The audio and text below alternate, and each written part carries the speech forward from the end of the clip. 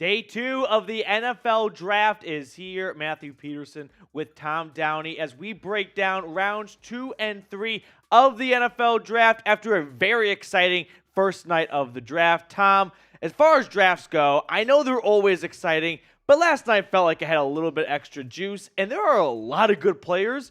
Honestly, you could make the argument some better players that went round 1 are still on the board going into round 2. I have 2 top 10 players left. I mean, Brian Branch is just an all-around incredible football player, and Michael Mayer is going to be a fan favorite for some team. I think teams are stupid sometimes. Or maybe I don't know ball. We'll find out in 3 years when we go back and look, and I always look at my old boards and go, ha, ha, ha, you're an idiot, or, I got one right. There it is. It's always fun there. So, look, we had made the comment, thought round 1 was going to be super weird, and then it was super weird. Yeah. Like imagine showing someone a mock draft of the actual day 1 and going like this. First thought would have been, why are you giving the Lions 2 second-round players with their first-round picks? So the only takeaway I really got from round 1 to apply to future mock drafts and whatnot is, when are we going to learn to stop forcing quarterbacks that don't have any business in round 1?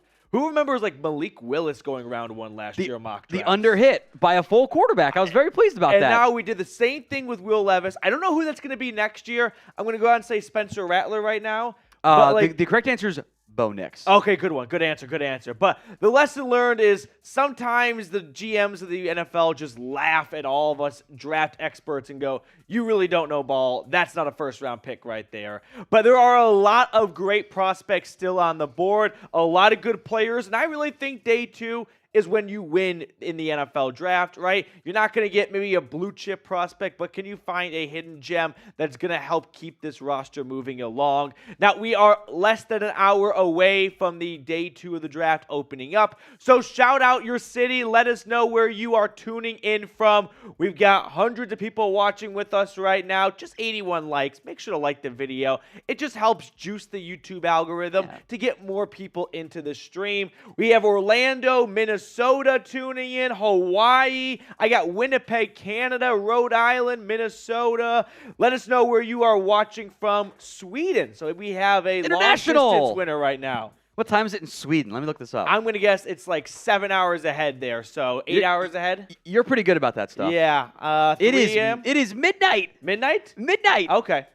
You're staying up late. I love it. Amarillo, Texas. Tomorrow Ohio, will be much Virginia. easier on them. Yes, tomorrow will be a lot easier, but it's a lot more hectic. So keep getting those cities in the chat right now. Tom, we are gearing up for day 2, like I said. And there are 2 quarterbacks who some people thought could go round 1. Will Levis and Hendon Hooker. Who goes first? I think Will Levis, but I'm not sure. Yeah. I think Hendon Hooker is the better quarterback. And I wonder if a team will just see that and put the ACL aside and the age, although it's not like Will Levis is some young. He's not that much younger either. Yeah. I think a lot of this comes down to the interview process. I wonder if Levis did that great of a job, given there is the physical talent that's there for Levis. I feel bad for everyone who got by the Will Levis #1 pick fake Reddit story. Right. There was a lot of money spent. I've gone over my conspiracy theory to many in the office here at Chat Sports. I am convinced a bookie, one of the major sports books, did that. Okay. They created the account, leaked the rumor, got it upvoted on Reddit so everyone saw it to get free money on the #1 overall pick. Yeah. Totally convinced of it. They got all of the state of Kentucky's money. There was a $2,000 bet by one person on Will Levis. There are some poor people in Lexington right now that put all their life savings on Will Levis, #1. It's a dumb bet. Now, a couple spots that come to mind for either Levis or Hooker, because we know quarterbacks always lead. I've got some maybe hidden gems. What about the LA Rams, right? What if they're not sold on Stafford's health long term? Could make sense. And they pick a developmental guy for this year, whether it's Hooker or Levis, and maybe that guy takes over in 2024. Or maybe the Raiders, who more or less signed Jimmy Garoppolo to a 1-year contract. Maybe they look to find their future quarterback in round 2 with thinking, well, we didn't think one of these guys would be here, so we can't pass on the value alone. Any other spots come to mind? Tennessee stands out. Yep. How about Seattle? Ooh, interesting. I think both QBs were like, I want to go to Seattle. I got Lockett, I got Metcalf, etc. For the Seahawks, when they were picking at 5, they were playing with house money, right? They had Denver's pick. They had no business being in the top 5 for how well they played last year. So some thought, hey, you're never going to get this high up in the draft again to get a good quarterback. Take advantage of it. Well, they made the right decision because they might be able to get Levis or Hooker at 5 and still come away with a future quarterback because Geno Smith also more or less on a 1-year contract with where the guaranteed money is put. So there are a lot of teams out there that might not need a quarterback in 2023, but 2024 is right around the corner.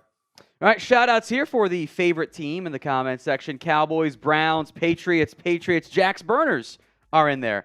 Feeling better now about that elite Christian Gonzalez pick? You feel good now? Christian Gonzalez was my favorite pick of the draft. I'm good. I'm happy with it. I would have loved a wide receiver, but we're fine. We move on. We ball. We got Patriots, Browns, Cowboys, Lions, unfortunately, Falcons. XD Gamer says Tom knows. He's a Jags fan. Lions, Jags, Cowboys, Patriots, Cardinals, Broncos, Eagles, Ravens, Browns. Jags, Cowboys, Eagles. Cowboys say F-Chugs. G-Men, Cowboys, Eagles, Ravens, Falcons.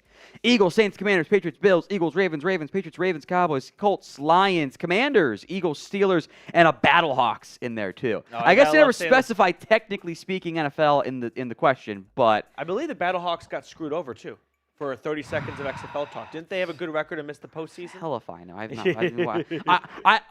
out good there. Answer, good answer. I've been out there watching Purdue's third stringers, and I've been watching Jackson State. I couldn't tell you. Just over 50 minutes away from the start of day 2. The Steelers are on the clock right now, more or less. They might trade out of it because there are 2 good quarterbacks out there, and teams might want to jump up. Although, if I'm Pittsburgh, you really got to be swept away with an offer you can't refuse to not go with Joey Porter Jr. I mean, not to go full riot mode. I'm just going to throw out Brian Branch, too. I know, but the fan base wants the junior and senior connection in the Steel City. It'll be interesting to see. Now, we have a Super Chat menu today, Tom. What are we offering the good people? Every 500 likes, we're getting bean boozled again. Was not a great day 1 for me. I came out 1-0. I went 0 for 2. It was not great there. I think it was the only one outside of Harrison got toothpaste, toothpaste is not that bad of one. So every 500 likes, if every person watching right now likes it, we'll get there as well. First time Super Chat equals a shout out on today's show. We'll show you guys some love. We'll also do a beer cheers for you guys as well for first time Super Chatters, since Tom didn't drink enough on day 1, but also drank too much on day 3 last year. So we'll find the happy medium, I guess. Every $10 Super Chat, you are entered to win the draft hat raffle. Who won last night again? I'd signed up. Blake Huggins. Blake Huggins won. It was Blake of the draft. Blake of the draft. There you go. There you go. So every $10 entry every $10 Super Chat gets you an entry into the draft hat raffle. We'll check in on this throughout the night, announce it at the end of the day 2 stream. $20 Super Chat, we will talk a bit more in depth about your team. The highest Super Chat / Venmo is once again the MVP. And we'll get you guys hooked up with a jersey of your choice. So, Super Chat MVP is going to be the largest individual Super Chat. Since producer Sam cannot do math, we're going to make it easier on him. Just the biggest individual super. No supers yet, so someone can take the lead immediately from that perspective. We're also trying to be number 1 across all the different live streams. We appreciate everyone who has tuned in for the years we've done this now. Easy ways to help us out. Like the video, free. We'll do the Bean Boozled as well, which is always interesting. You guys can share the video. That really helps us out. Subscribe if you haven't already. And, of course, comment all night long with your thoughts on various picks. Now, I never get tired of looking at draft results. So let's recap night 1 of the NFL draft and give you guys some thoughts as we go through.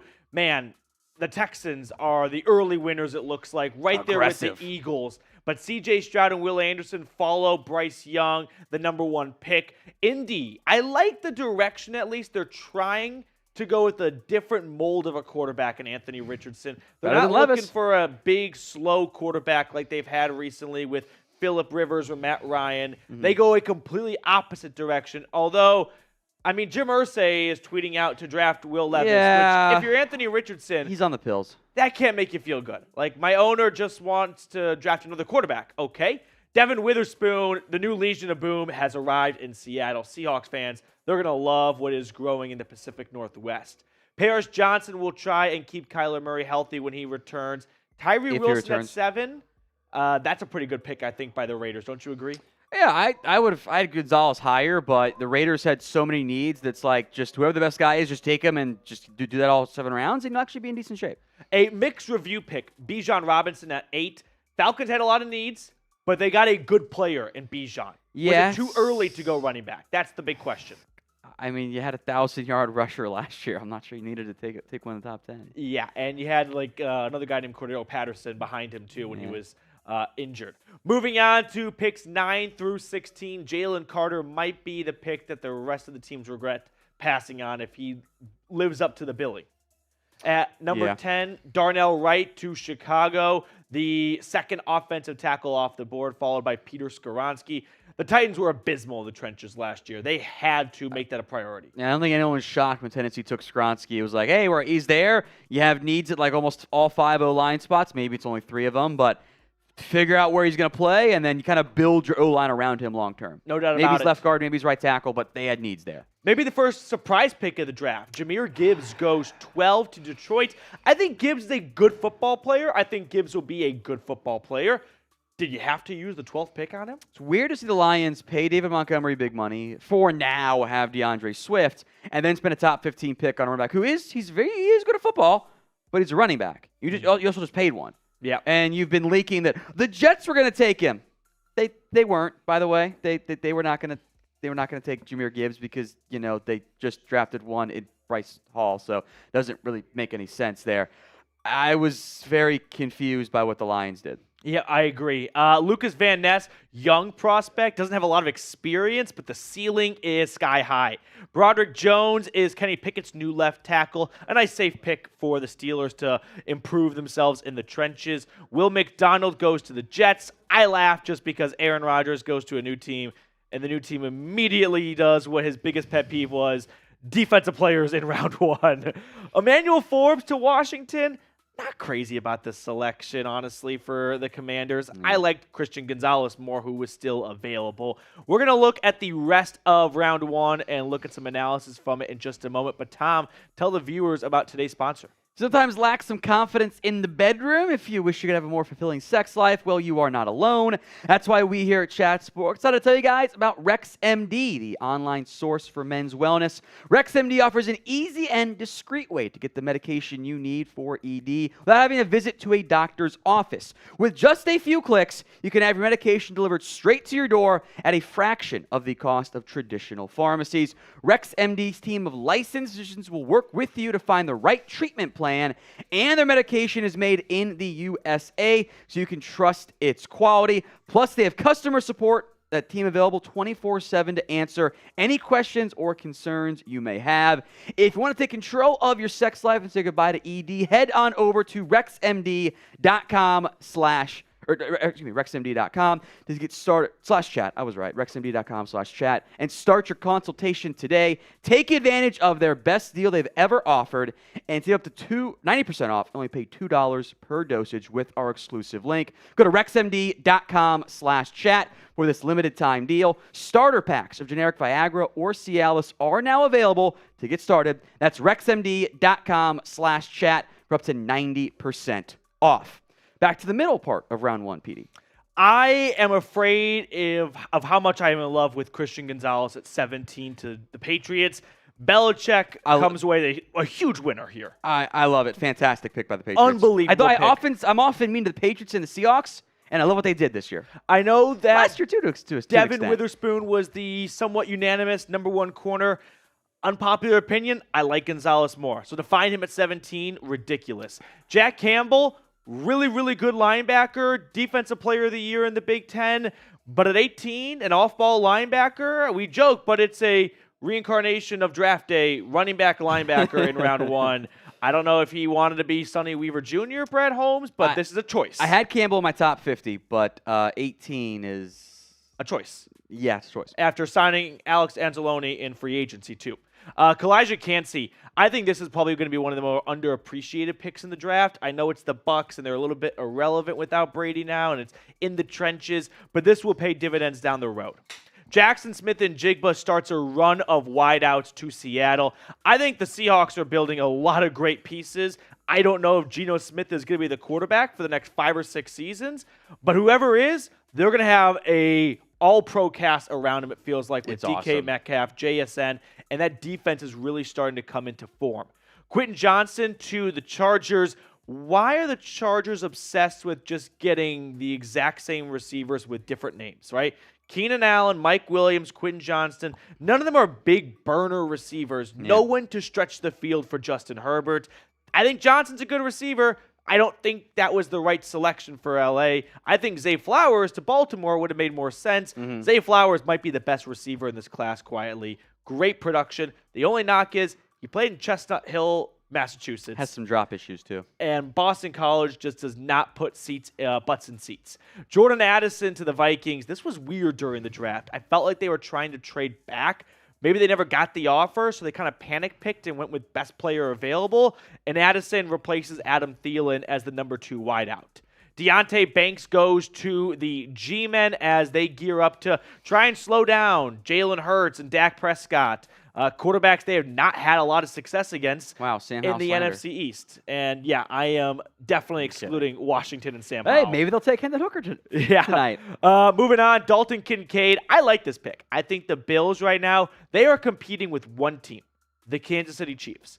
So how do you beat the Chiefs? Beat them at their own game. They've got a quarterback-tight end connection. Go get Josh Allen That is Dalton Kincaid from Salt Lake. I feel like he's just going to play slot receiver for them, basically. Yeah, no doubt about it. Which is interesting. Dalton's going to get there, and they're going to be like, do you want to block? And you go, nope. And they go, good, we don't want you to either. Mozzie Smith, you're fatty. Fatty's only lives, baby. I've been begging for years. How can I be mad at it? I think there were, of course, better guys for a lot of these teams, at least for me, back end of round 1. But Cowboys claimed he was like top 15 on their board. I don't know if that's true or not. They also said they had 11 first-round grades, which I think is indicative of why there was so much chaos. There weren't that many consensus obvious first-round picks, so weird stuff tends to happen.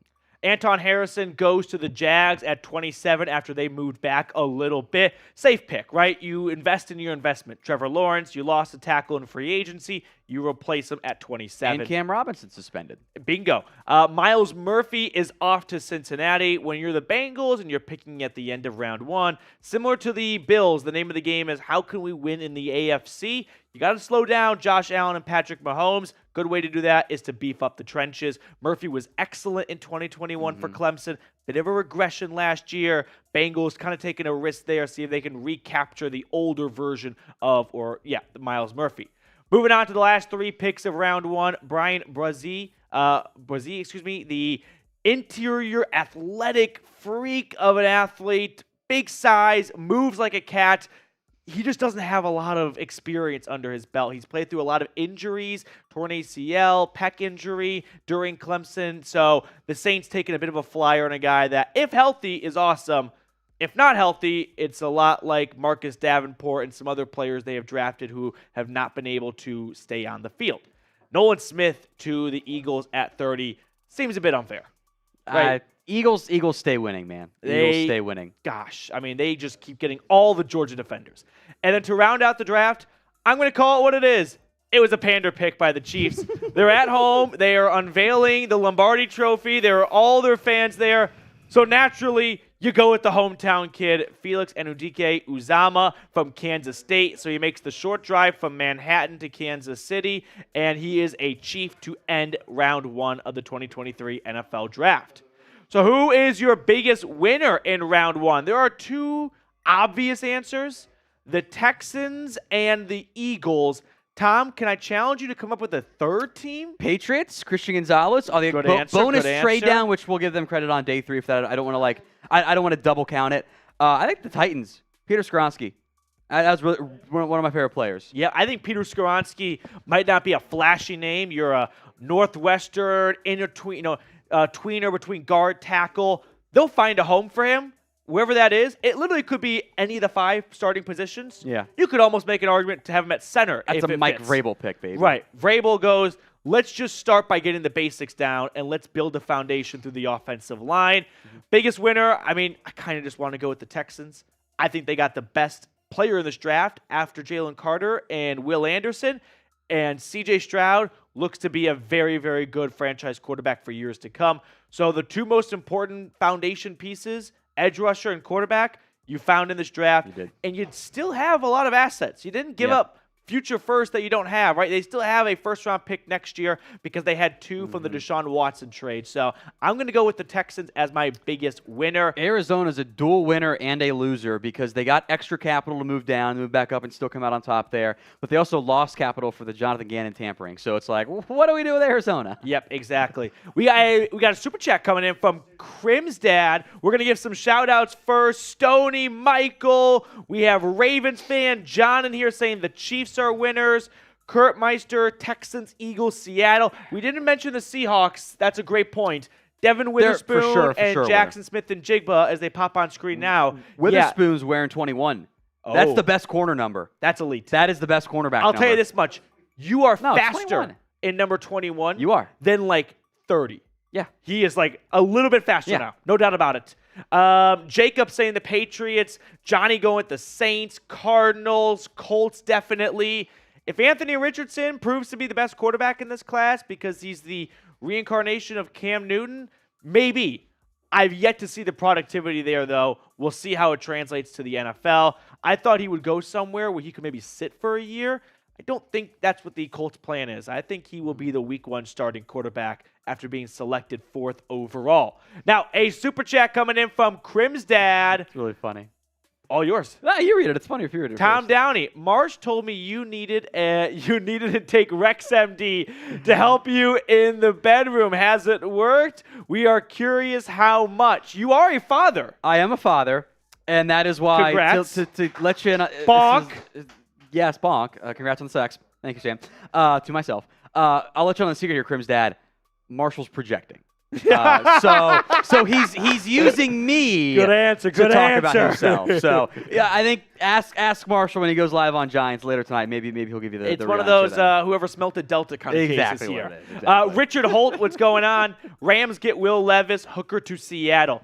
I would not be shocked if this happens. I wonder if LA, who for the first time ever, or even in spitting distance of the first round of the draft, decide to go with a player who likely will not play in 2023 and somewhat kind of end the Matthew Stafford era? Or do they go to build around Stafford and go, we still have our franchise quarterback for the next how many years? If I had to bet on one team trading down, I might go with the Rams, actually. They are allergic to the first round. Because they are so uncomfortable right now. They just like, give us like all of the round 3, round 4 picks, and we'll take 7 of them, and 3 of them will work. And it's actually a great result each year. I'm going to take a good stab at this. I think Sean McVay will be late to the war room because he has no idea what time days 1 and day 2 start. So this is like a foreign concept for him. He's going to phone in the pick from, the traffic on I-5. So that is a bold prediction on my end. Hendon Hooker to Seattle. Hendon Hooker anywhere. I think any team outside of like the Chiefs, although even Chris Collinsworth had the Chiefs selecting Hendon Hooker, they could talk themselves into. I remember that. We like the possibility of Hendon Hooker's upside. So don't be shocked, really, with like maybe not the Jags, but the point being is Hendon Hooker has a lot of destinations, in my opinion. Kyle Donovan with a $20 super chat. Shout out to you, Kyle. Let's get this dono train going. What is Bulky doing? How do you not take Joey Porter Jr.? Overreaction to Cam Robinson's suspension. You lost both your tackles in free agency this offseason. So I don't mind trying to keep Trevor Lawrence alive, more or less. As for not taking JPJ, I don't know why he escaped the first round. Yeah, I don't have an answer there. You have Walker Little in place on one of the spots, and with the suspension of Cam Robinson, they were staring down the barrel of starting injured Josh Wells, trying Ben Bartch at tackle, back where he kind of played in the past. So I do think it was maybe a little bit of a reaction to the Cam Robinson suspension. I would have taken Joey Porter Jr. There's also about 5 other teams I would have said that for. It's a good cornerback class. You can probably find somebody on day 2 to be a potential starter for you. I think Harrison's a good fit for what they want to do long term, and I wonder if long term they're mad at Cam Robinson, and this might be his last year. I also kind of wonder, if you're the Jags, you win the division for the first time in 2017, you really want to go to the draft when you need tackles and go corner? Because the tackle you're getting from round 1 to round 2, the margin is a lot greater than the cornerback you're getting from round 1 to round 2 in this year's class. I like Darius Rush. I like Cam Smith, Tyreek Stevenson. There are a lot of good corners left. In day 2, it's Dawan Jones and Matthew Bergeron, and then there's just hopes and prayers for other tackles to amount to being a starting NFL guy. You finally get Trevor, well, not finally, but you get Trevor Lawrence going in year 2. Capitalize on that.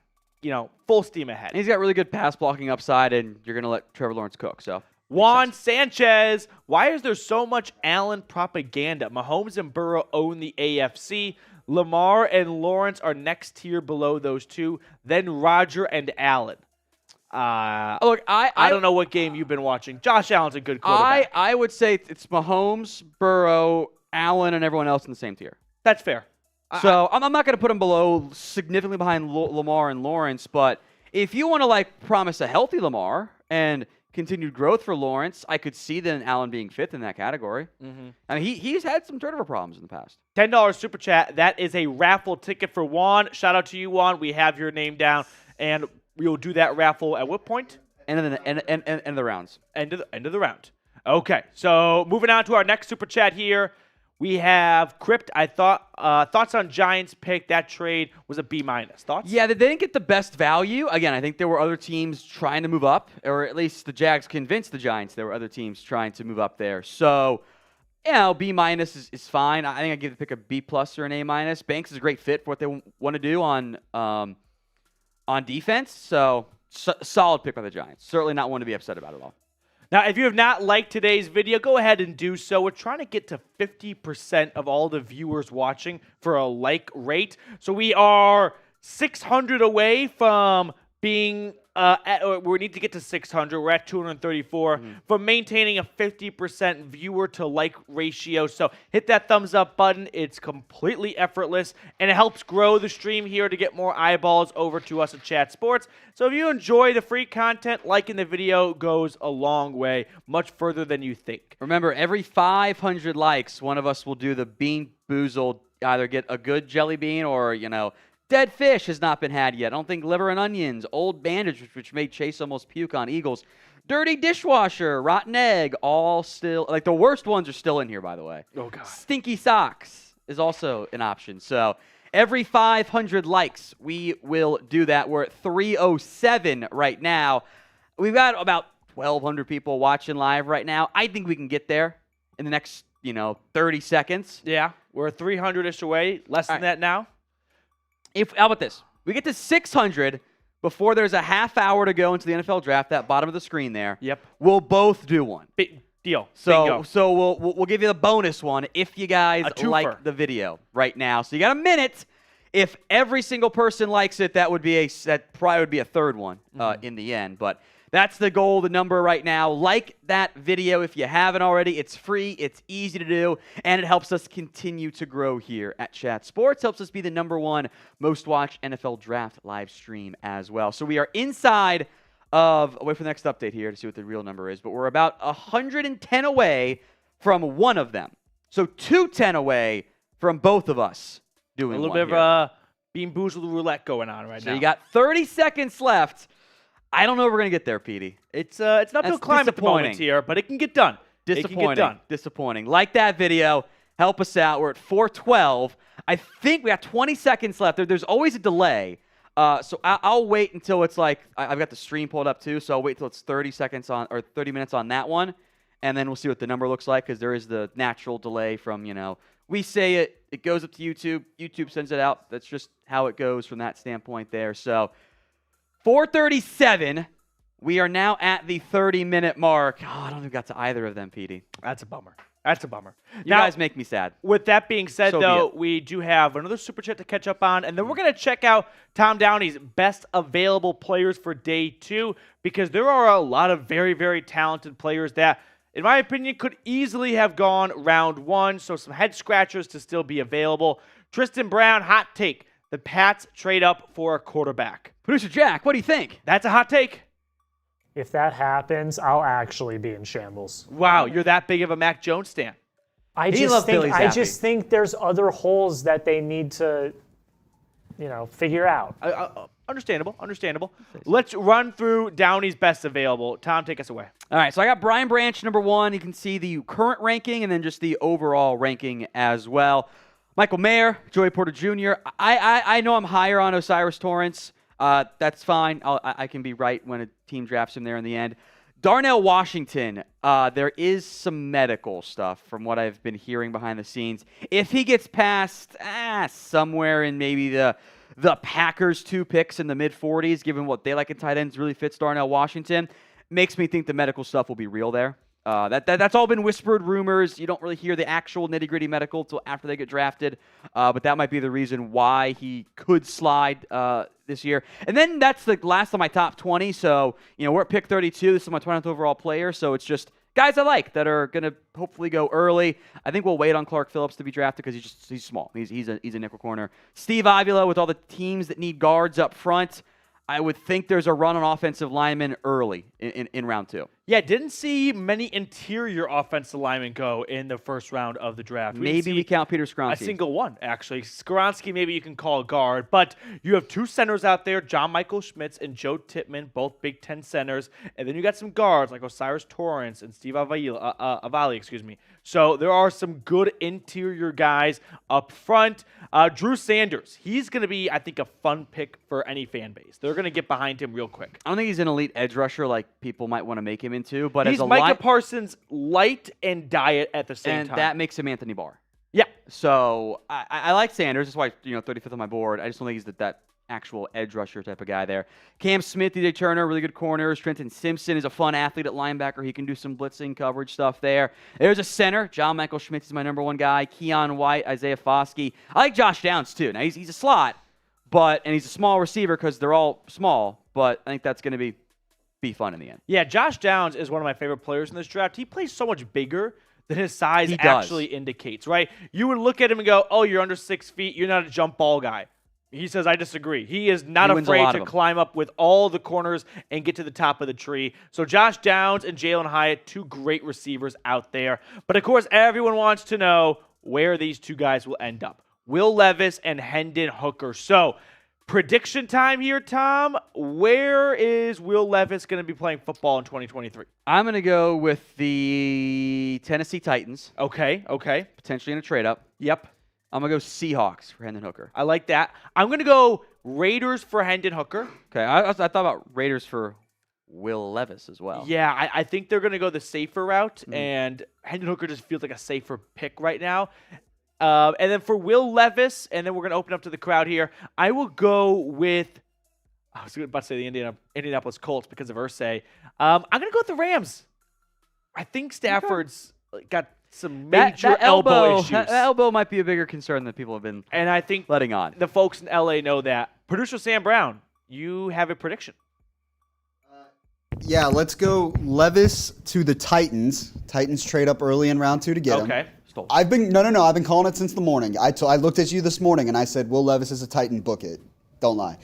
And then Hendon Hooker, how about the Buccaneers? Okay. At 50. I think the Bucs actually just want to roll with Baker and Kyle Trask this year. And if they don't work out, next year's the quarterback time. Yeah. But this year, I don't hate it. I just think that's what Tampa Bay is ultimately going to do, though. When we think they're going to go quarterback, and right now they're like, let's see what we can do with Baker. And if he's great, awesome. We don't need to go find a new quarterback. So who gets picked first, Will Levis or Hendon Hooker? I think it's going to be Hendon Hooker, actually. I'm going to go with Will Levis, and producer Jack wants to make his prediction too. Oh, Jack, get on in. The water's just right. Levis is a Titan. It's Levis going to happen. We're all saying it. Levis is a Titan. That means it's not going to happen. It's not going to happen. That's what that means. It's not going to happen. It's not going to happen, but it's going to happen. Hendon Hooker, he's a Raider. Hendon Hooker's a Raider. I can agree with that. So the Titans, the Raiders, the Rams, any other teams you think could go? The Bucs was tossed out there as well. What about the Vikings? I wouldn't be shocked if they move up. They don't have a second, though. So they got to get way up. They only have 5 picks in this draft, actually. You're right. Dark horse, too, for both these teams, the Commanders. I do like that. Sam Howell, I've never seen someone Producer get Rolling so much vote of confidence for doing so little so far. Cowboys and Eagles and Giants all agreed, hey, the Cowboys are going to take week 18 to make the Commanders think they can start Sam Howell. Yeah, I don't know Collusion! what curse Sam Howell put or some kind of trance he put the entire Washington front office, but they are in love with that guy. Under 30 minutes to go until day 2 of the draft gets started. This is the pin poll, by the way. We're going to give shout-outs to everyone who joins in on the chat. We have Jason Wolf saying Hendon Hooker. We have HH coming in from Wizard King. Allen says Hendon Hooker is kind of sus. He is not sus. You're sus, Allen. Billy the Kid, Guess Levis where to Petey the went Lions. to school. Don't do that. No bias. No bias. He's my sweet prince. Dan says Hendon Hooker. Michael, Will Levis. Cheryl, Hendon Hooker. Captain E with Will Levis. Jackson going Hooker. It's an all-time name. Hendon Hooker. You can't beat it. That's not his real name, though. No, shut up. I'm saving it for the pick. That's not his real yeah. name. I'm saving it for the pick. Okay, Niners trade up. Yeah.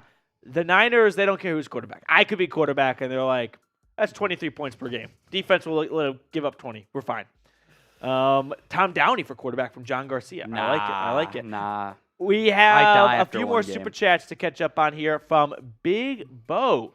Do the 49ers move up to round 2? They have a lot of comp picks in round 3. Yeah, to help put things in perspective of like if you packaged all of your third round picks, roughly how high could you get up? Which, by the way, it's like 99, 100, and 102. 99, 101, 102. Okay. So they have the 3 last 4 picks in the third round. It would get them into the mid-ish 50s. So they could.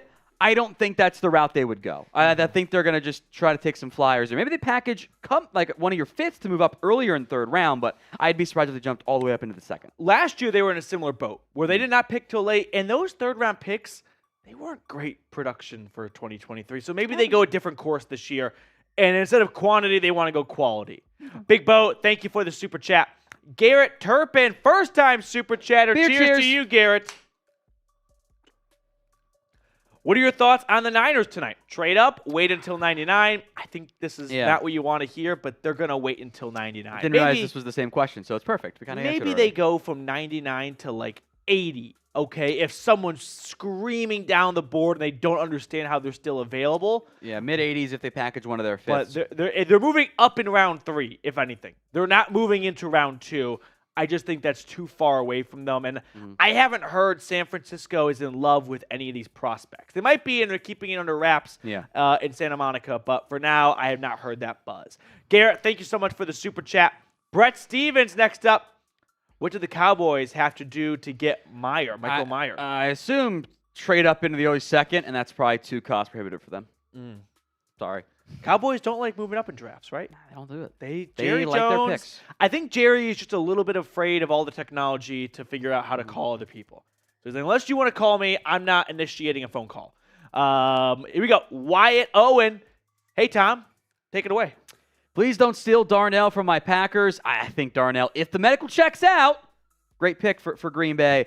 Also, I think Packers go receiver in round 2. I don't know who may be worth it. Packers typically like the bigger receivers, right? Which would be Cedric Tillman, A.T. Perry, Jonathan Mingo, maybe Rashee Rice. The issue is the typical Packers receiver build. There aren't very many good big ones this year. Yeah. It is a very small receiver class, so maybe they look for an offensive lineman early. Maybe they go tight end O-line since there's some long-term uncertainty there. I think Cedric Tillman might be a Packer. Green Bay does a great job of scouting players out in the draft. Classic Packer pick. They never build through free agency, mostly because people don't want to move to Green Bay, Wisconsin, but they have to nail their draft picks, and they tend to do. Tillman is quietly being slept on. He was the best receiver on Tennessee's roster to start 2022. Of course, he suffers an ankle injury. Jalen Hyatt takes over. The rest is history. But teams are not going to forget what he did to start the year before Hyatt stole the show. I think whichever team drafts Tillman is getting a very, very good receiver, and that's a very, very Green Bay Packer-esque pick. Dwayne Jackson next up at $10 Super Chat. That's a raffle ticket, Dwayne. I am curious, where does Levis land? Tampa, Minnesota, Washington, New England. If we're going off those 4 options alone, I think the most likely option would be Washington. I think I'd go that route too. There's been some buzz. Maybe he didn't interview the best, which wouldn't shock me from combine conversations. I'll go Washington Tampa, New England, Minnesota. Yeah, I Because think Minnesota's got to jump way up. if we're just doing those 4 options, if we open it up to all 32 teams, I kind of like the Rams. Gilly, what's going on?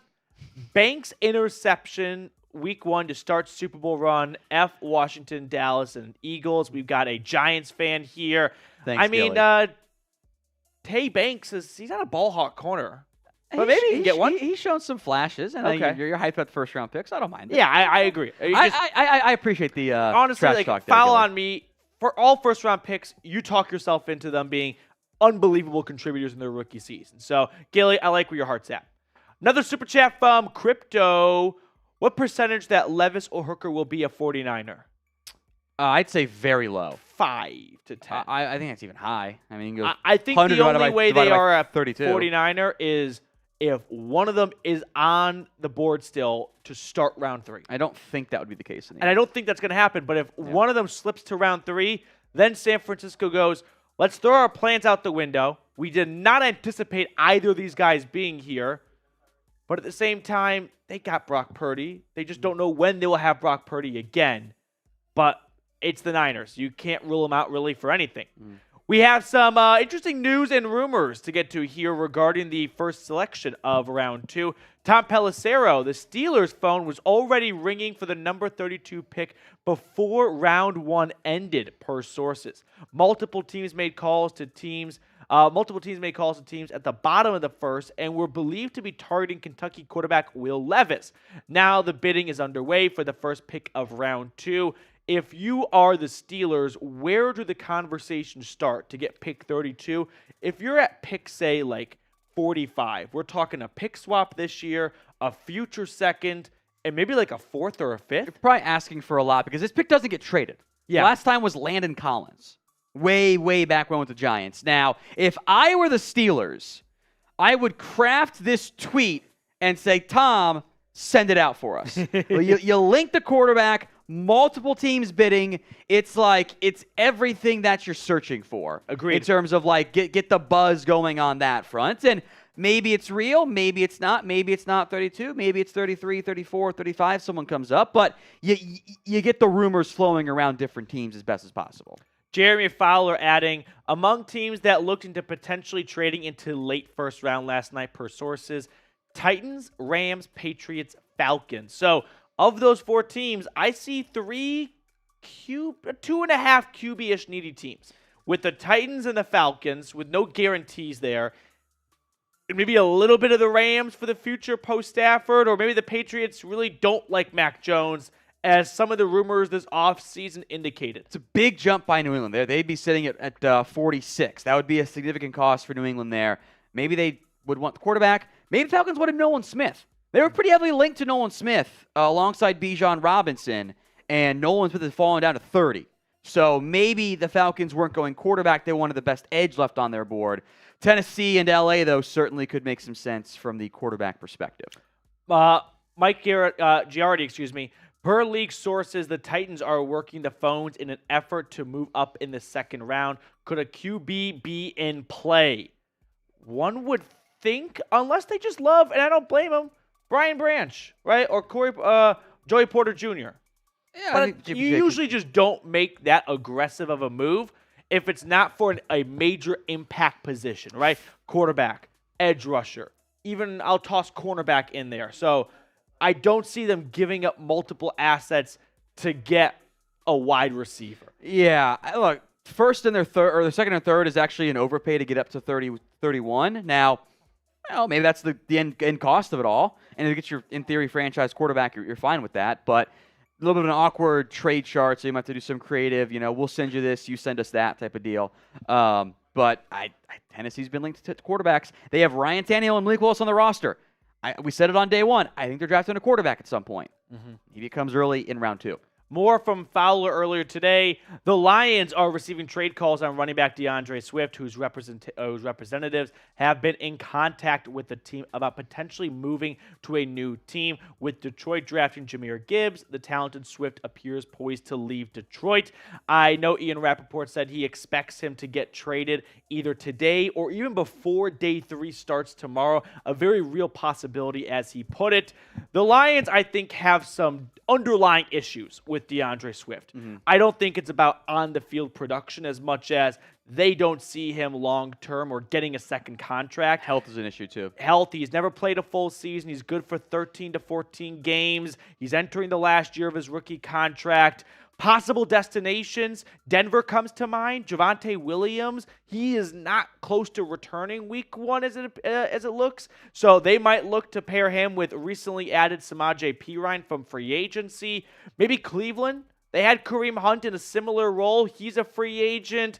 They kind of want to make a new tandem with Nick Chubb and DeAndre Swift. The Dolphins are always good for insert running back here to Miami. He's a Dolphin. He's a Dolphin, as Will Scott puts it at Chat Sports.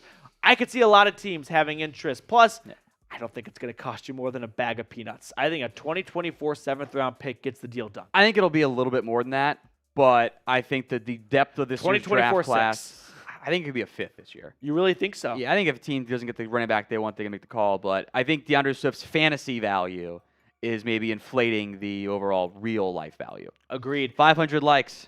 You owe one. Oh, we're at the 500. Yeah, 500 likes. There it is. Every 500, we're doing Bean Boozled. I'm pretty nervous. All right. What do we got? What are my options? I think this one is either toasted marshmallow or stink bug. Oh, God. Here we go. 3, 2, 1, down the hatch. Pretty sure we already had stink bug, Pretty sure we already had toasted marshmallow. Stink bug jelly bean. The bunk beds were a horrible idea.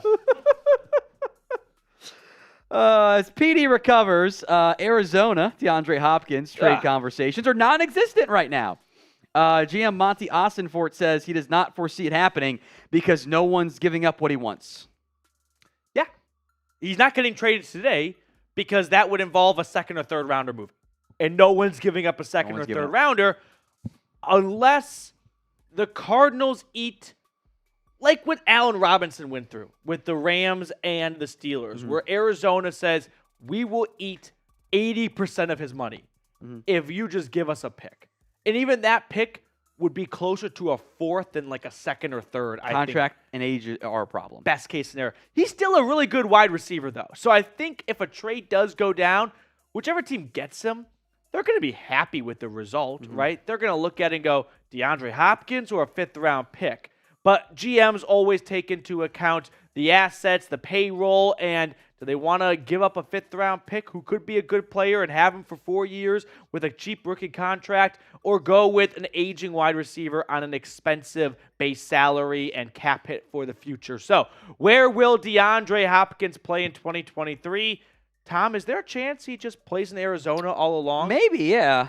I still think somebody trades for him. Yeah. I think Arizona settles for whatever they can get back. And look, I think Arizona's feeling a bit cocky because they did get a great offer from Houston to trade down. So maybe they're going to try to hold out until tomorrow. I think maybe the tomorrow trade happens for DeAndre Hopkins. I could see Chiefs. You could see like a pick swap too on day 2 or day 3 as well. If KC doesn't get Josh Downs or Jalen Hyatt, maybe that's when they pick up the phone. Maybe that's their strategy today. It is a pecking order of Hyatt, Downs, or Hopkins. Yeah. So we'll have to wait and see. They would probably have to move up to get Hyatt or Downs, though. So maybe they got a third receiver in mind. Let us know what you're thinking in the chat right now. We're also 10 minutes away from day 2 of the draft getting underway, which means it is almost time for our favorite segment, Booing Roger Goodell, as he is on the stage. Jack, we're doing the Boo Goodell now? In a second. In a moment. Okay. So let's see. Chiefs coming in. Where will he play in 2023? That is the question. Okay.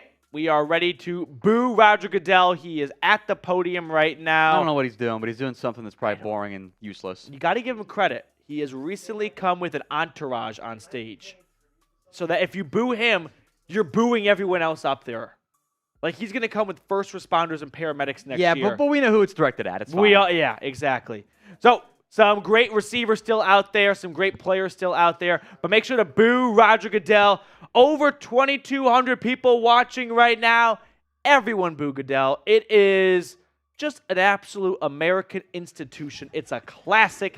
And if you don't boo Goodell, I like Eric Burton's comment. Who cares? Boo the children. boo the children. Eric's like, Children's Hospital? I go to Iowa games all the time and still boo. So You gotta have your mic on, Jack.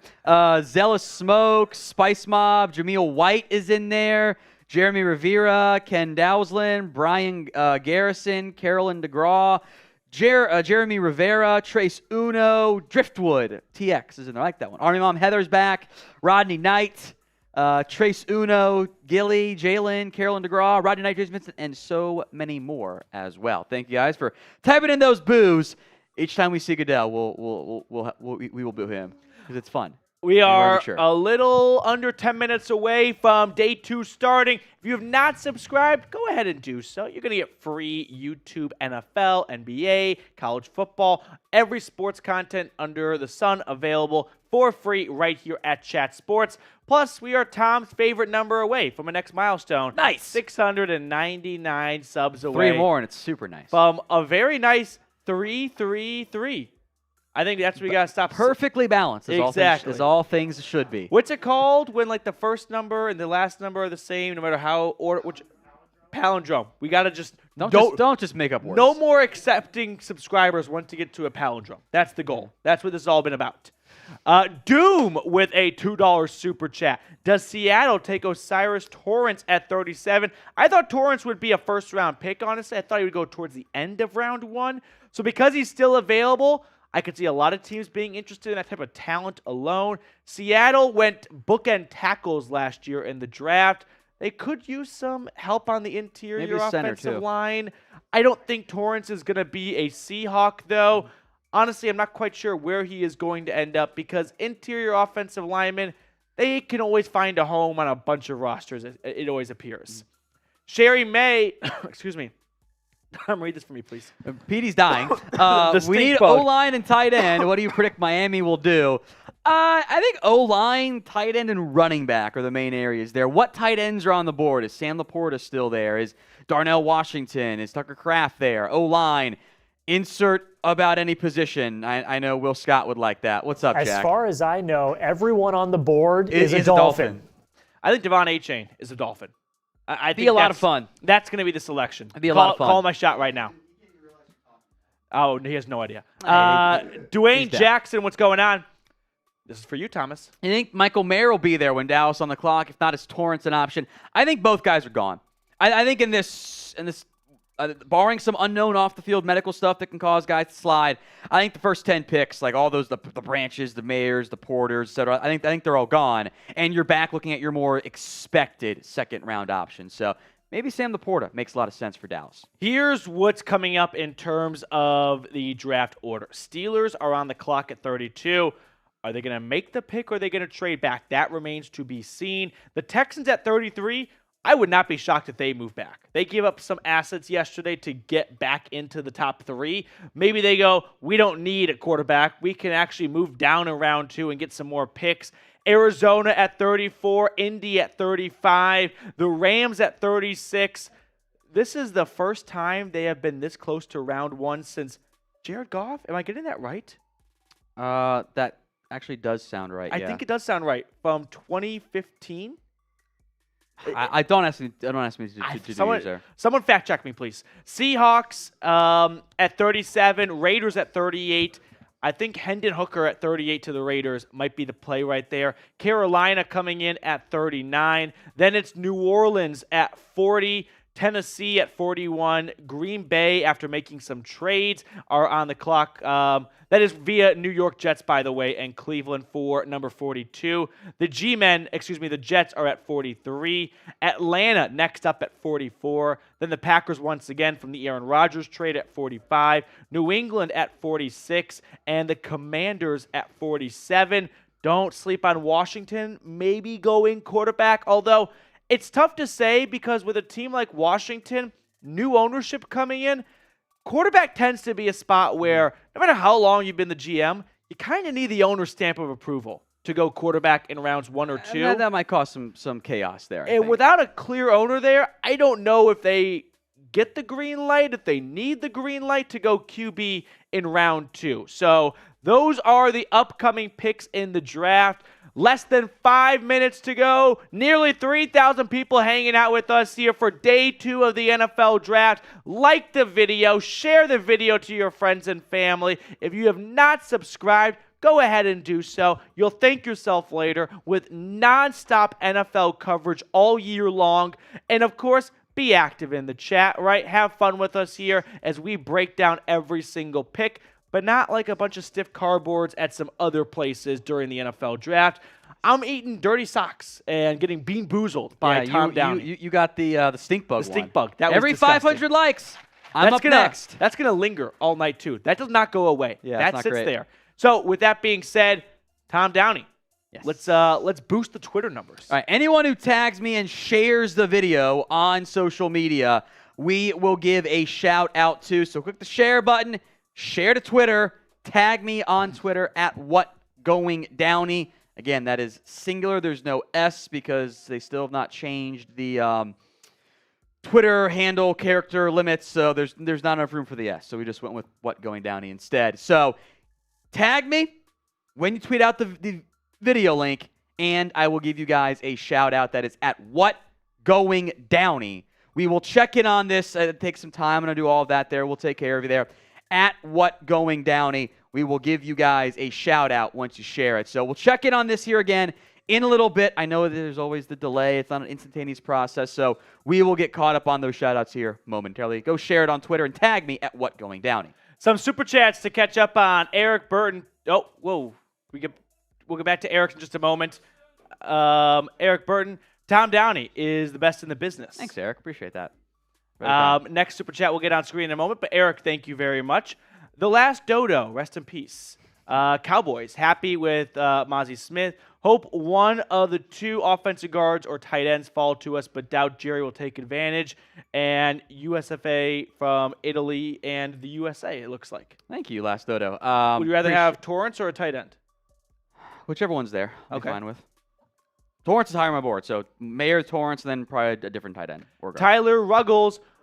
Who do the Steelers take at 32? First time super chatter, by the way, Cheers. Tyler. Cheers to you, Tyler. Thank you so much for hanging out with us. Porter, Branch, or trade? I'm going to go Porter, trade, Branch. I still think it might be Branch. It's Joey Porter Jr. Just saying. It should. I think it's better if it's. They're going going to go Joey Porter Jr. Book it right now. Mhm. And then maybe the Texans go Branch, and him and the Baylor safety they got last year are going to be an awesome tandem right there. So we are less than 2 minutes to go. The chat rate right now is 13. Can we triple that or quadruple that? Spam go if you are ready for the NFL draft to start day 2, rounds 2 and 3. This is a football guy answer I'm going to give right now. But rounds 2 and 3 are my favorite rounds of the draft. I like day 3 2. because I'm a nerd and have no life. Day 2 is my favorite because you get 2 rounds, and there's still a lot of good players. Day 2 is my favorite day of the entire NFL draft. Get the goes going in the chat right now. Let's go. We are about to open up day 2. And the good news is day 2, it's a bit more fast-paced, right? It's a bit more on a tight schedule. There's less lingering around. So you get the picks and you move along. And your team is picking 1, 2, 3 times sometimes. So a more fun day of the draft. I will say the chat rate high today is 113. We're at 283 right now. Every 100 we beat Boom it it. by, I will do a shot. Boom it.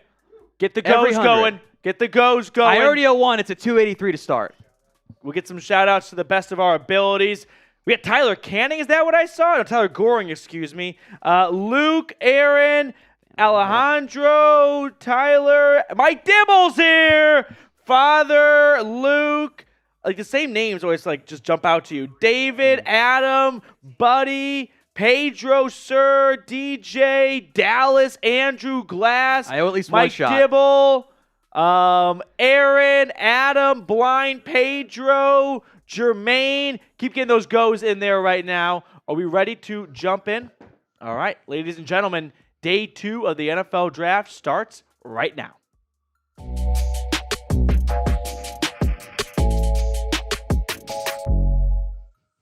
Day 2 of the 2023 NFL Draft is here. Matthew Peterson with Tom Downey from Chat Sports, breaking down rounds 2 and 3 of the draft after a very exciting opening night of the draft with a lot of surprising moves, some blockbuster moves, some franchise-building picks being made. We have two rounds coming our way here, starting with the Pittsburgh Steelers at number 32, and there will surely be a lot of trades that follow. So, as we gear up for the first selection of the second round, shout out your team. Let us know what your team is, what your squad is on Sunday. We'll be giving shout-outs to everyone who gets us in the chat right now. New York Football Giants, Rams, Chargers, Jags, Dallas, Eagles, Pats, Steelers, Cowboys. A lot of good teams, Commanders.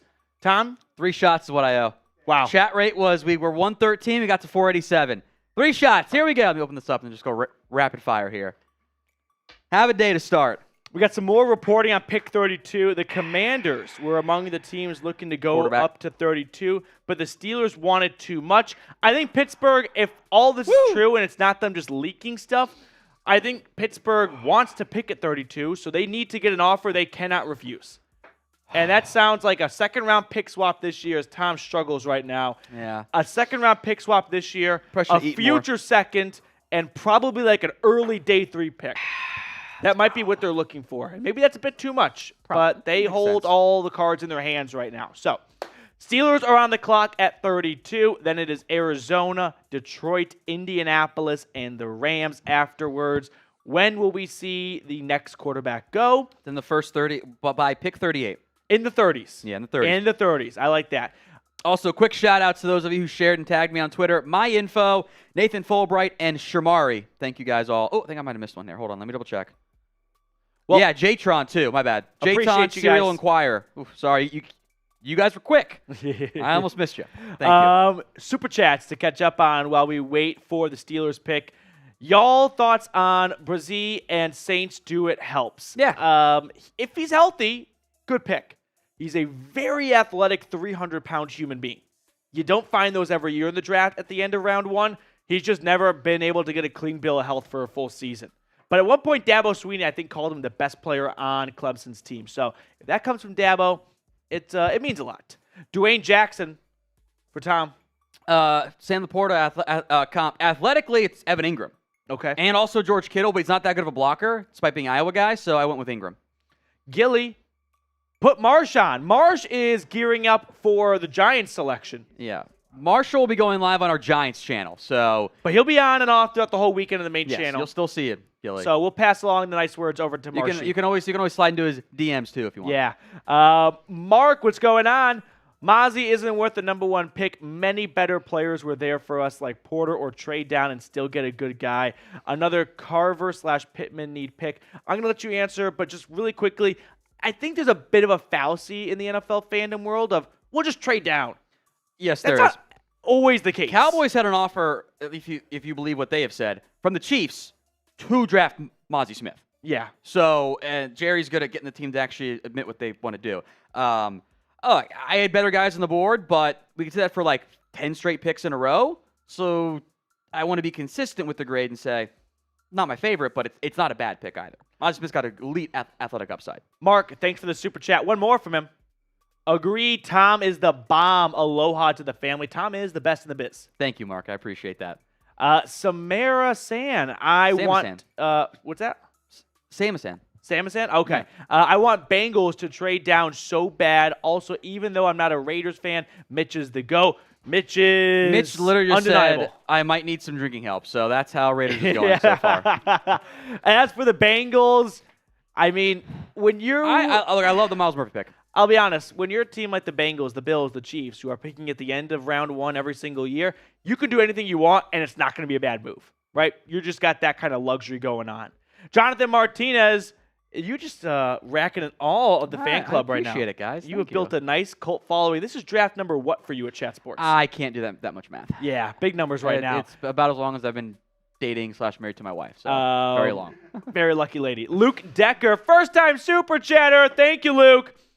What should the Browns do? Cleveland not on the clock until 74. They've got 8 picks, actually, believe it or not. I think they might trade back and get future 2024 picks. If they stay put at 74, it's tough to project who's even going to be available at that point. But Cleveland last year showed they love 3 letters. BPA, best player available. They did that with Martin Emerson. Don't rule out them going offensive tackle because they haven't picked up Jed Wills' 5th-year option. Okay. That's their left tackle. What if they draft his replacement this year and save themselves $15 million of a 5th-year option? Just keep that in the back of your head. I'd like to see them go defensive line, though. Luke, cheers to you. Check out our Browns YouTube channel, Browns Report, hosted by yours truly. Thank you so much for hanging out with us.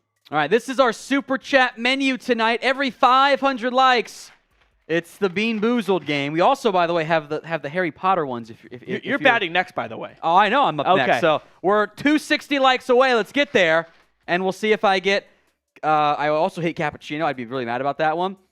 Dead fish or strawberry banana smoothie, for example.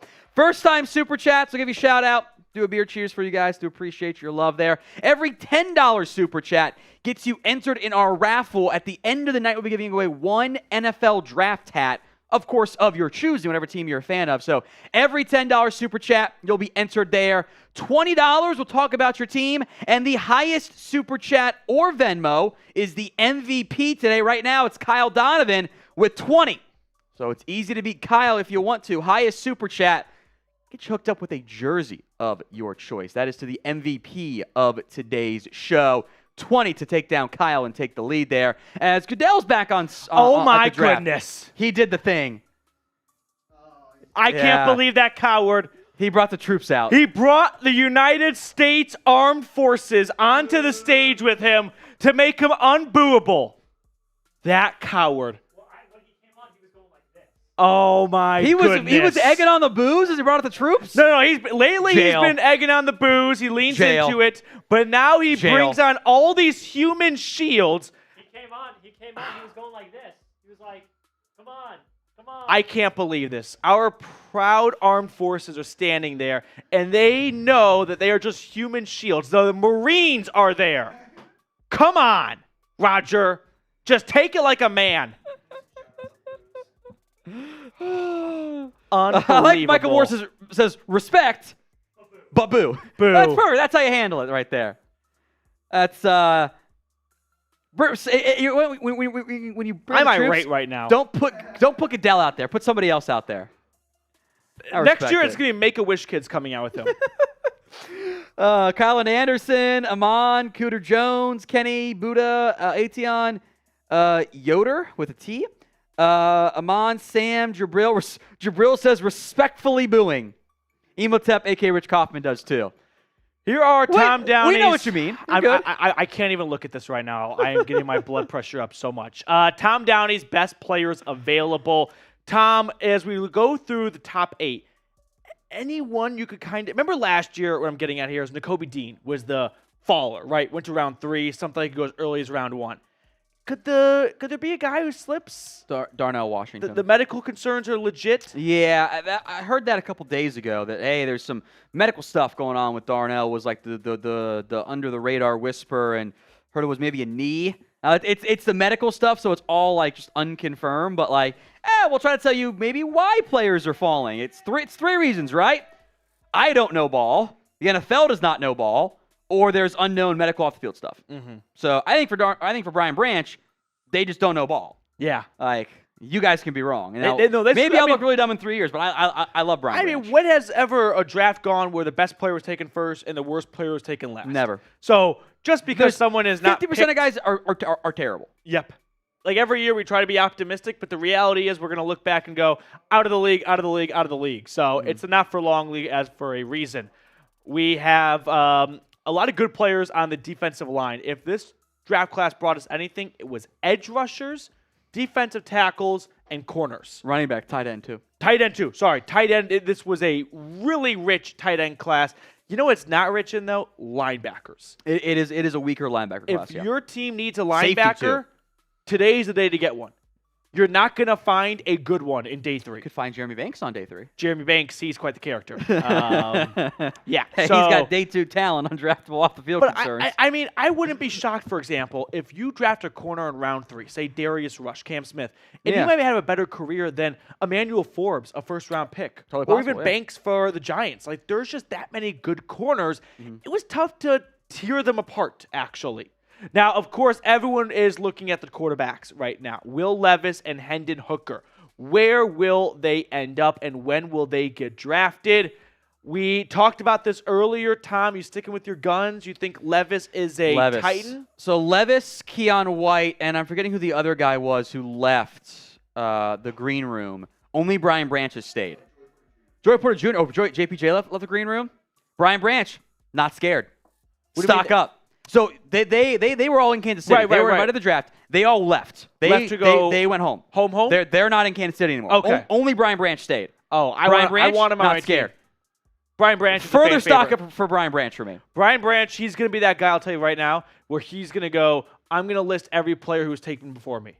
He's got that on Ross St. Brown. He's going to hit it. Yeah, so, he's going to be better. I am going Will Levis. 60% of the pinned poll right now also going Will Levis. But we are on day 2, and if you want to go Hooker over Will Levis, good call. I understand it. Even if I have Levis higher, I understand it. I didn't like either guy in round 1.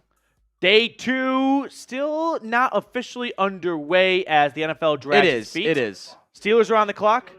Okay. Steelers are on the clock. So we await the pick from Pittsburgh. 7 minutes in round 2, 5 minutes in round 3. Tom, prediction, the Steelers draft or trade? You're going to take Joey Porter Jr. Oh, draft or trade? Draft. Okay, who are they drafting? You're going to take Joey Porter Jr., Yep, right? I think they go All Joey right, Porter to cover Jr. our bases, give me Brian Branch. Okay. Good So answer. just to cover the bases here a little bit. So let's get some shout-outs right now. Will Levis. Earlier was the Hendon Hookers leading the chat right now. All of a sudden, everyone from Kentucky tuned in to our coverage here. Someone just wrote in Stetson Bennett. Stetson Bennett's not getting drafted. I'll tell you that right now. He's got a bet with our other hosts. I'm going to save that for day 3 because I'm not even worried about it today. It's not even a remote possibility that he gets drafted today. Some Will Levis is coming in from Joe. Bradley says Will Levis. Lori, Will Levis. Yoter does stuff. Will Levis. No HAs. Nope. J-Dub with the Hendon Hooker. Donald Smith, Hendon Hooker. Will Levis is coming in from all over the board. Hey, we are also very close. Oh, Steelers War Room. Is the pick in? They're on They're the phone. on the phone. Now are they calling a team or are they calling a player? But they're not doing the clapping, handshake, celebrating stuff yet. So I think they're calling a team. we'll see. Who would move up, you think? Tennessee? Tennessee. I think a lot of buzz on Tennessee Levis here. A lot of buzz on that. Titans with a new GM. Rand Carthon comes over from San Francisco. You never know what new GMs want to do. Yeah. But the thing is a new GM gets is they get a longerish leash compared to a head coach, meaning They do. if he drafts a quarterback this year and that quarterback doesn't work, that's a stain on his resume. If he doesn't pick a quarterback, he's not in trouble because it didn't go wrong. So he might not force a QB if he doesn't absolutely love Will Levis. Pick is in. Okay. All right. Hey, we're 90 likes away from me getting bean boozled. If we get to 1,500 before the Steelers pick is in, Petey has to do one. That's just for the every 500. I will do a second one as well. Okay. So double up on this here. We have the pick in. 6,000 people watching. Yep. Very easy. You want to start tipping the picks right now? Once we have the pick, we'll it's in. It's in? Well, Yep. as soon as One we're of in the us was clear, right. then. Okay. There you go. So we'll get that here. Last call. We'll do it. I'll give you guys 30 seconds. I don't think we're going to get there. I do owe the Bean Boozle, which we'll do here in a little bit, but let's talk draft here, Petey. Yep. Let's talk about the selection for Pittsburgh at number 32. Producers, you ready to roll? All right, here we go. The Pittsburgh Steelers number 32 pick in the 2023 NFL Draft is sponsored by RexMD. And with that 32nd pick in this upcoming draft, they opted to go Joey Porter Jr., son of Steelers legend Joey Porter Sr. at pick 32. So we're going to break down this pick for the Steel Curtain. A 6'2", $193 corner. He was supposed to go round 1. A lot thought he did, Tom. He ultimately ultimately falls to the first selection in round 2, and the Steelers' war room makes a pick for the fan base. This is a good pick, too. This is one of my best players left on the board. I have a pure first-round grade on Joey Porter Jr. 6'2.5", 193, 34-inch arms. That is offensive lineman-esque arms, not just cornerback arms there.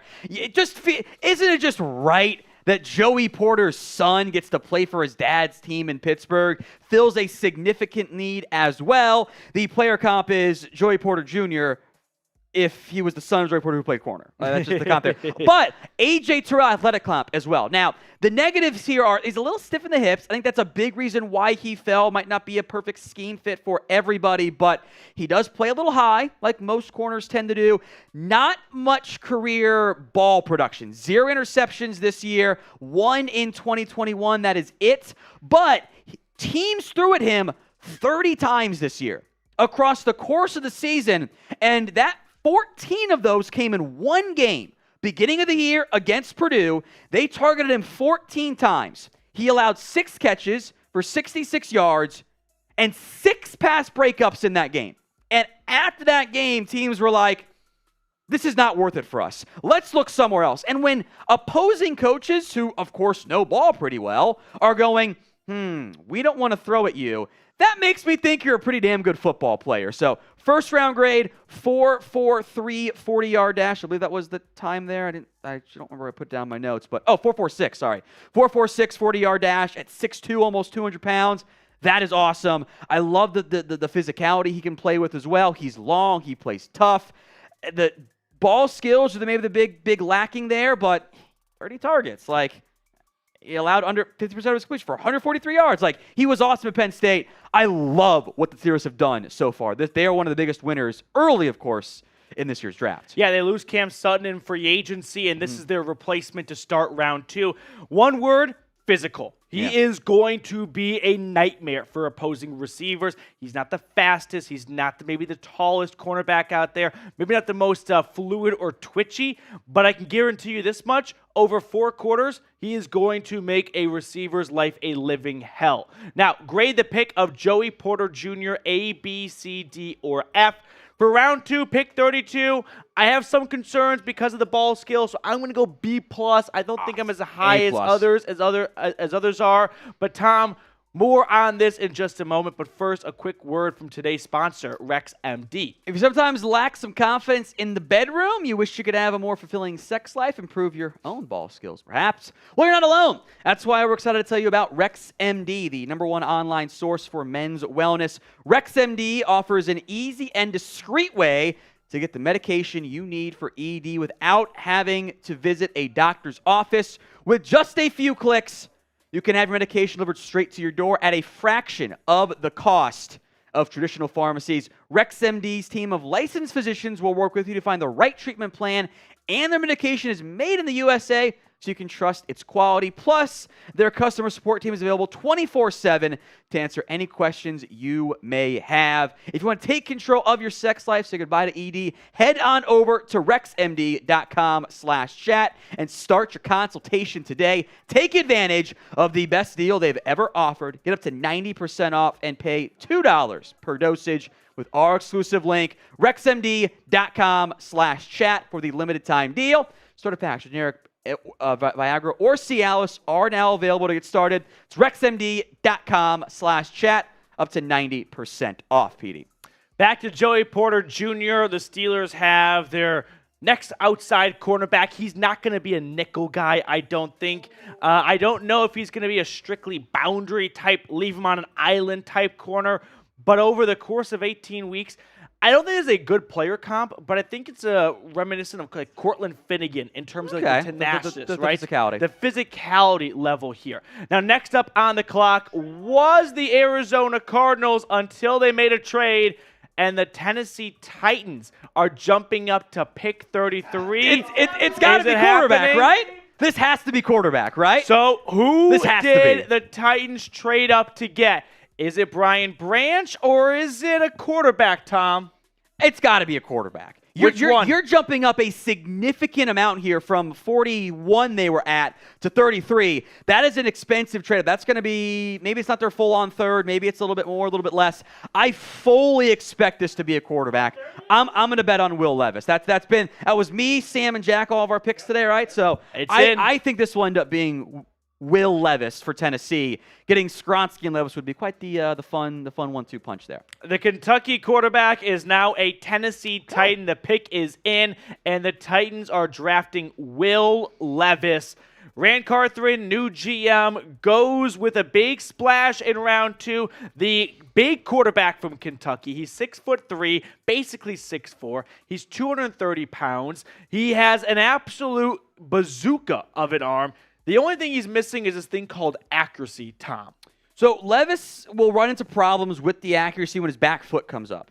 When that back foot pops up, he tends to just lose some of the placement there. Now, he wasn't healthy this year. He battled through a foot injury. He maybe should have shut down. A I think there was the toe injury too. Maybe some teams were kind of concerned about that as well. Will Levis played in a much more of a pro-style offense than most of these teams. It was basically the Shanahan offense. That's what they were doing at Kentucky with a good OC last year in Liam Cohen, and then this past year, a not very good offensive coordinator in Rich Scangarello. The arm talent is there. He was limited by the injury, a bad supporting cast. My issues are, you were in the buzz for a round 1 pick, right? You never really elevated your team in the way that you want them to do. And he makes too many, as I call them, Wentzian mistakes, where just the big mistake comes and boom, it's a problem. And it's a huge issue there. Bunch of different comps here. Ready? We'll go positive to negative here. The absolute Tennessee fans are not gonna like some of these here, but the absolute upside is Matthew Stafford. He does show some of the alternate arm angle stuff, but he also isn't accurate with that, so it's kind of a problem at points there. The middle tier-ish, upper middle tier, is Jay Cutler, with maybe some similar rumors about interviewing and attitude and stuff in there as well. The middle bottom tier, Ryan Tannehill. Likes middle of the field passes, heavy play action stuff, good athlete, checks off that box. The absolute downside, the slanderous comp, is Jake Locker. So Tennessee fans have all the ups and downs. I think Jay Cutler is probably the closest you're going to get. I think if you get Cutler in 33 overall, you're very happy. Yeah, I agree that's a really good outcome there. So good athlete, big arm, upsides there. It's just, does he get there? Trade details are in, by the way. This is what it cost Tennessee to go up and get the quarterback of the future. Sorry, Malik Willis. I told you some weird back and forth here. Second round pick swap between 33 and 41. And in exchange for Arizona moving back that far, they garnished a third round pick this year and a future third, but the Titans also got pick 81. So the Titans move back in round 3 and they move up in round 2, but Arizona gets a 2024 third round. I think it seems pretty fair to me. I don't think that's an overpay for Tennessee. Yeah, I'm making sure I got the math right here and just here's what it costs to move up. So my raw opinion, slight overpay for Tennessee, but not by a significant margin. It's actually a pretty even trade. So they got creative here to make this happen with Arizona and Detroit. Detroit is on the clock next, and the pick is in for the Motor City. It is their replacement at tight end, Sam Laporta, the Iowa tight end, 6'3", 245. Tom, he was your number 4 tight end, and he is the second tight end taken in the draft. I like him more than Luke Musgrave, which I know most people don't agree with me on that front. I think there must be something wrong with Michael Mayer right now. Whether that's unknown medical, I don't foresee it being off the field given everything I've heard about him. Maybe there's an unknown medical for Michael Mayer because Sam Laporta as tight end 2, who I like, is a surprise. He had some drops this year. Iowa's quarterback, how do I put this gently, was garbage. So I'm not going to blame him for all the drops because, you're a bad quarterback. It's actually tough to catch football sometimes if it's not a good spiral and whatnot there. He's a really great athlete. 4.59 40, impressive athletic testing. Tested like George Kittle. Now, he is not the blocker that George Kittle is. He is not that same caliber of player there. So it's a bit more of an Evan Ingram where he played some slot. He played some inline tight end there. He has to get better as a blocker. He had 5 touchdowns compared to 14 drops, but he's really great after the catch for a tight end. He offers seam stretching ability. He plays a bit more like a skinny receiver than you expect of the prototypical Iowa tight end. Again, I had a second-round grade on him, but I am surprised that my top 2 tight ends are still on the board. Maybe there is some medical stuff going on there. So Sam Laporta comes in to replace T.J. Hawkinson, and the Lions have gone running back, linebacker, and tight end to start this draft. That's interesting. Some interesting choices here. I am going to let you guys enjoy the rest of the draft with Tom Downey and Will Scott, and I'll be back on later, I believe. But Tom, enjoy the rest of round 2, and I'll see everyone later. I owe the Bean Boozle. Should we tell Will that he owes it and make him do it off the top? I think we should. That's way more fun there. So, shout out your favorite team in the comment section. Will Scott will transition on here momentarily as we will begin our simulcast, by the way, on our Dolphins and Cowboys channel. So, stay tuned for that. The Indianapolis Colts are currently on the clock. Guard, corner. Man, I would love Brian Branch for Indy. We'll wait and see if that's the case there. So, shout out your favorite team in the comment section. I'll give some shout outs here in just a moment. Actually, fun fact, Will Levis is my lowest graded player off the board, 57 overall. Fun fact, Pete, he's throwing shade behind the scenes there. I love it. Favorite team in the comment section. I'll give some rapid-fire shout-outs here as well. Luke Decker, what should the Browns do? Trench player, cheers to you. That's a first-time super chat. Shout out, Luke. M5, will Hendon Hooker go? We'll see what ends up happening there. Maybe he goes soon. Maybe a team trades up for him. Mr. Drone, $2. Thank you. Nanda, $3. Bengals will pick. Corner, I think that makes some sense. Thomas Beatty, opinion on this. Now the Colts have a quarterback. They need wide receiver, linebacker, guard, OT, tight end. Who are your best players at each position? We'll go through BPAs throughout today's show here. The Colts were on the clock. Not anymore. The the Las Vegas Raiders, my bad, I don't know what the hell I'm thinking. The Raiders have jumped up a couple of spots to get to the 35th overall pick. The Raiders are now on the clock. Is this Michael Mayer? Tight ends in need. I would love that for the Raiders. Is it Brian Branch? Is it a lineman in Osiris Torrance? Could it be a quarterback? Hendon Hooker. Bunch of good players on the board here for the Las Vegas Raiders. I believe the Colts get a 5th. Let me double check that to move down several spots. It is a 5th round pick here. So Indy slides down. The Raiders move up here. The pick is in for the Las Vegas Raiders, and I love this one for Vegas. Michael Mayer, one of the best players left on the board, is the selection. Well done by Vegas. One of my I actually had him above Tyree Wilson, and the Raiders get him, move up a couple spots, a future 5th, whatever, no one cares. Home run selection by the Las Vegas Raiders to jump up here to number 35. Or let's start positives on Michael Mayer. Special production for a tight end at the collegiate level. 30 games is all he needed to break Tyler Eifert's career mark by a tight end in Notre Dame history. He is 3rd in school history for catches, ahead of Jeff Samardzija, the baseball, I guess, legend from that perspective there. He lined up everywhere. In line, slot, out wide. The best play that Notre Dame had for years was throw it to Michael Mayer, and good things tended to happen from that perspective. He will drop a pass or two, but the hands are still very quality, very solid from that perspective. I think he's a good run blocker, not an elite one, but he's good there. He is a prototypical tight end player, great size. He does get open, despite not being the elite athlete. And that's kind of the big concern, where he was never a special athlete. This is more of a Hunter Henry, goes on a similar range athletic comp there. And I think not prime, not end of career, Jason Witten is also a pretty good comp there. Doesn't bring you a ton after the catch, but this level of production is very rare from a tight end. I am a huge fan of his game. If NFL teams want to overthink this, that's fine. The Raiders, who I have not liked their drafts for several years in a row here, the Raiders getting Michael Mayer is a home run selection for Vegas. They give up a 5th-round pick, 141 overall, to jump teams like the Rams, the Seahawks, and other teams who could have traded up, by the way, to potentially take Michael Mayer. The Raiders get him. This is my favorite pick they have done in a significant amount of time. A fantastic job here by Vegas. I'm giving this one a straight-up A+. You get one of the best players left on my board. Hats off to Vegas. They land Michael Mayer. You guys can grade the pick for me in the comment section, A, B, C, D, or F.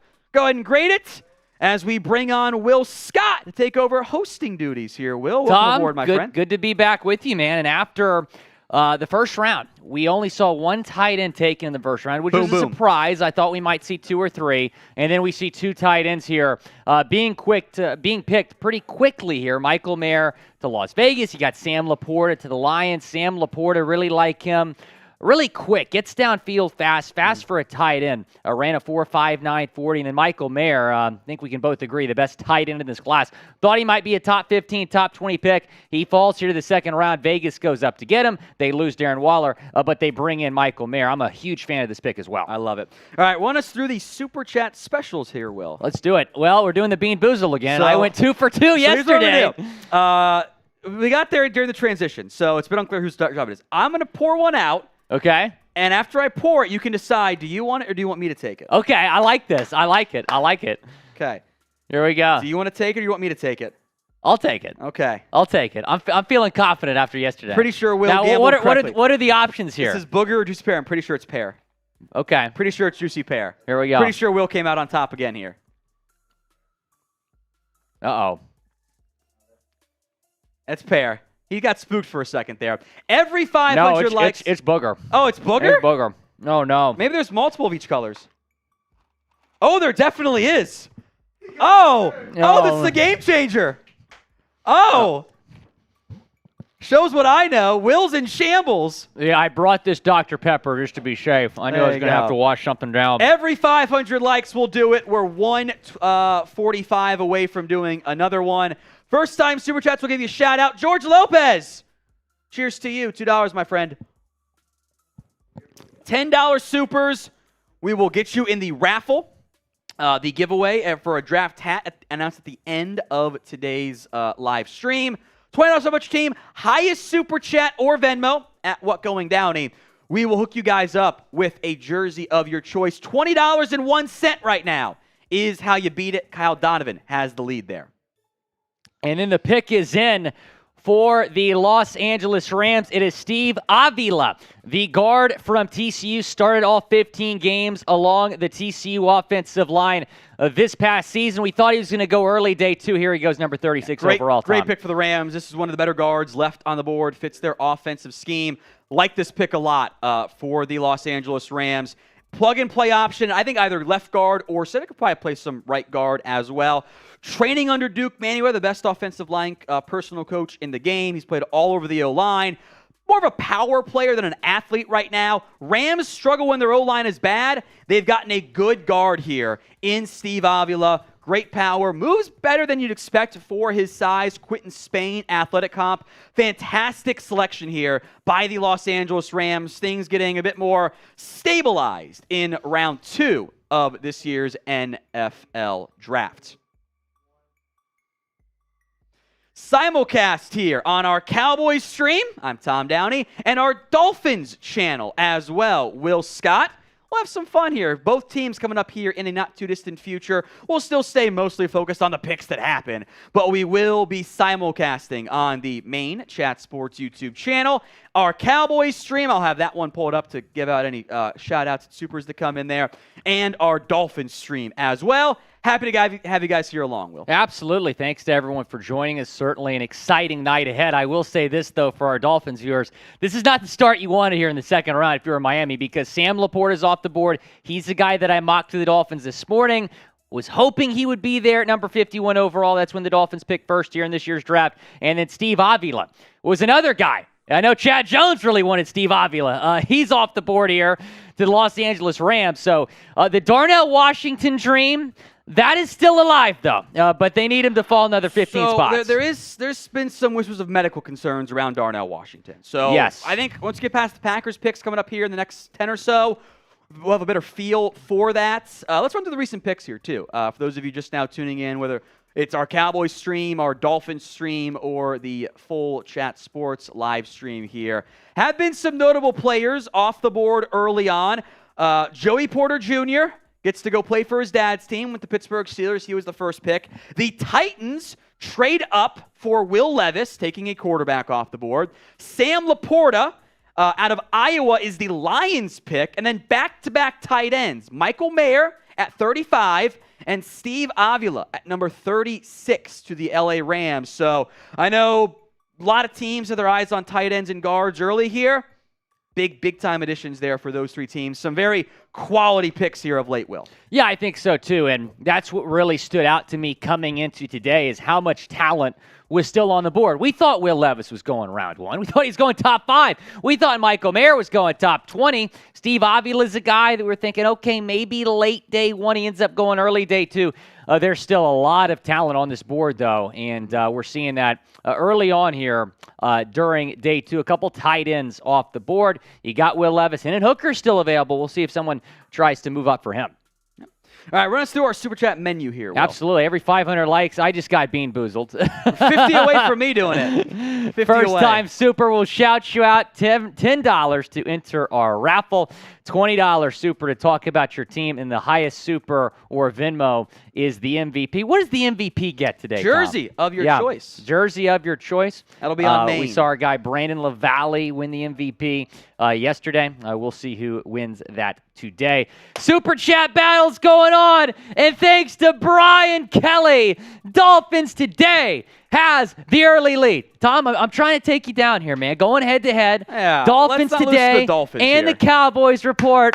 I see Chad Jones in the chat. I see Kurt LaPlante in the chat. Let's try to beat the Cowboys report today during our live stream. Let's not lose to them, Cowboys fans. Dolphins don't know what playoff success is, so. What have the Cowboys won exactly in the what last have the Dolphins done? 20 years? Have they even won a playoff And win? when you say Miami, you're talking Super Bowl Not 2024. for like 50 years. This year's the year. You look at the roster the Dolphins have constructed. The Dolphins have a better roster than the Cowboys right now. That is just a fact. If you say so. That is just a fact. If you say so. Would you rather have Mike McDaniel or Mike McCarthy? If I'd rather have McDaniel, I'd also take Dak over 2 in a heartbeat. Vic Fangio and Dan Quinn, both good DCs, Yeah, good defenses. great. But I don't know.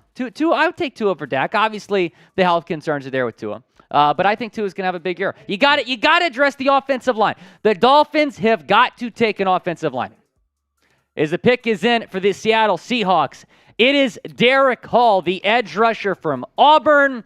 Certainly one of the better edge rushers on the board right now. He goes to Seattle. Your instant reaction here, Downey? A little high for me. Yeah? I think I was a bit lower on Derek Hall than most people. I got 4.5, how you want to count Tui Tuipulotu, as a better edge on the board. He's a little bit straight line of an athlete for me. I suspect the Seahawks are going, maybe this is our new Bruce Irving from that perspective. Really good athlete, has the burst you like, 4.57 40. You can kind of tell by the picture here. He has a very thin but strong frame. He's not skinny. He just is mostly ripped there. Plays with some good power. The coaches love him. Anyone who met with him, I think, was a huge fan of what he offered there. He's a semifinalist for the Jason Witten Man of the Year. Instant rotational player. I just see 6.5 sacks. The efficiency drop from a pressure rate perspective each year. I saw a little bit stiff in the hips, lacked some counters there. I didn't like him in run support. I actually have a 3rd round grade on Derek Hall, some better edges on the board, but it does fill a need, and Seattle has drafted significantly better this year and last year than what they've done in the past. So I don't love it. I'm not shocked he's gone off the board at this stage, but it's fine for Seattle. They've had some good runs here. And we do have a trade. The Colts have traded the 38th overall pick to the Atlanta Falcons. Here are the trade details. Colts move back 6 spots. They also add a 4th round pick. Could this be a quarterback? I would be very surprised if it were a quarterback. Okay. The value is about right. It's actually a little bit of a discount deal there for the Falcons. Brian Branch is there. Yeah? I know they signed Jesse Bates. They drafted a guy a couple years ago, so I'm not sure they need a safety. B.J. Ojolari, Keon White, Isaiah Foskey. I know my boy producer Roy would love Josh Downs on the Falcons. Some corners. Did they still go on the offensive board. line? They're actually in okay shape on the O-line. Surprised and they've taken centers in recent years. A guard is always a possibility. I'm not sure where they're going to go here. Maybe Brian Branch would be a home run pick, but we'll wait and see on that one. As we have $100 super chat from Totally Not the FBI. He takes over the Jersey race lead. Colts won the draft with Richardson. Apparently aren't going to draft anybody else. They love picks, so I'm fine with that one there. If you want to slap me, Sam, for the $100, you certainly can once you get time there. I'll do a shot in the meantime. Thank you, Totally Not Cheers. the FBI. I'll do a shot for you, my friend. Bottoms up. Appreciate that. And the pick is in for Atlanta. Oh. They go offensive line, and it is Matthew Bergeron from the best university on planet Earth, Syracuse University. He goes I thought you went to the Falcons. LSU. He goes to the Falcons here. Out of Syracuse, started on the Syracuse offensive line for 3 years, primarily as a left tackle. The last 2 years from Victoriaville in Canada. Wasn't getting a whole lot of looks out of college. He goes to Syracuse, 5 hours south of Victoriaville, becomes a star player for that orange offensive line. This is a great pick, in my opinion, Tom. Yeah, much like producer Sam, his first language is French. He is from Quebec, to be specific there.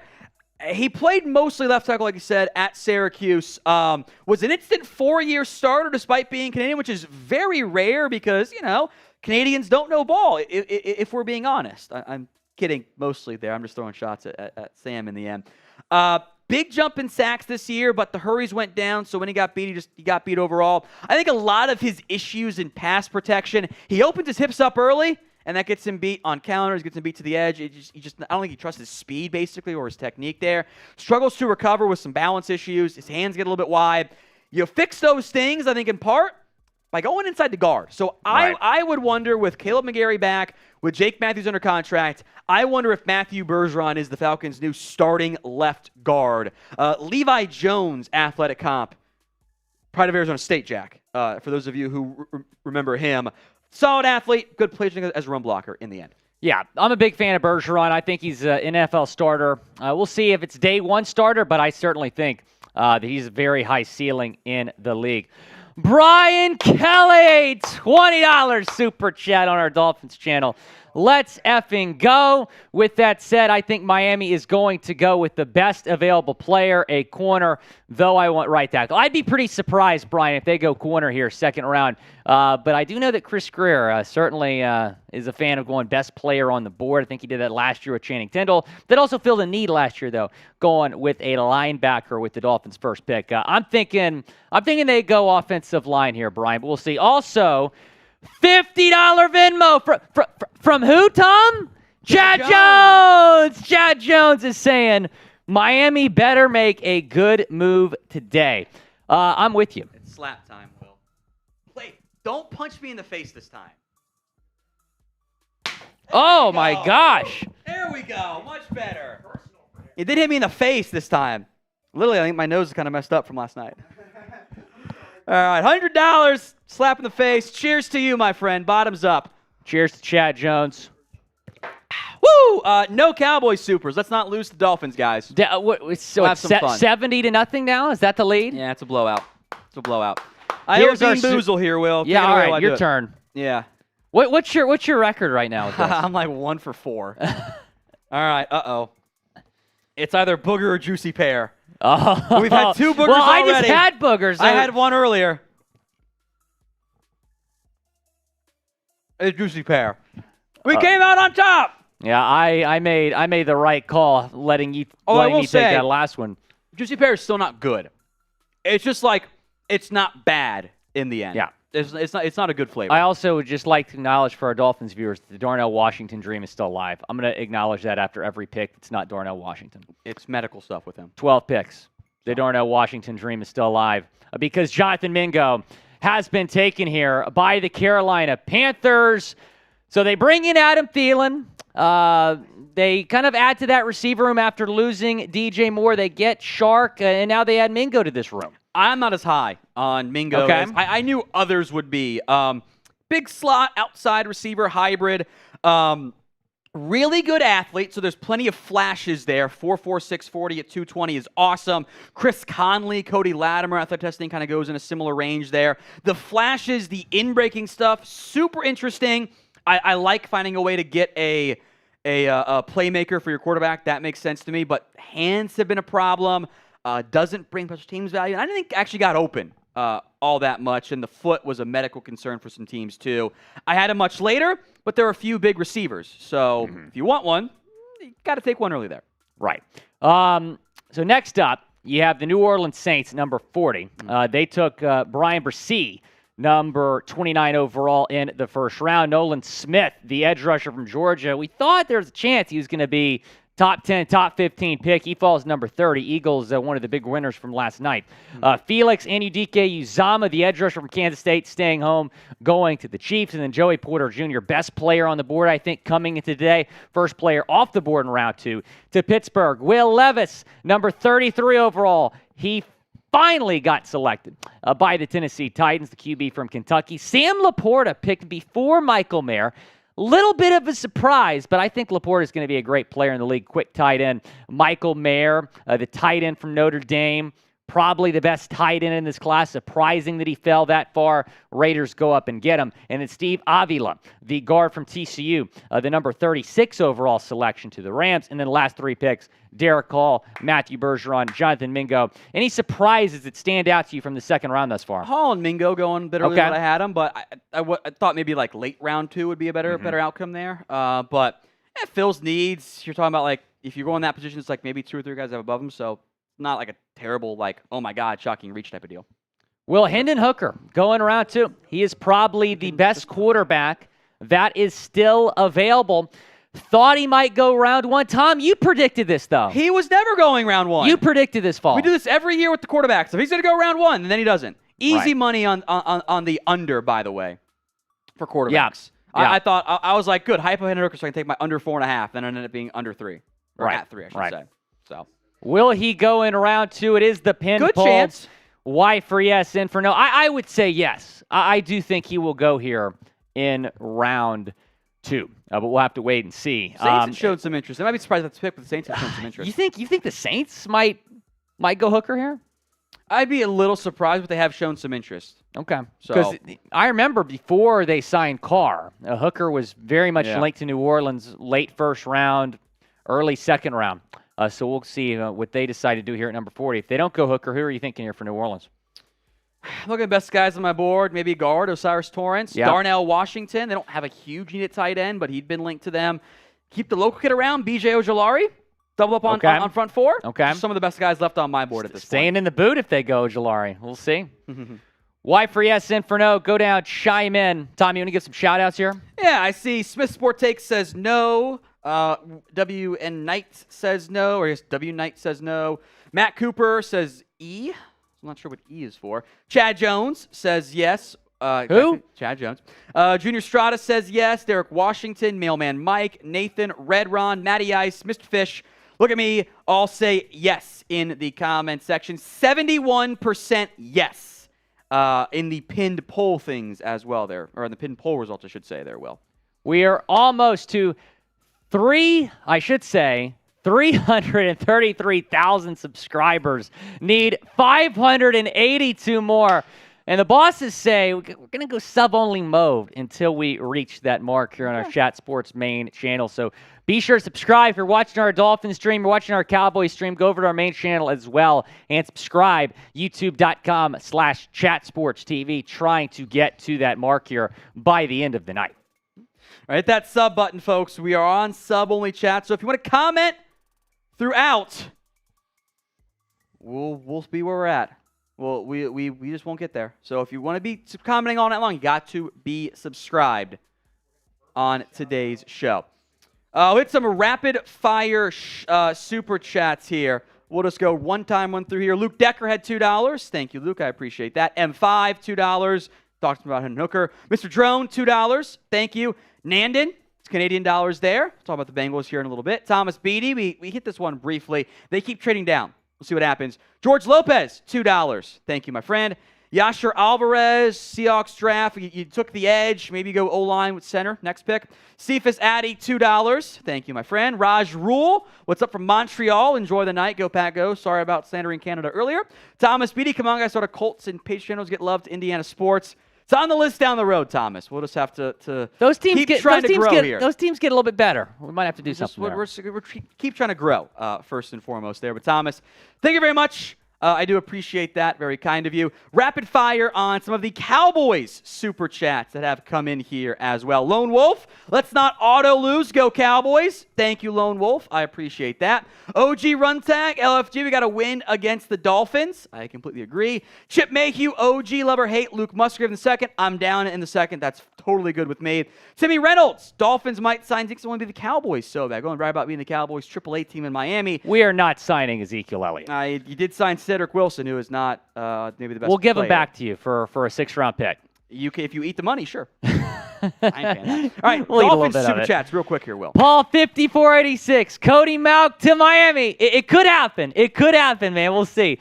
Scott Berman with Laporta gone now. Who's your pick if Washington's gone? I can promise you, Scott, if Washington is gone, they're probably not going tight end. I'd go offensive line. Maybe Malk. We'll see. Kurt LaPlante. Still have faith in Chris Greer. Don't mess this up. I'm right there with you, Kurt. We appreciate you, man. And then Spit and Lamb 6, DeJuan Jones or Osiris Torrance. I would say Torrance. I think there's a better chance they go guard than tackle. And we do have the next pick here. The Saints go defense again. Isaiah Foskey, the edge rusher from Notre Dame. So they go Brissy last night. Now they go with another edge rusher in Foskey. Saints fans will know the athletic comp. Marcus Davenport works out pretty well from that one. I think he's more comfortable as a stand-up edge. He was the guy that hands in his dirt. The production and athletic traits are really good. 10.5 sacks, 10 last year, 13 TFLs, 9.5 sacks. He finishes, though, at a higher rate than you would expect him to in the NFL. He's a high-effort hustle guy, finishes off some sacks, and if he doesn't win immediately, he kind of tends to win through just like effort, longer plays there. The traits in production don't really align with how good he really was. That's why I have a second-round grade on him. He was on my edge board. He's the third best one left at 46th overall, so we're at 40. We are in the exact right range for Isaiah Foskey. Tested really well. Much better at missed tackles this year. 20%, 14.9 to 3% from there. A lot of cleanup sacks. High conversion sack rate's a bit of a red flag. I think a little bit stiff, not much of a bender, but straight line speed production, these guys do tend to go in the top 50. So like this pick for the Saints. It's no surprise, Tom, the Saints have gone defensive line here with their first two picks because they lost David Onyemata in free agency. They lost Marcus Davenport in free agency. Now, was I expecting both of their first two picks to be defensive line? I don't know, but probably a good move going D-line here early. I think it makes sense. Build those trenches out. Dennis Allen's happy. The Dolphins today is still beating the Cowboys report $89 to $32. We don't like losing in Miami. Let's keep foot on the gas. Chad Jones, shout out to you. Kurt LaPlante, shout out to you. A couple of others have sent in super chats on our Dolphins Today channel. We are simulcasting right now with Dolphins Today and the Cowboys report. We are. So Cowboys fans, let's get caught up there. Quick shout-outs, Timmy Reynolds and Jeremy Chugs' burner asked about Washington Branch. Well, Washington Branch are two of the better players left on my board. Maybe there's an unknown medical with Brian Branch. Because he's a good football player, and he should be off the board. Shocking. Have heard there's some medical stuff with Darnell Washington. I am higher than most on Osiris Torrance. I think he should go soon-ish. Ojolari, we're at 29, it's 40, so this is just like personal preference. It's a wait-and-see situation for like who will actually end up being the pick there. I'm a big fan of Brian Branch's game. Someone should take him soon. It'll be my favorite pick of round 2. Now, I have to say it, Tom. You know I have to say it. The Darnell Washington dream is still alive. 10 more picks. Darnell Washington. It's about the medical. Might be a Dolphin. He might slide He might past be you. a Dolphin. Don't sleep on the medical. I don't see a world where the Packers, though, pass on a tight end. The medical is a real thing. Teams will not draft players they think are hurt. So it's a rumor, right? It's not. It's always going to be a rumor because they're not going to come out and say it publicly. Right. Pick is in for Arizona. It is B.J. Ojulari, the edge rusher from LSU, your 8th best edge in this class, Tom. He goes to Arizona. Arizona needs to add to that defense, specifically the defensive line, because they lost, I shouldn't say lost. J.J. Watt retired. Here they are going D-line here in round 2. Trade down again, get the number 1 edge on my board entering today. Yeah, that's a pretty good pick there for the Cardinals. Production wasn't the best, 5.5 sacks, but the pressure rate was very high there. This is the brother of Azeez Ojulari. Shocking alert here. They are similar builds, play styles, and athletic comps. The player comp is Azeez Ojulari. It's cheating, but that's where we're at there. Athletic ability is there. He can bend. He's bursty. He's going to be a good fit as a pass rusher early on in his career. Number 18 jersey goes to leaders on the LSU football team. Got a nice little ghost move, by the way. Coaches were very high on him. He's undersized. He's under 6'2.5", 248. Really great length, though, 34.25-inch arms. Not someone I want in coverage. Needs some coaching up with hand usage. Run defense is not where he's particularly good at. Didn't test well. He was coming back from a hamstring injury. He probably shouldn't have tested at all. We want to show he's making progress from it. That's why he did not test well there. Early second-round grade. Love this pick for the Arizona Cardinals. We're almost to 333,000 subscribers. Type sub if you are subscribed. We'll give some shout-outs for you. Trying to get to that milestone. We're going to be in sub-only mode on our main channel until we get there, trying to get there by the end of the night. Mike, I know Mike Dibble sub, man. You didn't even have to type that. I know you're sub. Brady, Nathan, Louise, Fins Fan, Junior Estrada, Robert Bruce, Shelley, Pedro Sandoval, Junior Estrada again, Gaming Wizard, Karen Durham, Mr. Fish, AJ Calton. We appreciate you watching, AJ. Chua Clifford, Michael Becker, Super John, RJ, Jessica Kelly, BJ, John, Cliff, Charles, Tom, Eric, Jessica again, Braxton. Type sub if you are subscribed. And the pick is in for the Packers. It's a tight end not named Darnell Washington. It is Luke Musgrave from Oregon State. Early on in this draft process, thought he might be a round 1 guy. He goes here in round 2 to the Packers. We expected the Packers to take a tight end. What are your thoughts on this pick, Tom? Because I'm not really sold on Musgrave. Boom or bust. Yeah. You've got some Mike Gesicki athletic comps here. He's basically 6'6", 7 to 8 inches, so an eighth of an inch away from being 6'6", 253. Awesome athletic ability. 4'6", 40. You're talking like 96th percentile athleticism. Like that's how good of an athlete we have here. Nephew of Bill Musgrave, the longtime coach, by the way. I am lower on him than most people. It's betting on traits right now. The size, the speed, the frame, the upside is absolutely there in light of the, I think, very real Darnell Washington medical concerns right now. Musgrave is the best tight end left on the board for me. Everything about him, though, is a small sample size. Limited playing time, limited production. 18 games the past 3 years. A knee injury, which I believe has been cleared from fully. He just did the combine stuff. Cost him 11 games, 2 career touchdowns against 9 career drops. He had 1 drop this year, which is good. But when you have 11 catches, it's an 8% drop rate. 16% for his career. He has the size to be a very good blocker. He's just not there at this current stage. He has not been good in contested catches despite the size. Great athlete, only 2 career forced missed tackles. He could end up being a better version of Mike Gesicki, drafted in a similar range. Or he could end up being just a Bucky Hodges, who I loved out of Virginia Tech type of player. So, top tight end, healthy, left on the board there. 2nd, 3rd round grade. Gamble worth it here for the Packers, who desperately needed a tight end, by the way. Musgrave, the thing with him, for me at least, I just don't feel like he proved enough at the collegiate level. Now, a reason for that is because he only played in 2 games his senior year. He was injured.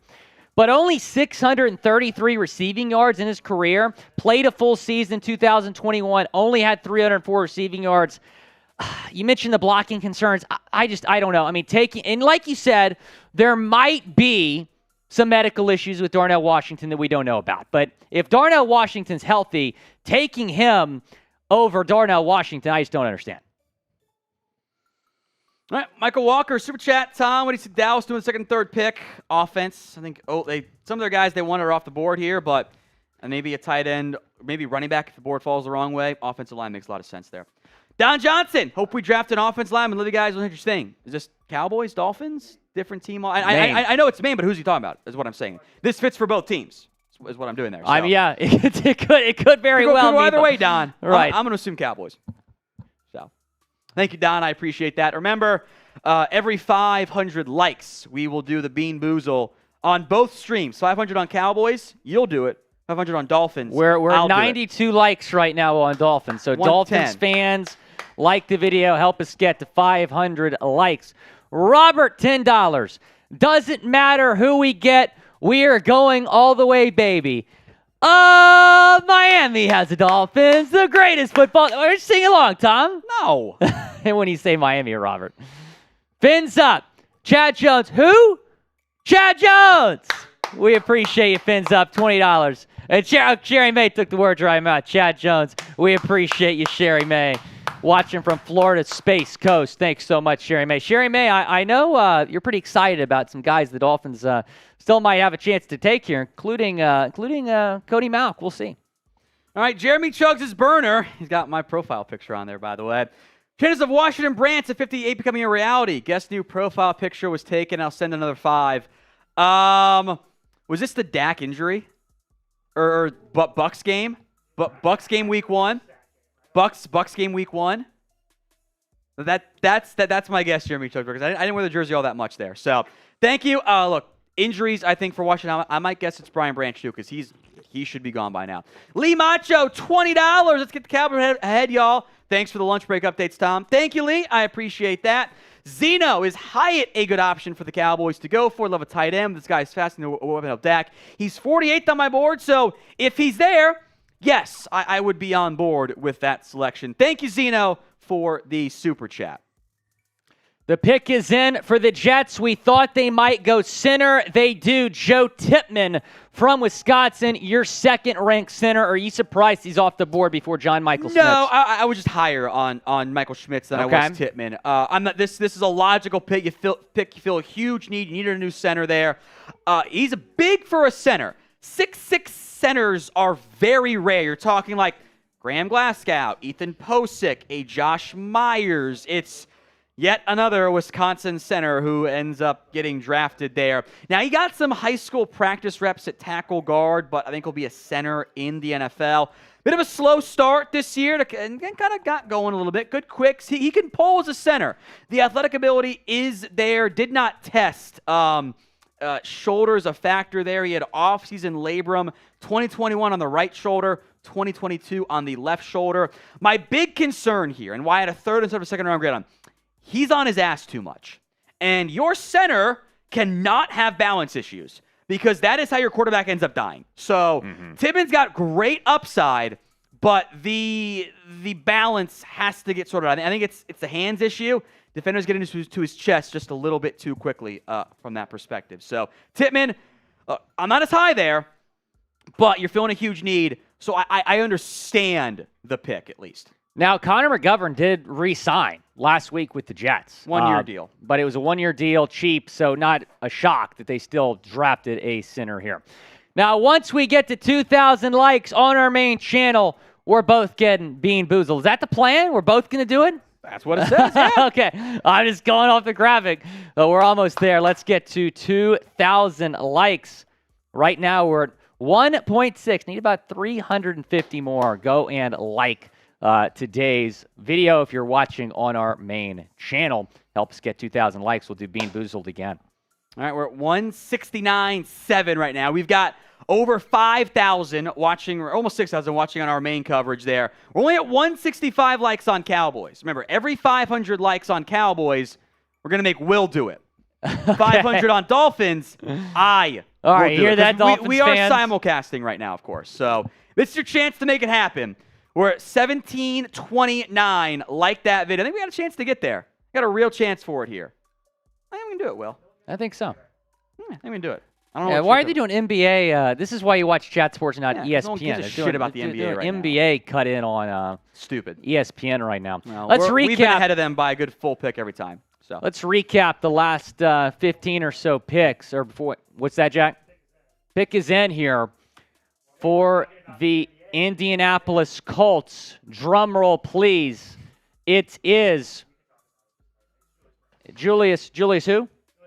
Julius Prince, the pick. Your reaction, Tom. Julius Prince, quarterback out of Kansas State. This is one of the better athletes in this year's class. Almost 6'3", 198 pounds, 34-inch arms. He only ran the 4.53 in the 40. People were like, maybe he's not the athlete we thought he was going to be. And then tested elite in everything else. You're talking a Byron Jones, Kevin King-esque athletic comp. I knew the Colts were high on him coming into the draft. They trade down, get the guy I think they had their eyes on for the entirety of the second round. Fantastic tackler, coming off a great year. 24 of 52 in the completion perspectives there. 374 yards, 3 scores, 4 INTs, 4 pass breakups. Shockingly, he's good in press coverage because he has 34-inch arms. Coaches liked him there. The power's not great. I mean, you can kind of tell he's a skinnier guy. You can tell the frame isn't really maxed out from that perspective. I think he's a better tester than he is with the pads on, but he has the length. There's some minor balancing issues there. I had a second, third round cheater grade on him. 64th overall, so we're in about the right range here. I thought he'd go a little bit higher. No major complaints with this pick for the Indianapolis Colts in round 2. Plus, they traded down, and I'm a sucker for a good old trade down move. 45 tackles this past season for Brents at Kansas State. 2-year starter there for the Wildcats. First team All Big 12 this past season. Almost to 2,000 likes. We're getting Bean Boozled once we get there.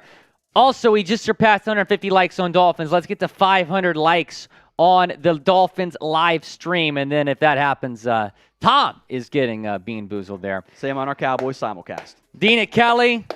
Oh, that's awesome. We'll get to that super chat here in a second. Excellent. 2,000 right now. Let's get there. Almost there. 6,000 people and less than 200 likes, which I'm not so good at math, means about 2/3 of you, if not more, have yet to like today's video. It is a simple and easy thing for you guys to help us out. Like the video. Once we get to 2,000 likes, Will and I are both getting Bean Boozled.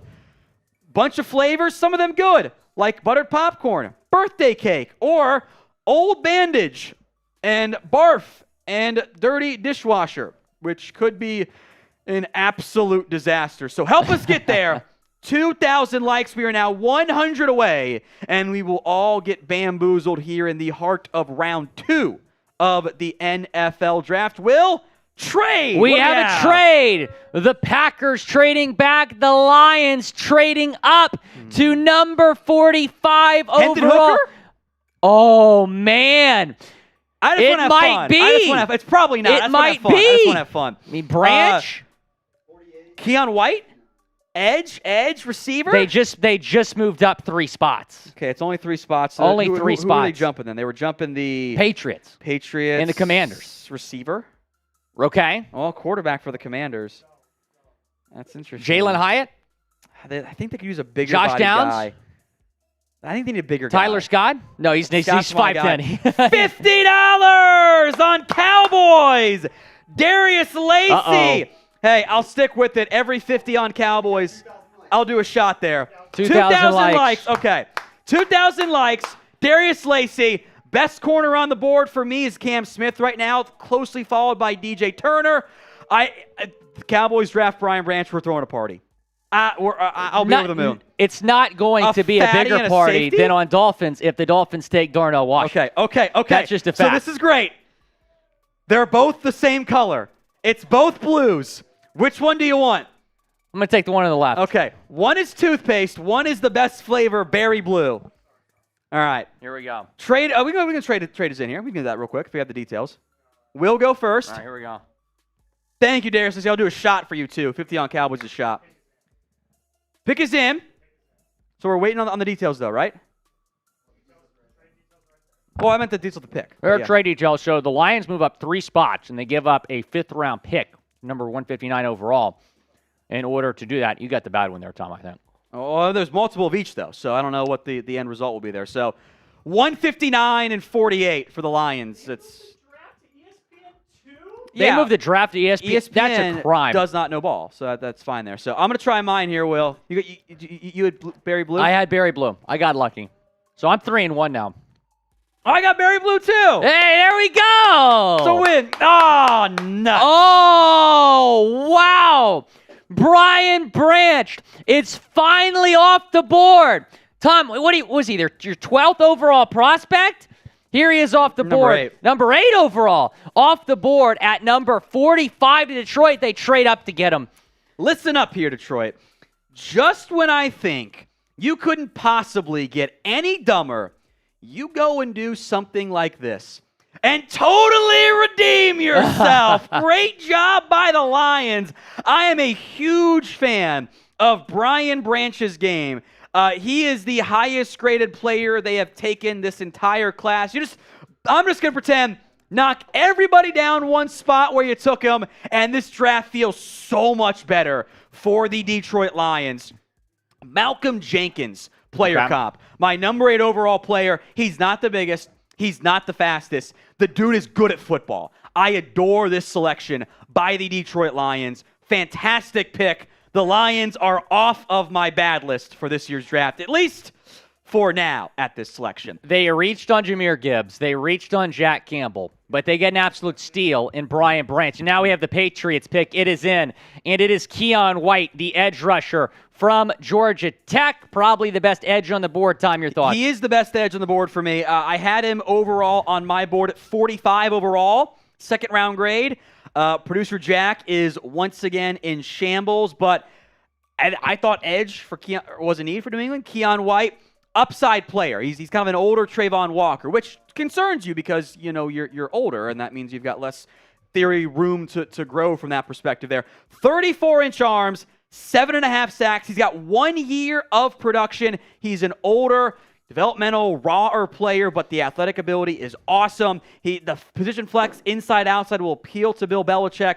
This one does make some sense for me, Will. So, love the Brian Branch pick. Best pick in round 2. Jackson shambles here, isn't he? He doesn't like it? I don't hate it. I don't love it. You just want a receiver I just still. want a receiver. I just want a receiver. You're so locked in on one spot. Receivers are going off the board. I need a receiver. This isn't a receiver.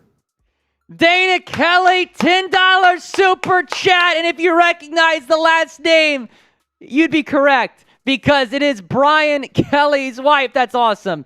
Best husband ever, Brian Kelly. Dolphins super fan, hoping for an RT. Let's protect our franchise quarterback. Shout out to the Kelly family, big supporters of our Dolphins Today show. Thanks so much to the Kellys. That is awesome. Mike Rodriguez. New England's going to take Washington. I just feel it. Wait, Mike, another one. Still looking good. The Darnell Washington dream. Dolphins fans remain calm. The Darnell Washington dream is still alive.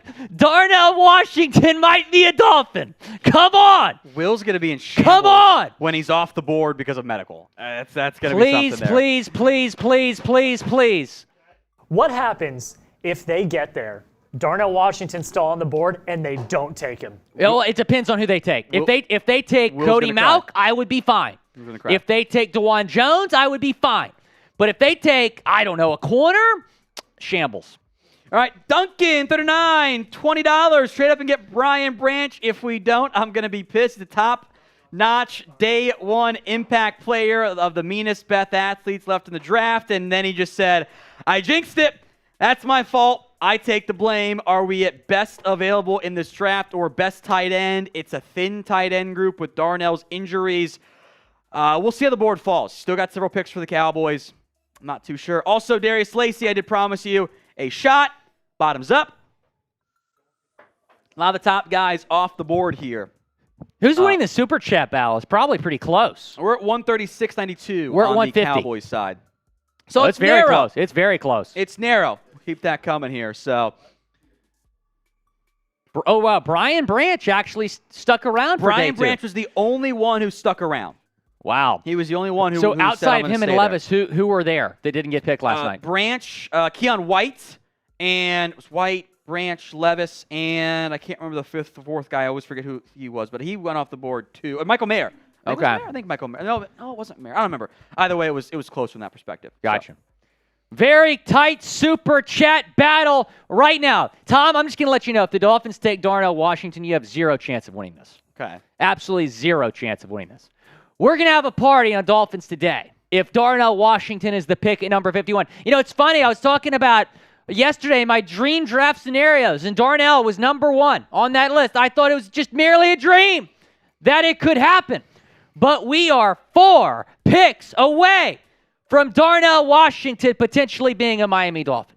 4 picks away. Okay. I just think Will's going to be in shambles. Osiris Torrance, someone else to watch for Miami. John Michael Smith's also a name to watch for Miami. Cody Mauch. I'd be stunned if they don't take one of those names I just mentioned. Uh-oh, the Bucs just traded up. Well, we have the pick in for the Commanders here. So let's do that. I don't know. Is that not what happened? So let's do this pick first. Okay. Quan Martin, the Illinois. So, Commanders, make the pick. Quan Martin, a.k.a. Jartavius Quan Martin. It's his full first name. He's not Jartavius Quan Martin. Mainly a nickel corner at Illinois. He's 5'11", 194, 31 3/8 arms. I'm going to play him at free safety because there aren't many good ones in this year's class. He's got the athletic juice, 4'4", 640. He's a good tackler. He tends to bite on the play fakes, and that will scare teams because, well, you're the last under defense if you're playing free safety. Your random fun fact, he was the team's barber as well. He's my number 3 safety. He is behind Antonio Johnson. But if you want an actual guy that can play free safety for you, Quan Martin is significantly the better one left on the board here. Little undersized, part of a loaded Illinois secondary. A little early, 3rd round grade, but 86 overall. But if you want the safety, there's not that many guys left there. Fantastic athlete. You could try him at nickel. I suspect the Commanders will be playing him at safety. So defense for the Commanders here early and often. Get to the trade here in a minute. Darius Lacey, $100 on the Cowboys report. Thank you, Darius. I appreciate that. I owe you another shot. It's Cowboys Nation. Screw those other teams. Running backs we could take in the 2nd and 3rd round. Charbonnet, Devin Achane. Could be a scenario where it's, maybe you wait, take Kendry Miller, Roschon Johnson. There will be backs. It is a very, very good draft class this year for the running backs. So, Darius, thank you very much. I do appreciate that one here. Cheers to you, my friend. We do have a trade. By the way, we are simulcast. Ooh, I spilt that everywhere. Wow, that was a disaster. I'll clean that up here in a moment. But we have a trade. The Bucs are moving up to pick number 48 here, Mr. Will Scott. Uh-oh. Everyone's waiting for a potential Hendon Hooker selection. Could this be a guard, though? Offensive line's been an area of concern for the Tampa Bay Buccaneers. So, details here. A 6th going to Green Bay to move down 2 spots. Yeah, I wonder who they're going up for. You mentioned, that quarterback room with Kyle Trask and Baker Mayfield might not be complete. Hendon Hooker's still out there. They're trading up. I'm wondering who they might be trying to jump here. I think they want to give Trask a shot, but it's possible. I think Baker's going to be the day 1 starter there. You think Trask? They're going to give Trask a shot. Okay. Now, maybe he doesn't win the job in camp, but they're going to give him a shot because they are desperate from that perspective. So, Bucs on the clock here, 48th overall. Coming up, you've got Steelers, and they jumped the Steelers. So, linebacker? No, what? Not linebacker. Corner? Trenton Simpson? Offensive line would make the most sense to me, just with what they need to acquire. Keep the local kid Osiris Torrance in town? I'm not too sure. Pick is in. I know who it is. I can do it. Cody Mauch out of North Dakota State. Okay. Off the board. This feels like Will's being Dolphin Homer right now. He's in shambles already. This feels like Deal or No Deal. When you have 2 very large money amounts still left in 3 suitcases, and boom, you just lost one of the big money amounts, because those are my 2 guys right now. Okay. Or Mauch in Washington. It's not Washington, but I still felt that. That hurt. Okay. Sherry May right now on Dolphins is not happy. That was her guy. Let's explain why Will's in shambles here over the Cody Mauch pick. If I were to show you a photo and say one of these offensive linemen or one of these players in the NFL draft grew up on a farm, had his front 2 teeth knocked out in 7th grade in a b-ball game, and will not get them replaced until after his NFL career is over, and then I showed you a picture of Cody Mauch, you'd go, okay, that's definitely the same guy. Stereotyping here, this is exactly what you would expect a North Dakota State offensive lineman to look like and have fun with the no 2 front teeth. He's a football guy, baby, and a really good athlete. Now, he is 24 years old. He was a tackle at North Dakota State. At 32 and sub-half-inch arms, he's probably got to move inside in the NFL. I would now Bucs need a tackle, so maybe they give him a chance here. I believe this pick was announced as a center, or at least will be announced as a center. Now, he could play center. He got some guard reps at the Senior Bowl. Wasn't particularly good there. He's the type of finisher you want as an offensive lineman. Really great athlete there. He just will probably need some time. He played 9-man football in high school and was a tight end. So be patient. And there's a lot of upside here with Cody Mauch, the pick for the Tampa Bay Buccaneers. I'm a huge fan of Mauch. Like you mentioned, what a story. Grew up on a beet farm in North Dakota. Goes to North Dakota State, becomes a star player along that offensive line. Actually finished 8th in the FCS Offensive Player of the Year. Normally don't see an offensive lineman finish top 10 in that. All right, run us through the picks here, Will. Yeah, let's do it. Brian Brissy, number 29 overall. Nolan Smith, Felix Anudike-Uzama, Joey Porter Jr. was the first pick in round 2. Will Levis finally off the board at Tennessee. Sam Laporta, the Iowa tight end. Back-to-back tight ends there with Laporta and Mayer. Mayer going to Vegas. Vegas actually traded up to make that pick. Steve Avila, 36 overall. Derek Hall, number 37 to the Seahawks. Matthew Bergeron out of Syracuse to Atlanta. Jonathan Mingo, the Ole Miss receiver, to Carolina. So Bryce Young has a new weapon. Isaiah Foskey from Notre Dame going to the Saints. B.J. Ojulari from LSU to the Cardinals. Luke Musgrave to the Packers. Joe Tippmann, the center from Wisconsin, to New York. Julius Brents, number 44 overall, going to the Colts. Brian Branch, your 8th-ranked player, falling to 45. Big steal there for the Lions. Last couple picks, Keon White, Quan Martin, Cody Mauch. And as we are now waiting, the Steelers pick at number 49 overall. We have it in, actually. Keanu Benton is the pick out of Wisconsin. The best run-stopping defensive lineman left on the board is 63 for me, 2nd, 3rd round grade. This is a very classic Steelers pick here. I think he's going to play a 5 technique role for them, so I like that fit. He wasn't a full-time snap guy. Tested better than what I thought he was going to from an athletic perspective. There's power in his hands. He impressed in the Senior Bowl. The wrestling background that coaches and scouts love in their trench players there. Not a ton of sacks in his career, 4.5 this past season. Upper body's a little bit too reliant upon there. Not much of a game plan. For the Steelers, who I know were looking for defensive line, for some trench players there, this is the best fit left for them on the board. I remain a big fan of what Pittsburgh has done so far in this draft. This is my least favorite pick, but they've got 2 A's for me so far, so I like that one quite a bit for Keanu Benton out of Wisconsin, the Pittsburgh Steelers. One more pick, Tom, and the Darnell Washington to Miami dream is very much alive. We'll see.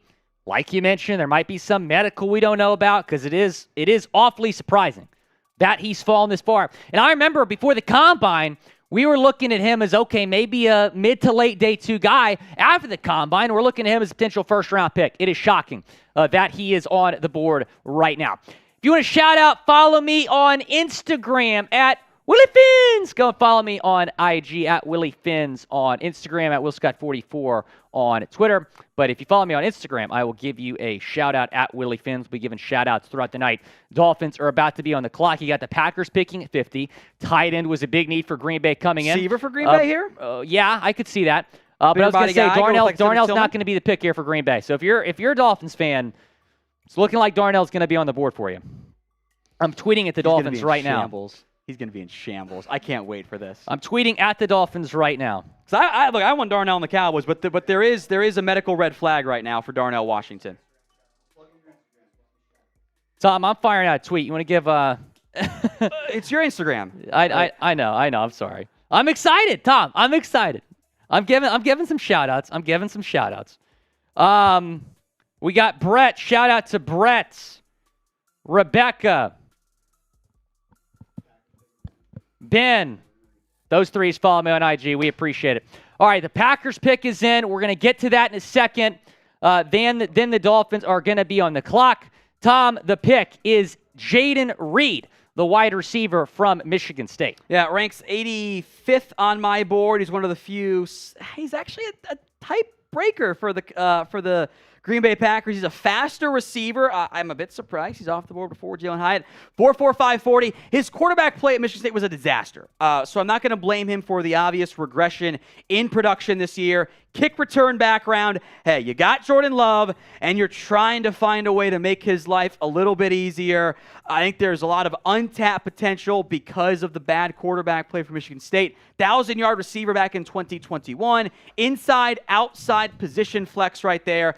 Began his career at Western Michigan here. So Packers do get a receiver, Jaden Reed, and that puts the Miami Dolphins on the clock. Darnell Washington is on the board.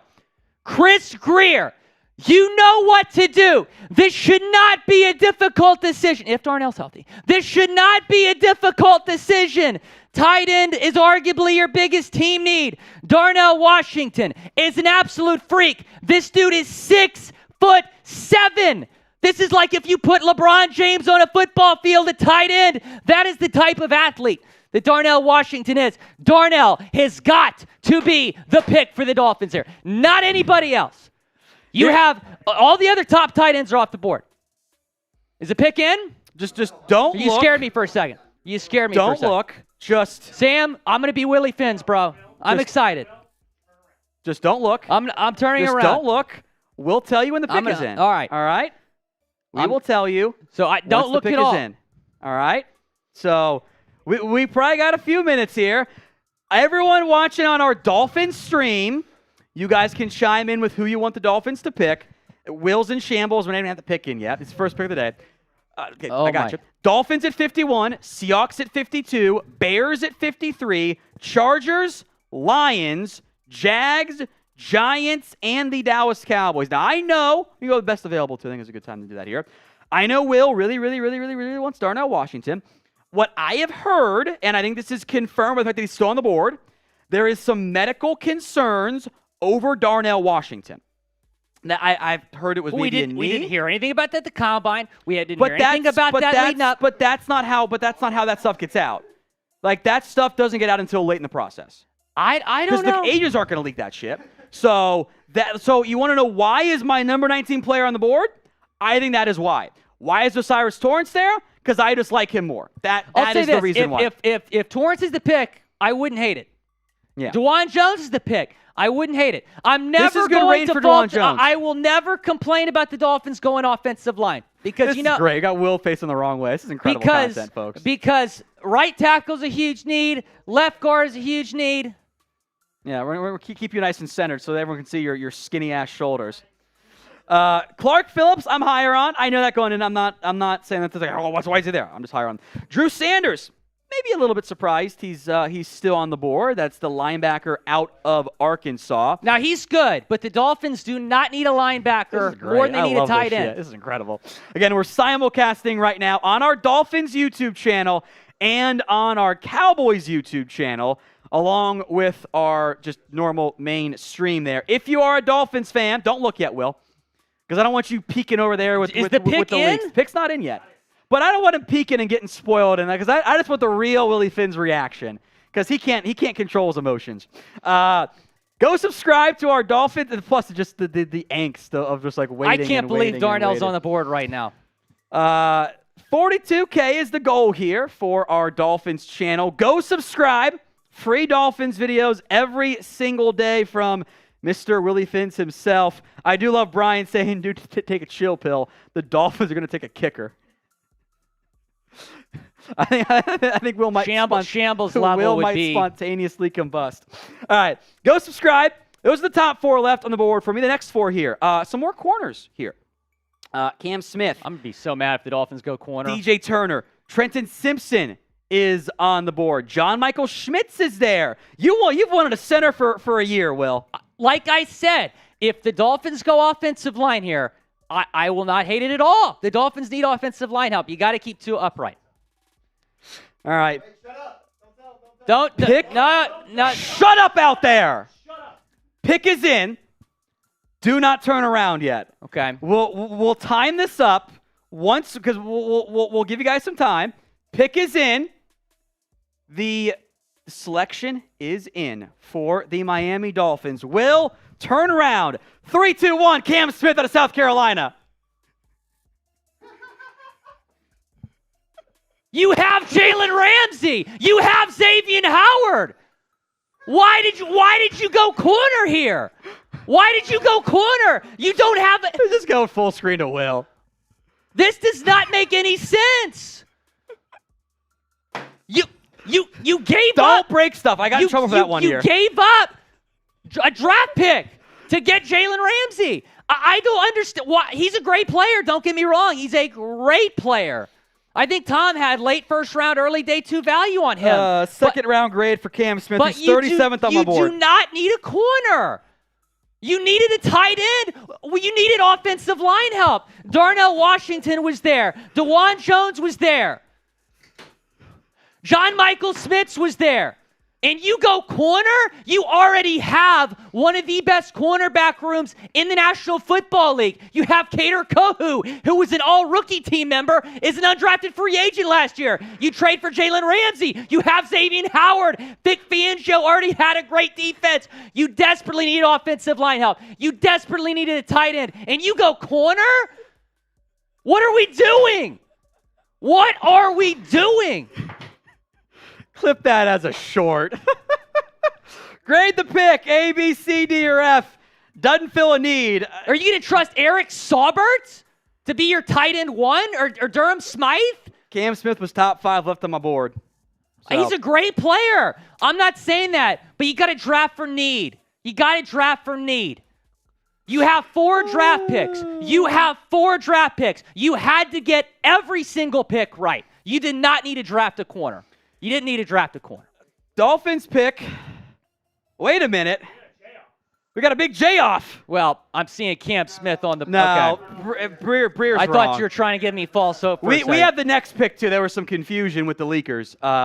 Zach Charbonnet is the pick for Seattle because Seattle, you do this every year. Why do you just have to constantly draft a running back early? I love what you do. Why do you always do this to me? Why can't you just not take a running back every year? Charbonnet, 3rd round grade, 75th on my board. He's a good football player. Do you have to keep taking running backs? You have Kareem Walker. I get you're going to run the hell out of the football. You know, maybe you could have gone with a linebacker or whatever. He's probably the best player left on your board. But you have Kareem Walker. Do you have to keep spending premium picks on a running back?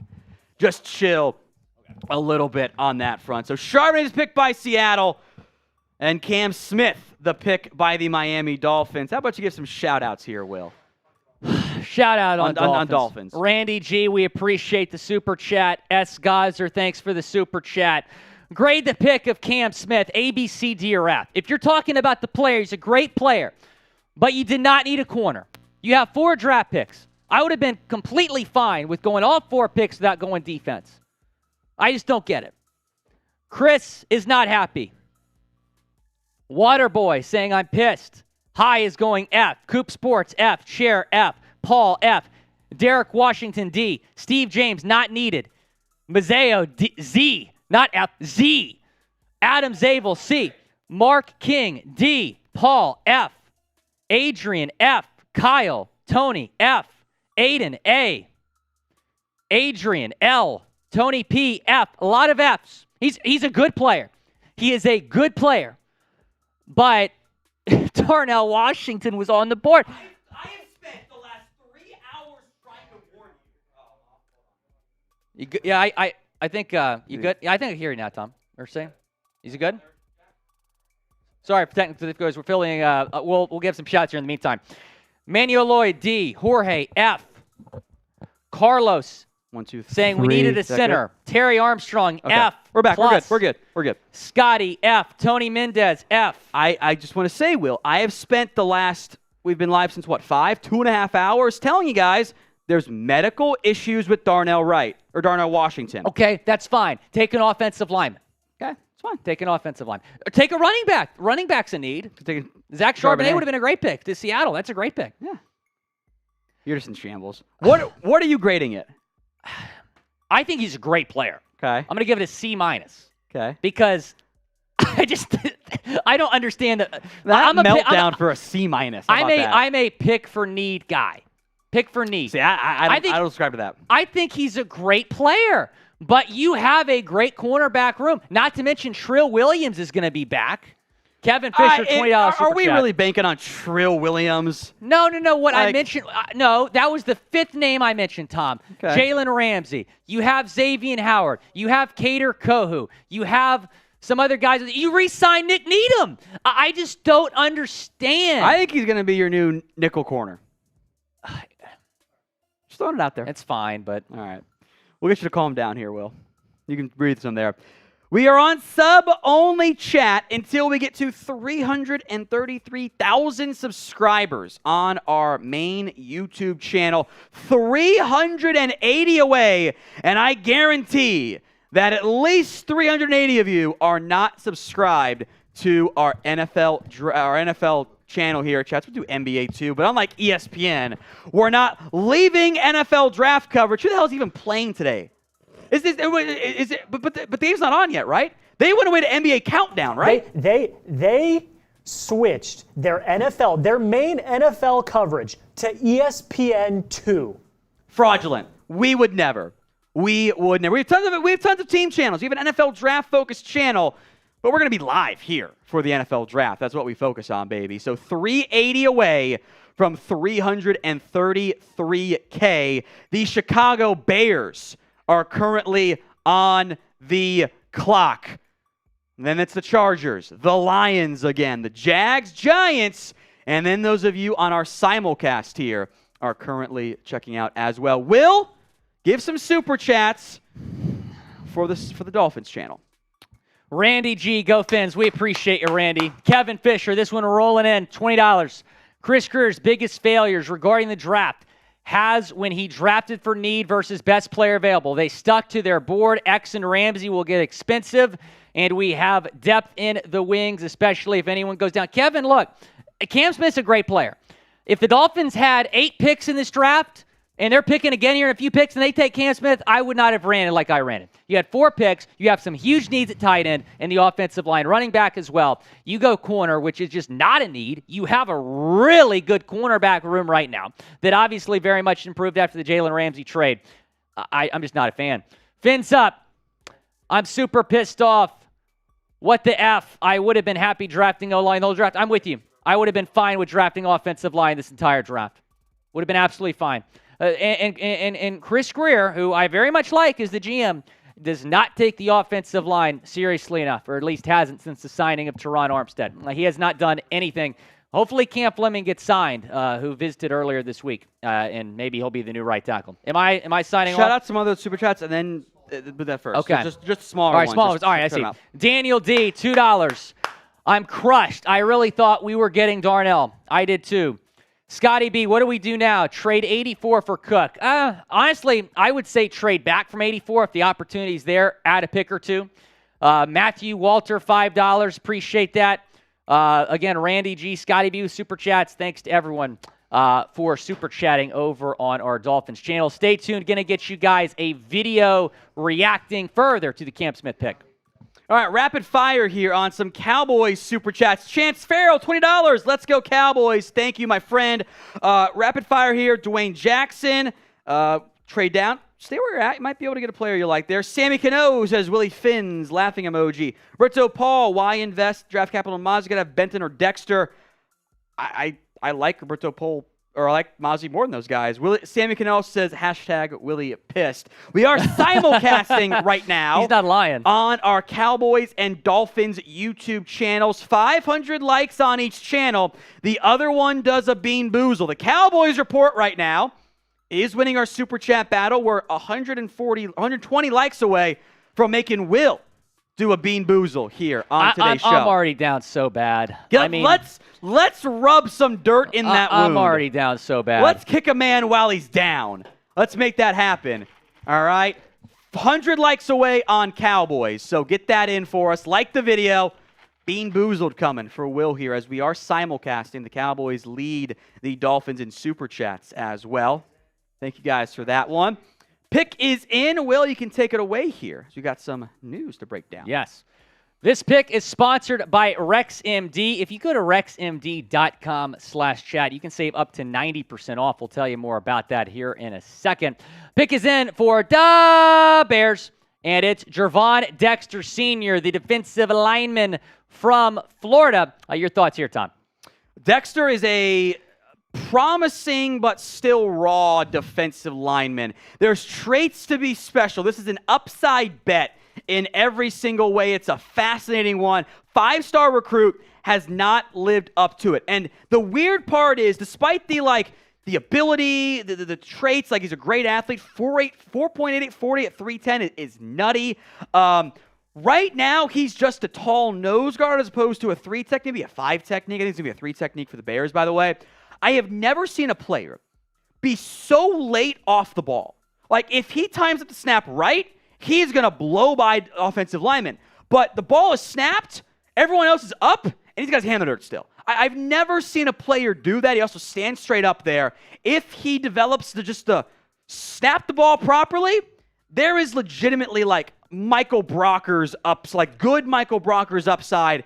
There's some Chris Jones upside here. So day 2, you're in the mid to late second round. He is the one of the better defense linemen left on the board, 72 overall. I'm fine with this pick here for the Chicago Bears. There's a lot of upside from that perspective. It's just, does he hit or does he not end up hitting so far? So Bears get Gervon Dexter, Will.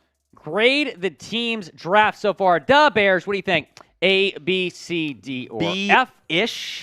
B-ish from my perspective. So it's kind of where I'm at. Keep the votes coming.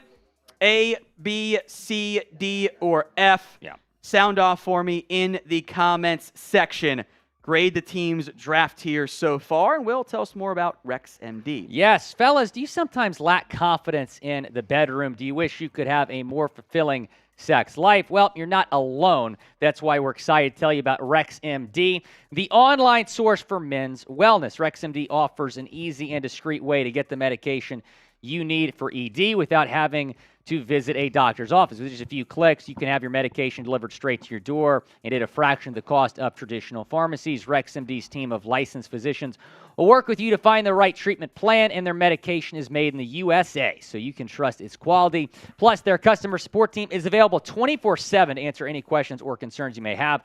So if you're ready to take control of your sex life and say goodbye to ED, head on over to rexmd.com/chat and start your consultation today. Take advantage of their best deal they've ever offered and save up to 90% off and only pay $2 per dosage. With our exclusive link, go to rexmd.com/chat for this limited time deal. Starter packs of generic Viagra or Cialis are now available for our listeners to get started. That's rexmd.com/chat, up to 90% off. That link is in the live chat right now. Go and check them out, rexmd.com/chat. Tom, I'm signing off. I'm going to head over Studio D, take over there on Dolphins, so stay tuned on our Dolphins channel. Talk to you in a second over there. Don't go anywhere. Yeah. I'm going to be over there in just a few minutes. Dolphins, just stay tuned. We'll have the full breakdown for you, so stay tuned on that one here. Some more picks coming in. Thank you, Will.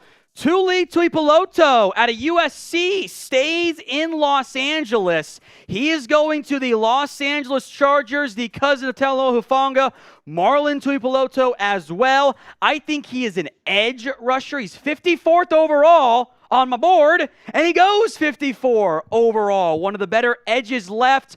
Was kind of a tweener out of USC. Top edge left on the board for me. I like this pick by the Chargers. And then we had a trade. It was a trade, correct? 55 overall. The Kansas City Chiefs have jumped up the board. They're sending they're getting 194 and 55 in a deal with the Lions in exchange for 122 and 294 overall. Rashee Rice out of SMU is the pick here. I am not as high on Rashee Rice, although something tells me catching passes from one Patrick Mahomes will tend to lead to better production for the flashy but inconsistent playmaker. I've seen the Brandon Ayuk comps out there. The flashes are the production is really impressive, but the consistency has not been there from that perspective. He shows flashes of after the catch stuff, contested catches, but the averages, the efficiency isn't really there. I think maybe a better version of Marquez Callaway is what you potentially have from that perspective. But receiver with Patrick Mahomes, I suspect will do pretty well. So Tuli Tuipulotu to the Chargers, Rashee Rice to the Chiefs, and then another trade. The Bears jumping up to pick number 56. We do not know what the pick. I think the Bears had traded down recently, right? They had moved down, then they moved back up. Okay, I'll see if I can look it up there. It's fine. No, you guys are good. There's a lot of chaos. You're good. You're good. Let me see if I'll look through some of the recent deals here. Maybe I'm mistaken. Maybe they didn't. They did. So Bears have moved down. Now they're jumping back up to pick 56. Some of the better players on the board as we simulcast right now on Cowboys on our main YouTube channel. Dolphins fans, if you're still here, Will Scott will have a full breakdown for you here momentarily. Ooh, big cost for the Bears to jump up. 61 in a late pick, 136 overall. I'm going to do the math. That's actually, I believe, a fifth-round pick, actually, not a fourth-round pick. That is the first pick in the fifth round. So let me do some math here just on the trade value the Bears gave up from this perspective. That is roughly the value of, well, it's actually, it's a steep cost. That's actually, it's a lot to give up there to jump up. So Bears on the clock. We don't yet know who the pick is. It is Bears, Giants, and then the Dallas Cowboys. Again, we are simulcasting here on our main YouTube channel and on our Cowboys YouTube channel. Several players I think the Cowboys had their eyes on are off the board. I thought they'd go offensive line. I thought they'd go tight end. The tight ends minus Darnell Washington, who has medical issues, are off the board here. Some super chats from our Cowboys stream. Kevin Rose, why is Osiris Torrance falling if he's there? Cowboys left guard is done. I think I'm higher on him than most people, but being here in the late 50s, maybe there's more going on there. George Lopez, if Torrance is gone, would you trade down? Drew Sanders is there. John Michael Schmitz is there. If you have clearance on the medical from Darnell Washington, he is there. Tucker Kraft is also there still for the Dallas Cowboys. A very fair question, George Lopez. We appreciate that. Ethan Tyra, quick shout out. I got Torrance over Washington. Maybe figure out the medical on both those guys. The Bears pick is in. A player the Cowboys had shown some pre-draft interest in. Tyreek Stevenson out of Chicago, or out of Miami, Florida. And a Georgia transfer as well, by the way. He goes to the Chicago Bears, getting a corner, one of the better ones left on the board. Clark Phillips and DJ Turner are probably viewed more as nickel corners. And this is almost two of the last three picks. I almost had the exact overall on my board and where they went. Ended up going. This is pick 56. Tyreek Stevenson was 55 on my board. Corners above him were Keely Ringo, who might have some off-the-field stuff, if we're being honest here. Clark Phillips, DJ Turner as well as the top corners left there. But Stevenson is a interesting situation for the Bears. Corner is a big area of concern. They were trying to find some more talent there. I don't mind that perspective as things sit for the Bears. Adding defensive players is always a good idea. As a $20 super chat comes in from Brian Dixon, Osiris Torrance falls into the Cowboys' lap. I'm not sure that's a player they like for their scheme fit. I'm really not sure from that perspective. So thank you, Brian Dixon. Slayer, Chances of Ringo making it to Philly. If he's there, think Howie takes him. If he's not there, who do we think Howie targets? Anytime Adebare? He took a D lineman. So, we'll see on that one there. But Ringo could be there for the Eagles. I don't have to take another Georgia player, though. Michael High, consider the Seahawks drafted DE linebacker hybrid. They advance on the lines. You think Seahawks will be targeting Young, Buckner, or another premium player on the lines? Maybe a defensive tackle here from that perspective. Adebare doesn't fit their typical style. Dexter's off the board. So Seattle's probably going to go a lot of BPA here. They're in a good draft. I hate going running back again from that perspective, but I like overall what Seattle has done. So what's going to happen here is the Dolphins live stream is going to end. So just stay tuned. Dolphins live is going to happen. Just stick right here, Dolphins fans. Will Scott taking it over. We are still simulcasting on our Cowboys and Maine YouTube channel here. Pick is in for the Giants. Not surprised by this selection here. John Michael Schmitz is the pick for the New York Football Giants. A center, a player they liked. My number one center in this year's class. He is off the board to pick number 57. Consistent football player, good smarts. Those of you watching on our Cowboys channel, yes, I would have liked John Michael Schmitz for Dallas. Second round grade, John Sullivan, athletic comp. By the way, Steelers Talk YouTube channel watchers, welcome in to today's live stream. Happy to have you guys here. We are live on our main YouTube channel. Steelers Talk Live just ended. Happy to have you guys here as John Michael Schmitz is the pick by the New York Giants. Love this one. 2 instant starters for the Giants. Deontay Banks, JMS. Good selections there for the New York Football Giants. And now the Dallas Cowboys are on the clock. This is our Super Chat menu, folks. We'll go quick, then look at the best player available.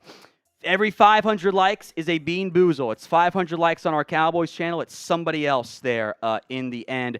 So we're 15 likes away there. Whenever the co-host comes back on, we'll make that happen. First time Super Chat is a shout out, $10. We will enter the raffle giveaway for a draft hat of your choosing. Super Chat MVP gets a jersey of your choice. Right now, that is totally not the FBI with a $100 in the lead. $20. How about your team here as the Dallas Cowboys are now on the clock? My nightmare here is a possibility, and that is Hendon Hooker being a Dallas Cowboy. They like Hendon Hooker. I would like Darnell Washington. I would like Osiris Torrance. I would like Drew Sanders. I'm not going to look. I don't want Hendon Hooker here. That is my concern scenario. So I'm not going to look. I'm told the pick is in. I'm staring down at producer Jack so that I can't see it, and producer Sam here, and we'll just have some fun with the live in-the-moment reaction. Cowboys pick is in. Go ahead and vote. Who do you want the Dallas Cowboys to take? Pick number 58 overall here. Sound off in the comment section. Once I get the all clear, I'll look over it at the screen and see what the pick is. But it's more fun to be in the moment and react just honestly. So are you ready? You want to count me down? 2.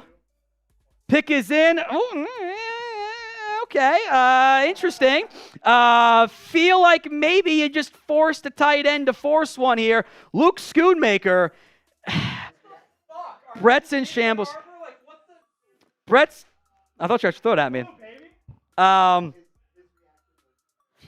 So, Luke Schoonmaker. If you watched our draft this morning, I had him going to the Cowboys in the 3rd round. I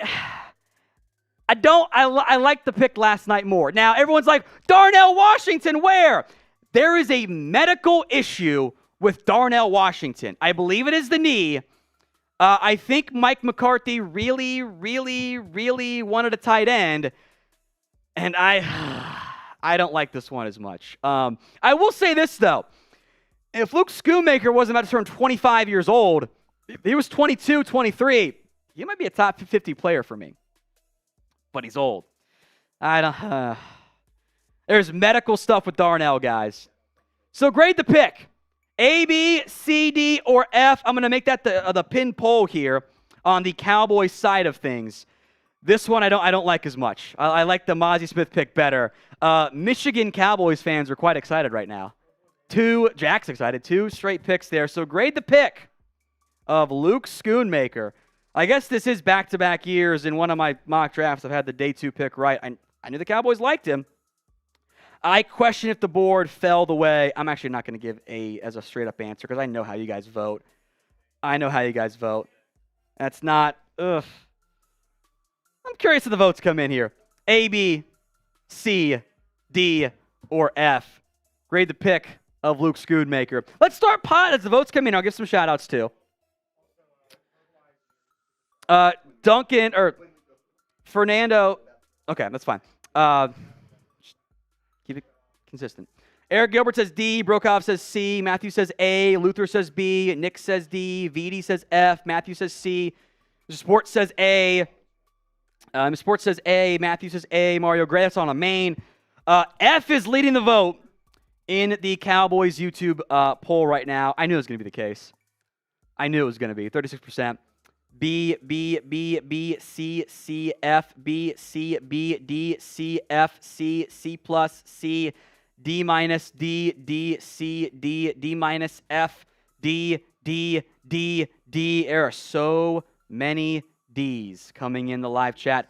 D's nuts. 34% voting D. In the live poll, 25% voting D, 32% voting C from that perspective. Is this pick in too? See, now I'm mad. Osiris Torrance, the pick off the board here to the Buffalo Bills. I'd have been very excited about an Osiris Torrance pick for the Dallas Cowboys. Love this pick for Buffalo. This is my best available player left on the board. Osiris Torrance was one of 2 remaining top 20 picks for me. Darnell Washington has medical concerns. Bills getting a maybe potential sooner than later Connor McGovern replacement for you Dallas Cowboys fans. Run blocking mauler right there. Osiris Torrance to the Buffalo Bills at pick 59. And Luke Schoonmaker, the pick at number 58 for the Dallas Cowboys. Super chat time. Cowboys will go quick. Ethan Tyra, Torrance, or Darnell. I've spent 3 hours now warning guys about Darnell Washington medicals. It's come through. Ethan Tyra, Keeler Ringo, dark horse, probably a 2nd-round pick. I think Mike McCarthy wanted a tight end. This feels like a McCarthy pick. Ethan, I might like him, but Ronald Lear was a key piece for your line. That's about Osiris Torrance. I would agree. Duncan 39. He wanted Darnell Washington. To the Cowboys, Bruins score. Snake Up Finals. Celtics title bound officially confirmed. I am winning today. DC for life. We started off on the wrong foot there, Duncan. I'm sorry. Fernando Garcia. Okay, Washington Resort. What the F Torrance was there. They want better athletes at guard. I am not saying I agree, because I would have taken Osiris Torrance there in a heartbeat, but they did not agree. Duncan 39. Damn it. Why do I keep losing? My fault. I have to blame. I jinxed it again. Again, I have spent 3 hours now warning everybody about the Darnell Washington medical issues. The tight end above him was Tucker Kraft. That was it. But that is a reach for me with Luke Schoonmaker as the pick here for the Dallas Cowboys as we simulcast on our Cowboys YouTube channel and on our main NFL draft coverage. And we have a new pick in. DJ Turner, the selection, another Michigan Wolverine off the board. Producer Jack, a big-time Michigan fan, is excited about that one. Turner isn't the normal lanky long corner the Bengals tend to like. He might be a nickel in the NFL. I wonder what that means long-term for the potential concerns involving Mike Hilton long-term for the Bengals. He's my 38th best player. So 2 picks now, the Bengals have gotten really good value. So love this pick for Cincinnati. Got a long-term starter at edge, a long-term starter at corner. By the way, DJ Turner's first name, Juan Drago. Stock up for being named Juan Drago. Stock down for not going by Juan Drago as his first name. More super chats here. Here we go again. Cowboys doing Cowboys things as usual. If Luke Schoonmaker wasn't 25 in September, he'd even a really good player. You want a blocking tight end who's a better athlete than what you have? That is Luke Schoonmaker. He is your best athlete at tight end, and I think your best blocker at tight end. I think he starts for you week 1. It's just he's older, and he didn't have that great production at Michigan. Yo, Squiggly! Does it feel like they're banking on Tyron Smith? If you didn't want Osiris Torrance, you could potentially get a Chandler Zavala, an Anthony Bradford, and a Tonio Mafia, John Gaines in the 3rd or 4th round. So I don't want to bank on Tyron. And if you do, you better put Tyler Smith at left guard. Brando, for real? Torrance off the board, 1 pick after Dallas. And Chris B., they definitely just forced a tight end. I don't like it. I knew that they liked Luke Schoonmaker. I think they forced it. I would not believe he was the best player left on their board. I think this was a forced pick from the Dallas Cowboys. Jordan D., what a disappointing pick. Linebackers were there. I would have preferred Drew Sanders, would have preferred Trenton Simpson. I am more disappointed by this pick than I was by the Mozzie Smith selection. Mozzie I liked. I was fine with that one. It's a fatty, right? Schoonmaker, it's a reach for me. I don't love that one. Slayer, a $20 super chat on our main stream right now. Don't count out Howie drafting another Georgia player. Didn't you hear? Moving Georgia to Philly. Ringo to Philly. P.S. Schoonmaker's going to Dallas 1 solid year before he breaks a hip. All love. Ha, ha, ha. That's Blake Jarwin. Trigger warning, I suppose, from that one. Thank you, Slayer. By the way, folks, every $10 super chat, you are entered to win our NFL Draft Hat giveaway on our main YouTube channel. Your favorite team, we will hook you guys up with an NFL Draft Hat. That is every $10 super chat. Raffle ticket entry. So keep $10 coming here on our live stream. By the way, on our main channel too, highest individual super chat, not combined, just one at a time, gets a custom NFL jersey of your choice. Totally not the FBI. Has the lead at $100 in total. So 101 would beat him for the jersey giveaway. So check it out. Get those super chats in here as we will run through the day 2 picks. So far, rapid fire, Joey Porter Jr. goes 32. Will Levis, Sam Laporta, Michael Mayer, back-to-back. The tight ends go early. Steve Avila off the board at 36. Derek Hall to the Seahawks. Matthew Bergeron, guy the Cowboys liked at 38. Jonathan Mingo, 39. Isaiah Foskey at 40. B.J. Ojulari at 41. Luke Musgrave to the Packers. Joe Tippmann to the Jets. Julius Juju Brents to the Colts.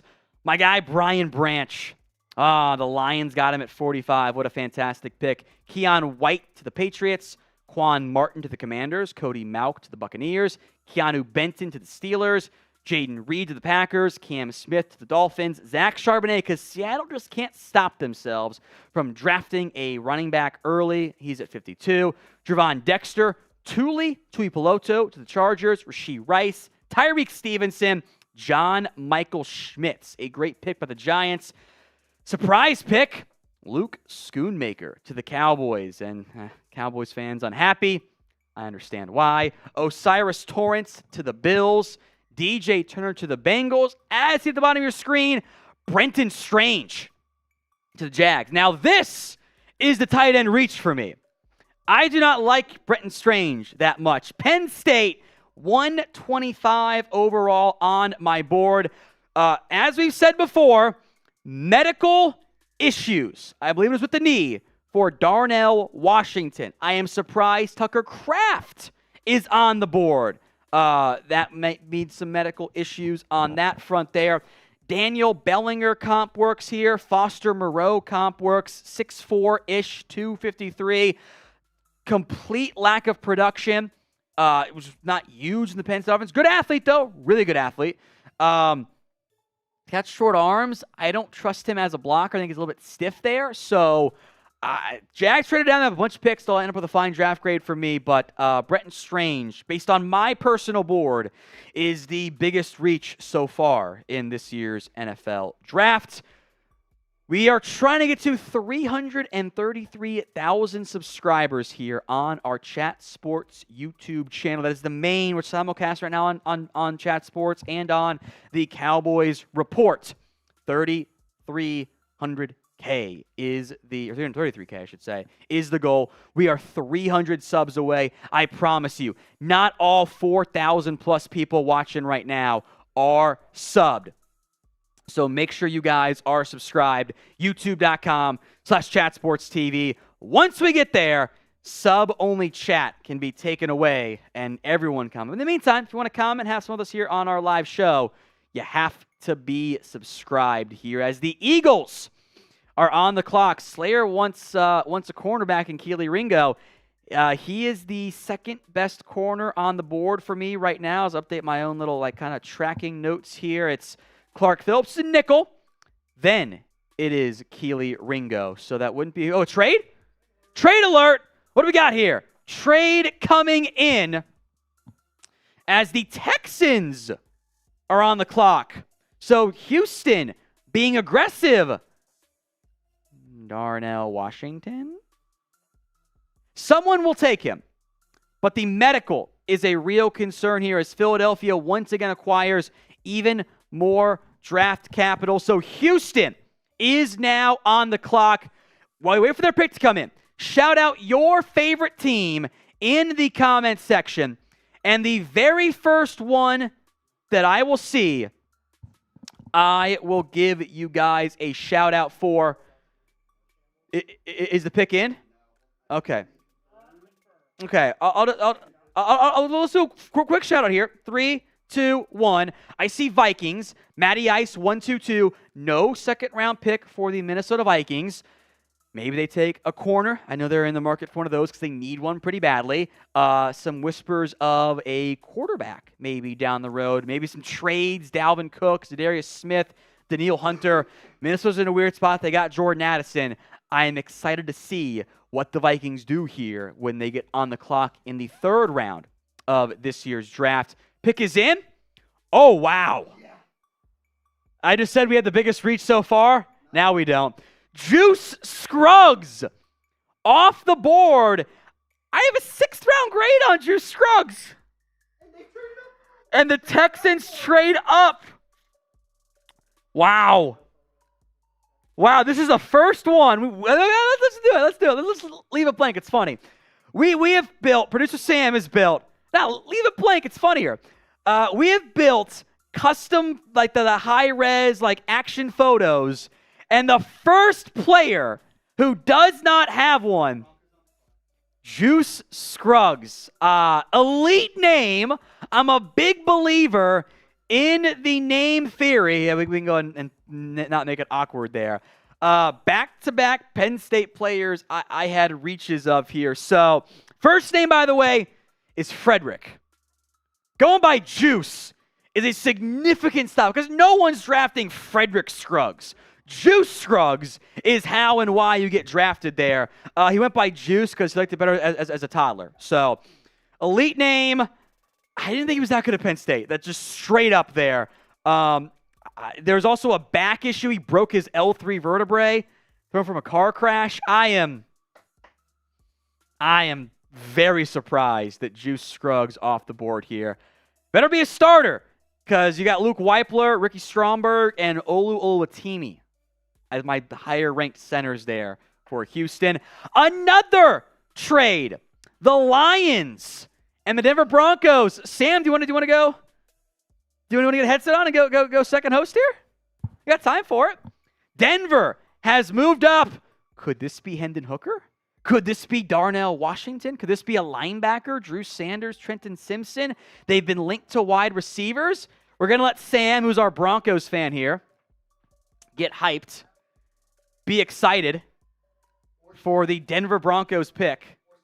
You're not standing on your tippy toes, by the way. It's actually pretty close because Will was last on here. That's right. Will was last up on here. Will, and you guys are both very small there. So, all right. Denver Broncos on the clock at pick number 63 overall. Sam Brown, our Broncos host, getting set up here to take over and make the Broncos pick. We'll get his reaction. We've had some shambles picks today. We'll wait and see on Denver on the clock. My best available, Darnell Washington, Clark Phillips, Drew Sanders. There's medical with Darnell Washington here, Trenton Simpson, and they have been linked to quarterbacks all process long. Let's bring on executive producer Sam. If it's Darnell Washington, sorry, I'm going to lose my mind. Sorry, intern Sam. Unnecessary. That's my If bad it's there. Darnell Washington, we flip out.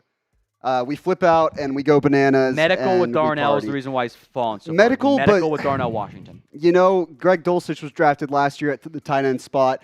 Different regime. Sean Payton has already hinted at a little bit of a different role for him in year 2. And he showed some flashes in year 1. But again, with this new Sean Payton regime, Is the Payton brothers, if you will. Is Russ cooked? This year's going to decide it. Like, if he doesn't have it this year. So here's the thing, was that the Broncos have been linked to kind of digging around Aiden O'Connell in the 3rd round, which I would despise. He looks like, I've said it, he looks like he's in pain when he throws. He's not good. He just went to Purdue. Matthew Pearson, shout out to PD. He just went to Purdue. He's just Sean Payton sees Drew Brees and is like, let's do it. Let's grab it. I'm not so sure about it, but there's no doubt now that this is a very big pick, and we're still waiting on those trade details, the full details. We have them. So 63 and 183, what the Lions are giving up. Broncos give up 68 and 139. So decent jump 63 up on that and one. 183 Yeah. for 68 And what? 139 from that perspective. So still 139 waiting is a 4th, yeah. on the Broncos pick here. Also, I will make note, very funny that Brian Cushing, who announced the Texans pick, it was for a dude named Juice. Because, he took steroids. That's pretty funny there. I had the pick. Oh, no. All right. Looking away. All right. Sam's about to Oh, lose his no. goddamn mind. Oh, no. Number 63 overall. Well, you know how to input it. It's fine. I'll just announce it. It's fine. Pick 63, Marvin Mims out of Oklahoma. Let's go, Boomer! Sam went to I'm buying a Oklahoma. Marvin Mims jersey tonight. It is happening. That is a move. That might mean Cortland Sutton gets traded or Jerry Jeudy. I don't know. But this is clearly kind of insurance, I think, at the wide receiver spot. And they needed that top gear guy, the guy who can run that sub 4.40. Marvin Mims brings that. He's a burner. His hands were a little off this year, but I think in this kind of rookie receiver returner role, he's going to be able to maximize a lot of his touches. Like I said, early punt return value. I think he's competition for Montreal Washington, and he beats Montreal Washington as the Broncos punt returner. 67th overall on my board. I do have better receivers left between Josh Downs, Jalen Hyatt. Yeah, I was going to say all of them have just kind of still been hanging around the board, but This does strike me as a type of Broncos pick here. So Sam will sign off. let's go Broncos. We're back. We're gonna bring Tyler Jones. I don't know why I said Tyler Scott. I was staring at Tyler Scott on my draft notes. That's why I said it there. So Tyler Jones coming on here momentarily. Cowboys, by the way, stay tuned here in a little bit. We'll be going live only on our Cowboys channel in 10, 15 minutes, somewhere in that range, to go in-depth fully on the Luke Schoonmaker pick. Marvin Mims off the board to the Denver Broncos. Oklahoma alum and Broncos fan, Sam Brown. Very excited by that selection. Let's break down the top players left on my board. Darnell Washington. This, of course, came in after, finding out about it. Medical for Darnell. He is my only top 32 player left on the board. I know it's higher on Clark Phillips. That's fine. He's a nickel. Those guys tend to go lower. Linebackers not going early. Drew Sanders, Trenton Simpson, a bit surprised from that perspective. Josh Downs, the wide receiver from North Carolina, slot only but dynamic. Jalen Hyatt, who was a slot receiver as well, out of Tennessee. Go ahead and hit that push for me, Jack. Thank you. Vertical, speedy, but kind of only good as a fast receiver. Bit surprised he's there, though, with other guys like Marvin Mims going before him. Keely Ringo, DeJuan Jones. I do believe there's some concern off the field stuff from that perspective, just in terms of the values there. DeJuan Jones has got some weight issues. Ringo, I think Albreer said entitlement concerns from that perspective. So we're here almost done at the back end of the second round with several good players left on the board, but some chaos here. Now, keep in mind, folks, what's going to happen here in a moment. We are simulcasting right now on the Chat Sports YouTube channel and on the Cowboys YouTube channel. Momentarily, I will be stepping off. Cowboys fans watching on our Cowboys channel, just stay there. We're going to take over a solo Cowboys live stream here in just a little bit, so stay tuned for that. Our Dolphins channel is about to be coming back from that perspective, so stay tuned for that. We're waiting for the next pick here coming in a little bit.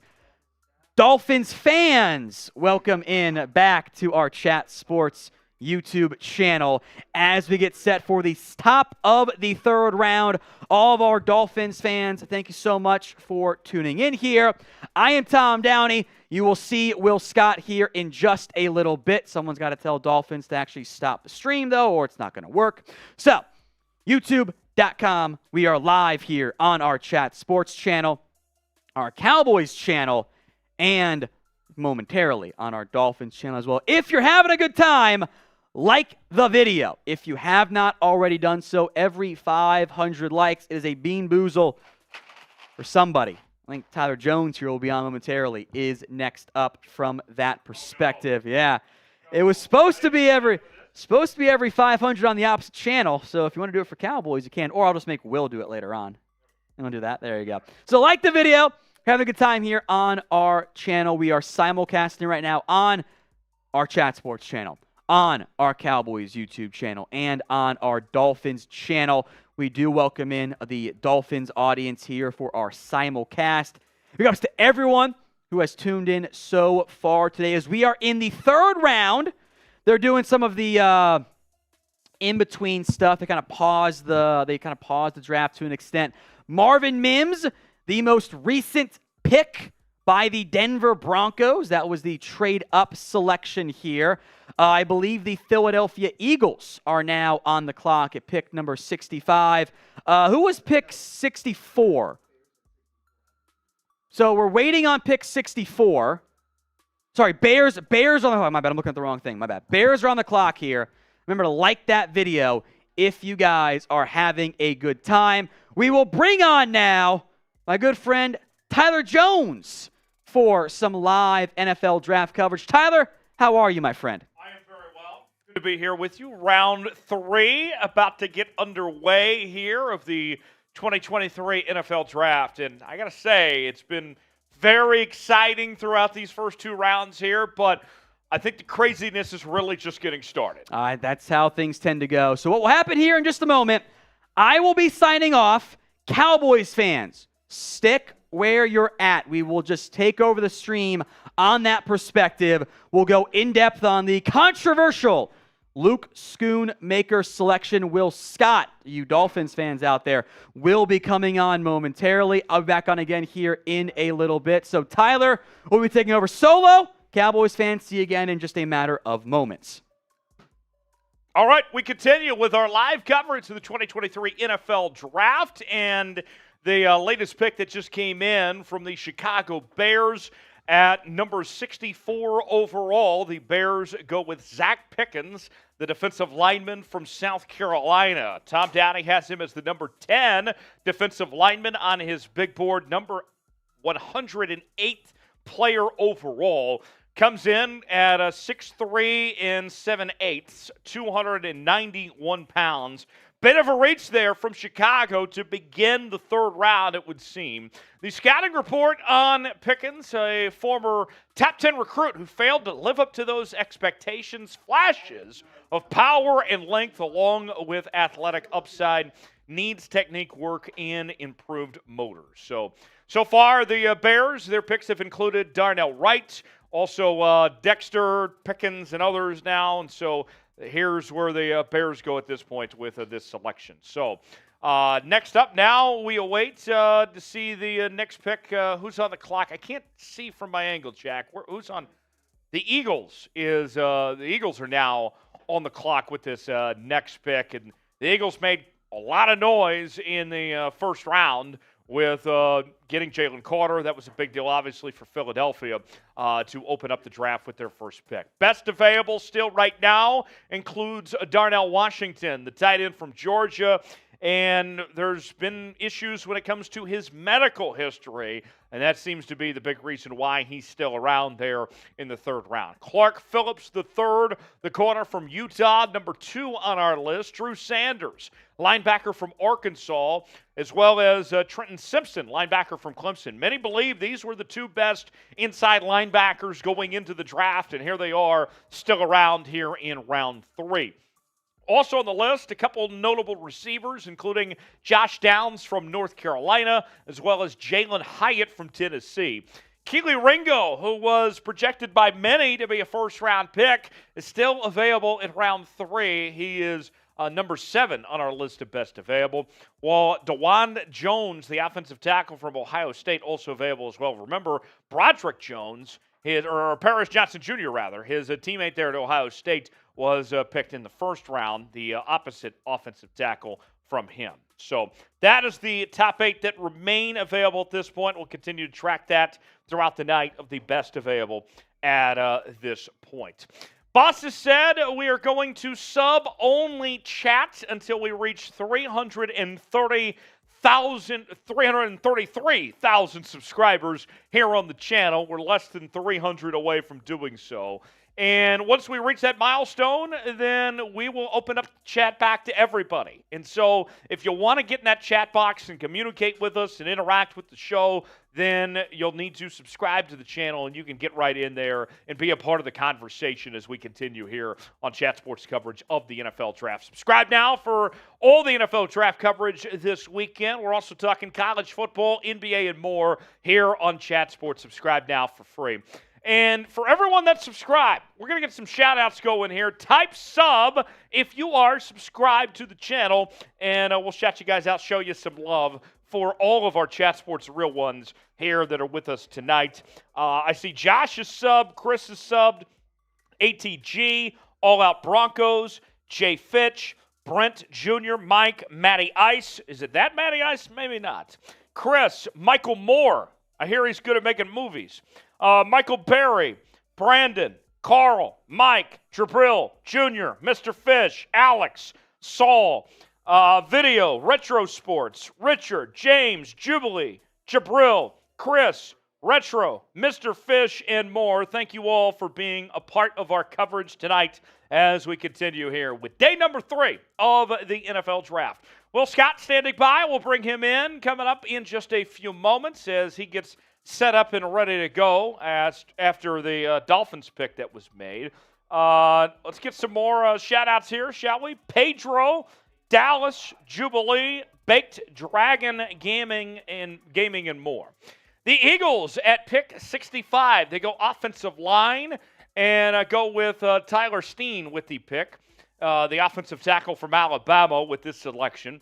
Tom Downey has him as the number 8 offensive tackle on the board, 107th overall best player, coming in at 6'6", 321, a senior, 23 years old from Miami, Florida. The scouting report on Tyler includes a 4-year starter at tackle, but might need to shift to guard in the National Football League. And crazy enough, he's actually played on the other side of the ball as he began as a defensive tackle in the SEC at Vanderbilt, so he's pretty smart if he went to Vandy. Moves well for his size, but has balance issues. So there's the pick from Philly as we will continue now. And Will Scott joins me right now. Will, from where I'm at, I can't see who's on the clock, so you'll have to tell me who's on the clock next. Yes, it looks like the pick is in for Philadelphia. It just did. Excuse me. Sorry. ESPN is behind. That's why you subscribe. So Philly's on the clock again. Philly's on the clock again. Yeah. Philly's on the clock again. So yeah. Well, how are we doing? What do you think of the draft so far? Yeah, the draft has been interesting. It's kind of flying by here, day 2. We knew coming in, Tyler, there was going to be a lot of talents on the board today. I mean, my goodness, Darnell Washington still has not been picked. That's a shock. When you're talking about the last couple picks, which we will break down here in a second, Juice Scruggs went to the Texans. They needed a center. Marvin Mims, wide receiver from Oklahoma. He goes to the Broncos. They needed a receiver. So you're starting to see, some guys that we're expecting maybe to go a little bit earlier get picked here. Well, Tyler Steen's a great pick. Yeah, I think so. I want to circle back to Marvin Mims for a second. Yeah. If we can throw him on screen here. We'll sign off on Cowboys here in about 30 seconds here. But in the meantime, the pick here with Marvin Mims, going to the Denver Broncos out of Oklahoma. I looked at this receiver class, and beyond Jackson Smith and Jigba, Will, I don't think there was any wide receiver ones in this class. And for Marvin Mims, to me, I thought there was great value. I didn't see much difference between him and some of the other top receivers. I was interested to see who's going to go Tank first between him and Tank Dell. We'll talk more about that in a second. We're going to sign off here on our Cowboys. Tom Downey standing by talking about the Cowboys draft. Tyler, I'm with you, man. I'm a big fan of Mims. He had a great season this past year at Oklahoma, over 1,000 yards. I know Sam Brown will say some great things about him as well. He was right up there for me, is one of the top guys who's going to go in round 3. I thought the Texans might have gone receiver when they went with you, Scruggs. I like the Scruggs pick because the Texans desperately needed a center. And the next pick is in, I'm being told. Philadelphia goes back-to-back. Their second pick, they take Sidney Brown, the safety from Illinois. Tom Downey's 5th-ranked safety, 5'9". We're the same height. I'm not in the NFL. He is now. 211 pounds from Ontario, interestingly enough. Here's the scouting report from our draft expert, Tom Downey. Good athlete, ripped frame, plenty of experience in Illinois. Illinois had a good defense this past season, Tyler, and Sidney Brown was a big part of that. Right. Devin Witherspoon was number 5 overall to Seattle, and you looked at that Illinois program. Ryan Walters was their defensive coordinator there, and that defense was so dynamic that Walters ended up getting the head coaching job at Purdue. And think about the players that were in this Illinois program. They weren't highly recruited guys, and yet they were one of the best defenses in college football. Credit to Walters for the development of these guys, and there's a reason why they're being selected here in the draft here. That Illinois defense was, I think, one of the best stories in college football last year. So Sidney Brown, get this, Ty, was a rare 5-year starter. This guy has experience. I think he's pro-ready. He's 23 years old, but he's got 5 years of starting experience at the collegiate level. The Denver Broncos pick is in. We're going to get to that momentarily. The Broncos' second pick of this draft. They just went Marvin Mims. Quick prediction. Who are they going with here? It is Drew Sanders, linebacker from Arkansas. I was trying to get you to predict here, but that's okay. I already knew. That's so okay. And I love this pick for Denver. Sam Brown, Broncos fan, should be very happy with this selection. A lot of value for third round. I thought he might go late 1. I really did. And he goes here in the 3rd round. This is an outstanding selection. Sean Payton going to be very happy with this. Broncos having a good draft. How about the Broncos? We talked about the Texans and the Eagles winning last night. I think the Broncos have won tonight thus far. I think the Broncos have made the most of their picks that they have. And this is a team that is desperate to make some noise there in the AFC West. They're playing behind Kansas City and some of these other teams there in that division. Russell Wilson, of course, coming off a disappointing year last year. Drew Sanders, to me, this is a very good value find in the 3rd round. Great frame and size, huge breakout, unanimous All-American, and still raw kind of in coverage in overall tackling there. Pick is in, rather. Detroit. The pick is in for the Lions, and it is Hendon Hooker. He is finally off the board here in the 3rd round. We thought Detroit might go QB in round 1. They don't. We thought they might go QB in round 2. They did not. But here they are, taking maybe their new franchise quarterback, maybe not this next year, but in years to come, with Hendon Hooker out of Tennessee. Now, I know that some people out there are going to say with Hendon Hooker, wow, he slid all the way to the 3rd round. When we began the draft process, Hendon Hooker was graded around a third or fourth round pick. He's 25 years old. He's coming off a torn ACL. He won't be able to play probably all of next year. And he played in a Mickey Mouse offense at Tennessee. So this feels right for Hendon Hooker to be a third-round selection by Detroit. I'm okay with Detroit waiting to the third round to get Hendon Hooker here. The numbers were spectacular. He would have been the Heisman Trophy winner had he not been hurt in that South Carolina game. They were on their way to the college football playoff. Hendon Hooker, perfectly fine as a third-round pick. Yeah. This is where he should have been picked to begin with. I didn't love the value with Hooker in round 1, but in round 3, great value and a great fit in Detroit because he's not going to have much pressure going in this next year. He's going to be able to sit a year, learn under Jared Goff, and then maybe a quarterback competition before the 2024 season is what we will see in Detroit. Let me say this, Tyler. Detroit had some questionable picks yesterday. Today, they have knocked it out of the flipping park with some of their picks today. They have. Detroit has done a really good job with this pick. We got a trade here for the very nice pick of 69, and let us know, will Hendon Hooker start in 2024? As we are seeing that the Texans are now on the clock, Will, with this pick. It is going to be for a wide receiver. I can just about promise you that. This is the pin poll. I can't hear you, Jack. Can you turn me up in my ear? Thanks. All right, we appreciate you, Jack. Will the Hendon Hooker start in 2024? 74% of you say no so far. Continue to get your votes in. But trade alert. Will, Houston traded for the most important pick of the draft at pick number 69. Well, yeah, they made that trade. They made the nice. They're about to make the nicest pick. That's bigger than the Will Anderson trade, quite frankly.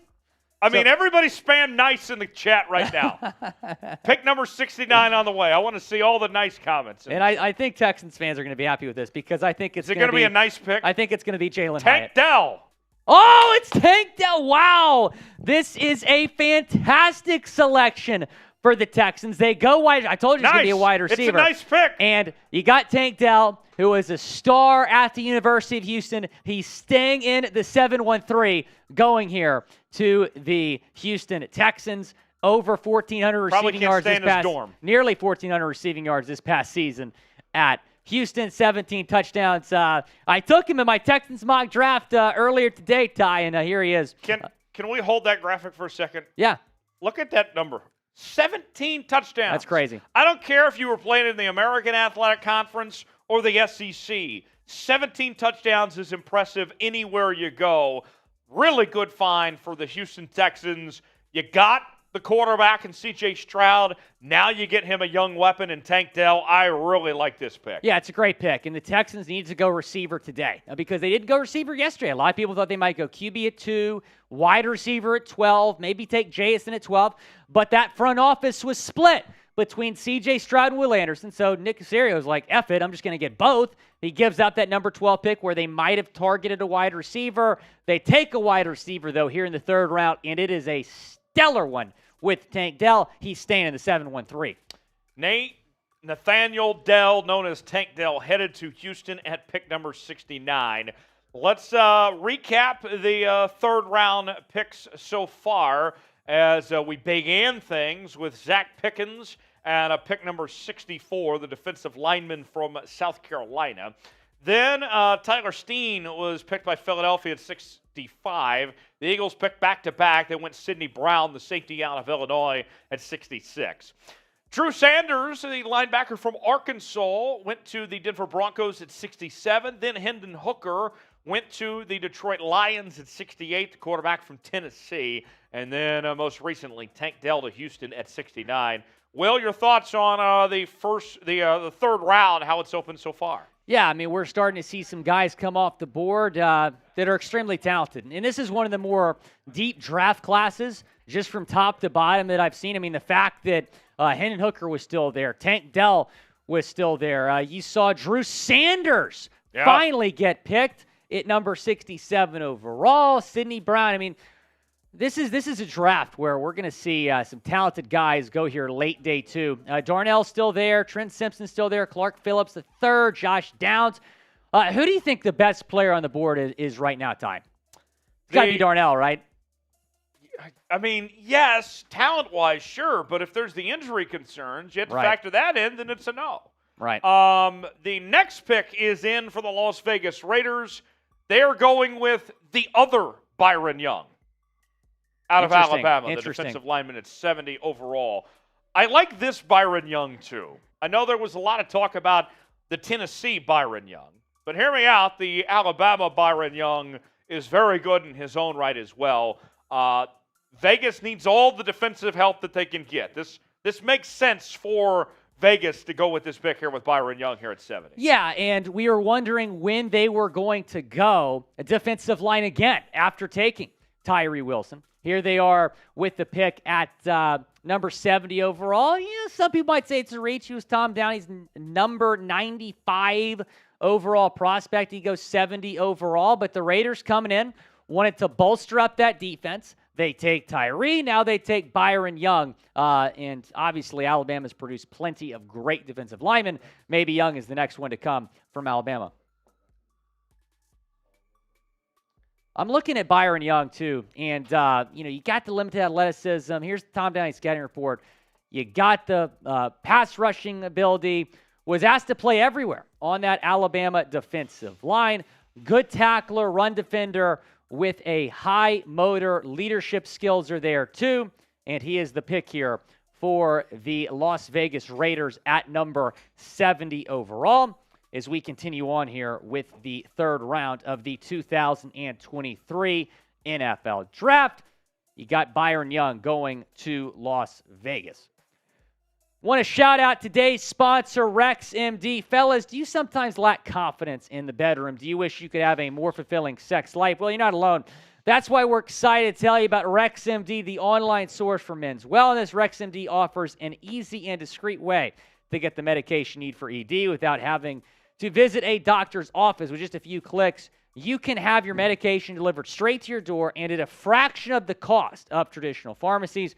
Rex MD's team of licensed physicians will work with you to find the right treatment plan, and their medication is made in the USA, so you can trust its quality. Plus, their customer support team is available 24/7 to answer any questions or concerns that you may have. So if you're ready to take control of your sex life and say goodbye to ED, head on over to rexmd.com/chat. Start your consultation today. Take advantage of their best deal they've ever offered and save up to 90% off. And only pay $2 per dosage with our exclusive link. Go to rexmd.com/chat for this limited time deal. Starter packs of Genera, Viagra, or Cialis are now available for our listeners to get started. That's rexmd.com/chat, 90% off. That link is in the live chat right now. The pick is in for the New Orleans Saints. It is Kendre Miller. We thought they might go running back. I know Trace Gerard, our Saints host here at Chat Sports, he wanted Tyjae Spears. But Miller is a heck of a player, Ty. He is, and he is a very good receiving back as well.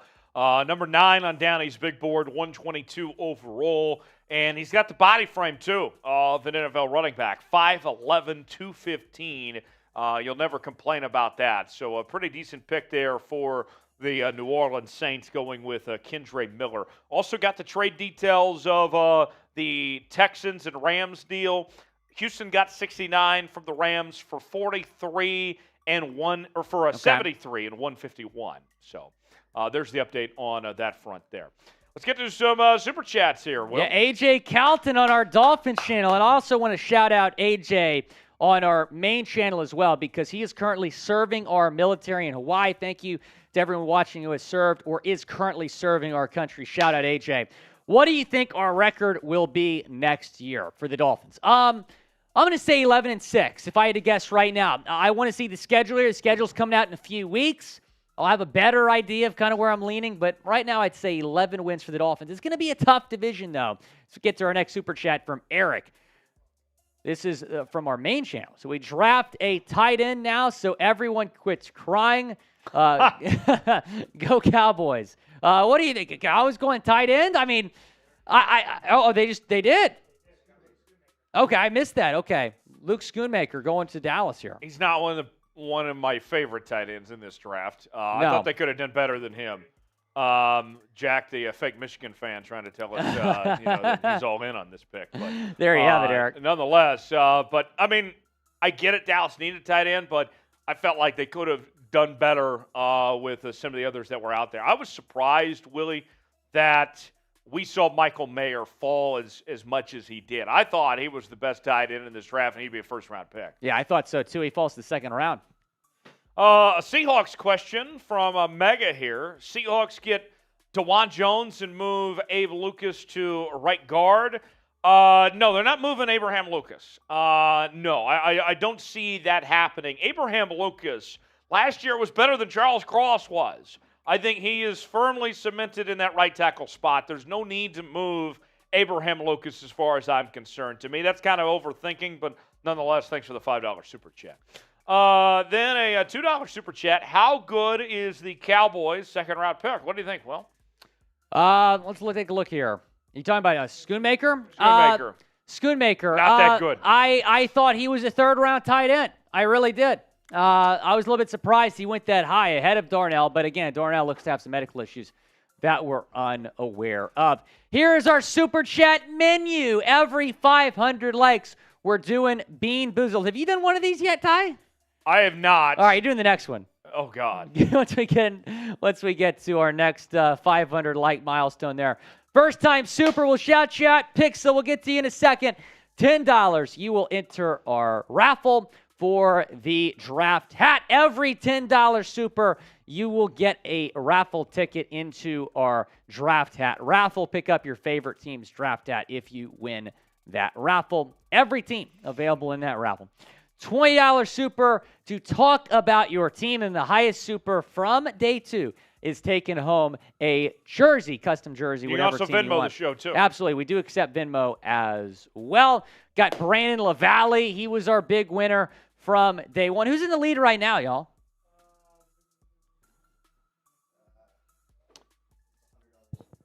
So I'm being told that a $100 super chat is in the lead right now. Okay. So a $101 super chat would put you over the top there and take over in our jersey giveaway. Totally not the FBI. That's right. I remember that. Well, I know that you're an LSU alum, but Yes. Syracuse, you're a fan of, one of their guys That's correct. is headed to the Arizona Cardinals. Oh, is that right? That'd be Garrett Wilson. Oh, Or wow. Garrett Williams, Garrett I mean. Williams. We'll get to that pick here in a second. Garrett Williams being selected here by the Arizona Cardinals at pick number 72 overall. Now, he did suffer a knee injury at Syracuse this past season. This was a guy that before the injury was probably going to be a first-round pick, but he tore his ACL. That probably pushed him back to the third round. But this is a special talent. Had 27 career pass breakups at Syracuse. 3-year starter, was a lockdown corner for the Orange. Really like this pick for Arizona. Yeah, and this is an Arizona team that is in complete rebuild mode. They need all the pieces they can get. And for a guy that's coming off that injury, I think that this is a team that can buy time of some sorts. This is fine for Arizona here. Shout out your favorite team. We'll talk about the first one we see, so go down in the comments, shout your favorite team. And then we'll give you all a few seconds. I'm going to count down from 5. All Tyler, right. are you ready? All right, I'm ready as I'll ever be. 5, 4, 3, 2, 1. The Browns. The Browns, okay. Now, the Browns are in an interesting spot. They have not made a pick yet. So it's kind of hard to talk about them, but they're about to be on the clock. They pick 74th overall here. They also pick 98th overall. So 2 picks coming up here for Cleveland. They also have 2 4th-round picks, and they have 2 5th-round picks. So interestingly enough, they still have a lot of picks in Trade this alert. draft. Oh, we have a trade. The Giants have traded up to number 73 overall. They have traded up with the Rams. So what are you thinking here for the Giants? So the Rams already traded down once, and they continue to trade down. No, because they need all the picks they can get. Right. They don't have any They picks. trade down to 89 and 128 for the Giants moving up with this selection. I here. think it's So- got to be for a receiver. It's got to be for a receiver. They took Deontay Banks. They took John Michael Smith's. I know Marshall Green was having a party after the John Michael Smith's pick because they needed a center. He's the best center in this class. They got him at number 57 overall. I thought he was going to go a lot earlier than that. I think they're going to take a wide receiver here, probably Downs or Hyatt. If they're trading up, I think it's going to be for a receiver.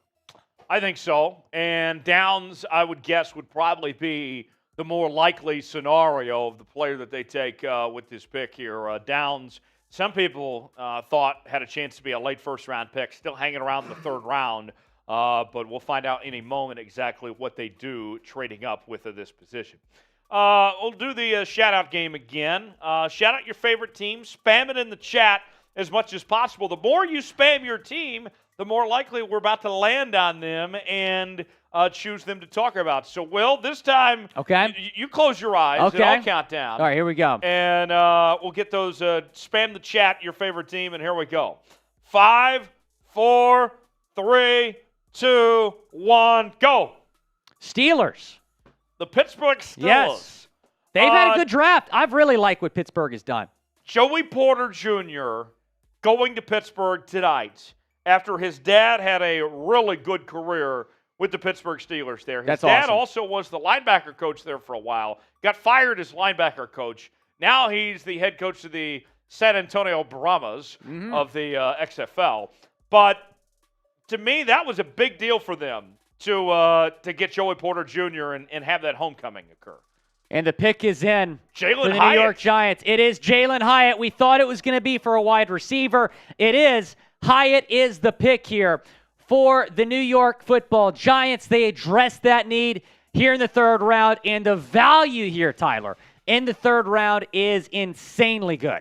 It is. Jalen Hyatt was a guy that was talked about potentially going at the end of the first round. And here's a guy that had close to 1,300 yards, 15 touchdowns, and he is a deep threat. This is a guy that you're going to be able to get the deep ball to. And, you know, he won the Blitnikoff this past year. Top true burner potential, great combination of speed and ball skills.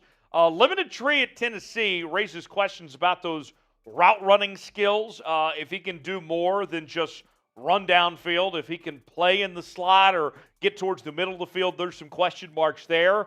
But overall, when you talk about the value, and that's what you're looking for when we get to the third round and beyond, is trying to find those value picks. This is good value here for the New York Football Giants with this selection, a team that made the playoffs last season and is trying to get there once again. Once we get to 2,500 likes, Tyler is getting Bean Boozled for the first time. Let's get to 2,500 This is going against my will. I did not sign up for this. We need less than 100 likes, and we have over 3,100 people watching right now. We should get there instantly. Let's get there right now. Let's get to 2,500 likes. I did not sign up for this. Yes, you did. You signed up by putting that headset on. I've been voluntold. Here it is. We're 20 away. 25 more. 20 away. 25. Let's get there right now. Let's get there right now. Oh, man, I'm nervous about this. Here we go. Oh, hold on. I get to pick. No. Right? Yeah, I get to pick. What? Oh. This wait. one. Hold on. So I got to eat it after he's touched it with his fingers? Boo-hoo. That's gross. I don't know where Will's fingers have been. That's a valid point. They've been in this studio. What are his options? Okay, wait, hold on. Don't eat it yet. It's either dirty dishwasher or birthday cake. Dirty dishwasher or birthday cake. All right, here we go. One bite. Everyone knows the rules. Oh. That's dirty dishwasher. Got him. Bang. I expected that to be a lot worse, actually, to be honest. I had, what did I have earlier? I had booger earlier. It was brutal. And we got the Browns on the clock right now. Cleveland Cedric Tillman. Cedric Tillman is the pick here for Cleveland. It is their first pick in this NFL draft. They go with Tillman. We're going to break down the pick. Browns fans were very patient here. Very patient. Our Browns host is a Tennessee alum, so I'm pretty sure he's going to be excited about he'll be thrilled getting Cedric Tillman there in Cleveland. He'll be absolutely thrilled about this. He had an interesting final year at Tennessee because he did miss 6 games with an ankle injury. Ended up getting tightrope ankle surgery, maybe a reason he fell here to the third round. But you look at that 2021 season he had, 12 touchdowns, over 1,000 receiving yards. That's where we really saw his NFL potential. He decides to come back, actually, for a 5th year at Tennessee. Was a part of that Tennessee team that was really good this past year. Again, he didn't finish the season because of that ankle surgery, but 3 touchdowns in his 2022 campaign. He is now on his way to Cleveland. What do you think? I like the pick for Cleveland. They needed some help at receiver. Cedric Tillman, very talented. If he can get healthy again, watch out. I think that this is a good find there for Cleveland and to finally get this draft started. So to recap the third-round picks, Zach Pickens got things started at 64 overall to the Bears, the defensive lineman from South Carolina. Then at 65, Tyler Steen, the offensive tackle from Alabama, goes to Philly. Philly picked back-to-back. They went Sidney Brown, the safety from Illinois, at 66. Drew Sanders, the linebacker from Arkansas, went to the Denver Broncos at 67 overall, and he was the number 1 linebacker in this class, according to our own Tom Downey. Hendon Hooker, quarterback from Tennessee, he is off the board to Detroit at 68. Fun fact, he is only 3 years younger than Jared Goff. Then at 69, Tank Dell with the very nice pick to the Houston Texans. The wide receiver out of Houston stays in H-Town. Byron Young, the Alabama Byron Young, not the Tennessee one, heads to the Las Vegas Raiders on the defensive line. They needed all the help they could get on that D-line there in Vegas. Kentre Miller goes to the New Orleans Saints. The running back from TCU helped take the Horned Frogs to the College Football Playoff National Championship game. Garrett Williams, corner from Syracuse, did have an injury there at Syracuse, but this Arizona team overlooked that. They feel pretty good about him nonetheless as they took him at 72 overall. And then the last 2 selections, back-to-back wide receivers from the University of Tennessee Volunteers, Jalen Hyatt and Cedric Tillman. Hyatt going to the Giants at 73 and Tillman going to the Browns at 74. Some super chats to catch up on. I'll be honest, Will, I don't know the currency here. Euro? It's got to be Euro. It's got to be Euro. Crew, we appreciate you, though, man. Isn't the Euro worth more than the American dollar? I think so. Maybe. Okay, thank you for that. Tomahawk Noel, where do y'all have Jamie Robinson? What do you think, Will? Jamie Robinson. Hey, Mr. Robinson. Jamie Robinson, I'd say he's a top 10 safety in this class out of Florida State. I think he's going early tomorrow. I don't think he's going today. But he'll be picked very early tomorrow. Yeah, that's what I think. I'll say this, the value tomorrow with him will be really good. But Jordan Battle's still on the board. I don't think he's getting picked before Jordan Battle. Yeah, I think you're right about that. $2 super chat. CJ Gutierrez. We appreciate our Dolphins fans watching. We're still simulcasting. Dolphins picking here in 10 picks. Fans. Okay, this is interesting. People have been tweeting me about this. Dalvin Cook just went live with Dolphins draft pick Cam Smith. Is Dalvin Cook a Dolphin? Very well could happen. He might get traded tomorrow. Scotty B, Darnell or DeWan? Darnell Washington no matter what. In fact, if you're watching on our Dolphins live stream, go and retweet my last tweet. Go and retweet my last tweet, and I'll shout you out here later on. Isaiah Bell, $2. We appreciate Isaiah Bell.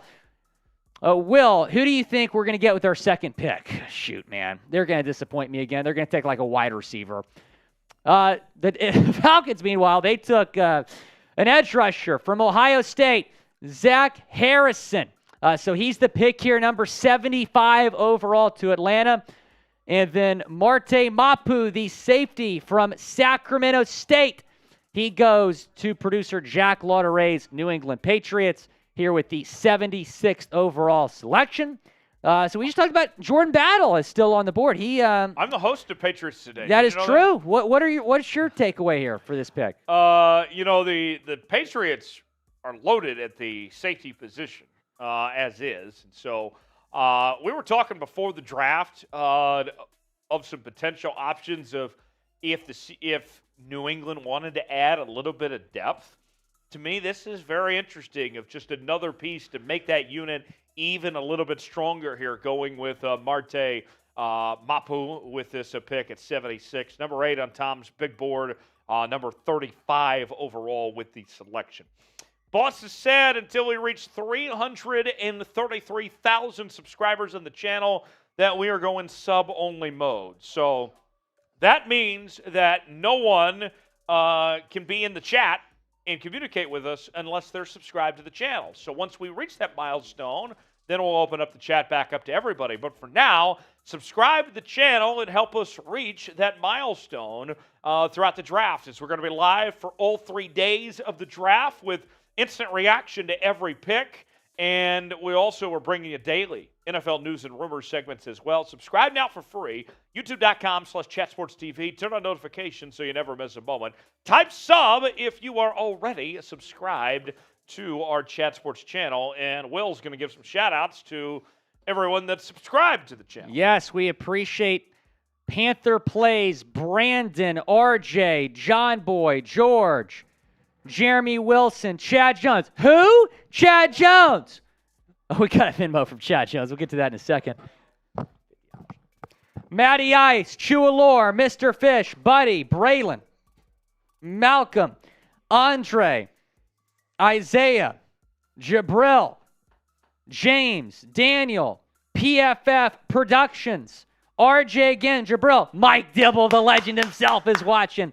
Gaming Wizard, Jermaine Rivera, Brian Perry, Michael James, Art, Yeats, PFF Productions, Edward Carter. Let's get to 333,000 subscribers here on the channel as the Rams are on the clock at number 77 overall. Tyler, what's been the biggest steal of day 2, you think, thus far? The biggest steal far. I think it's the Michael Mayer selection. I really thought he was going to be a first-round pick. To me, that was a very good job there. I'm going to say Drew Sanders. Drew Sanders, yeah, that's good value there too.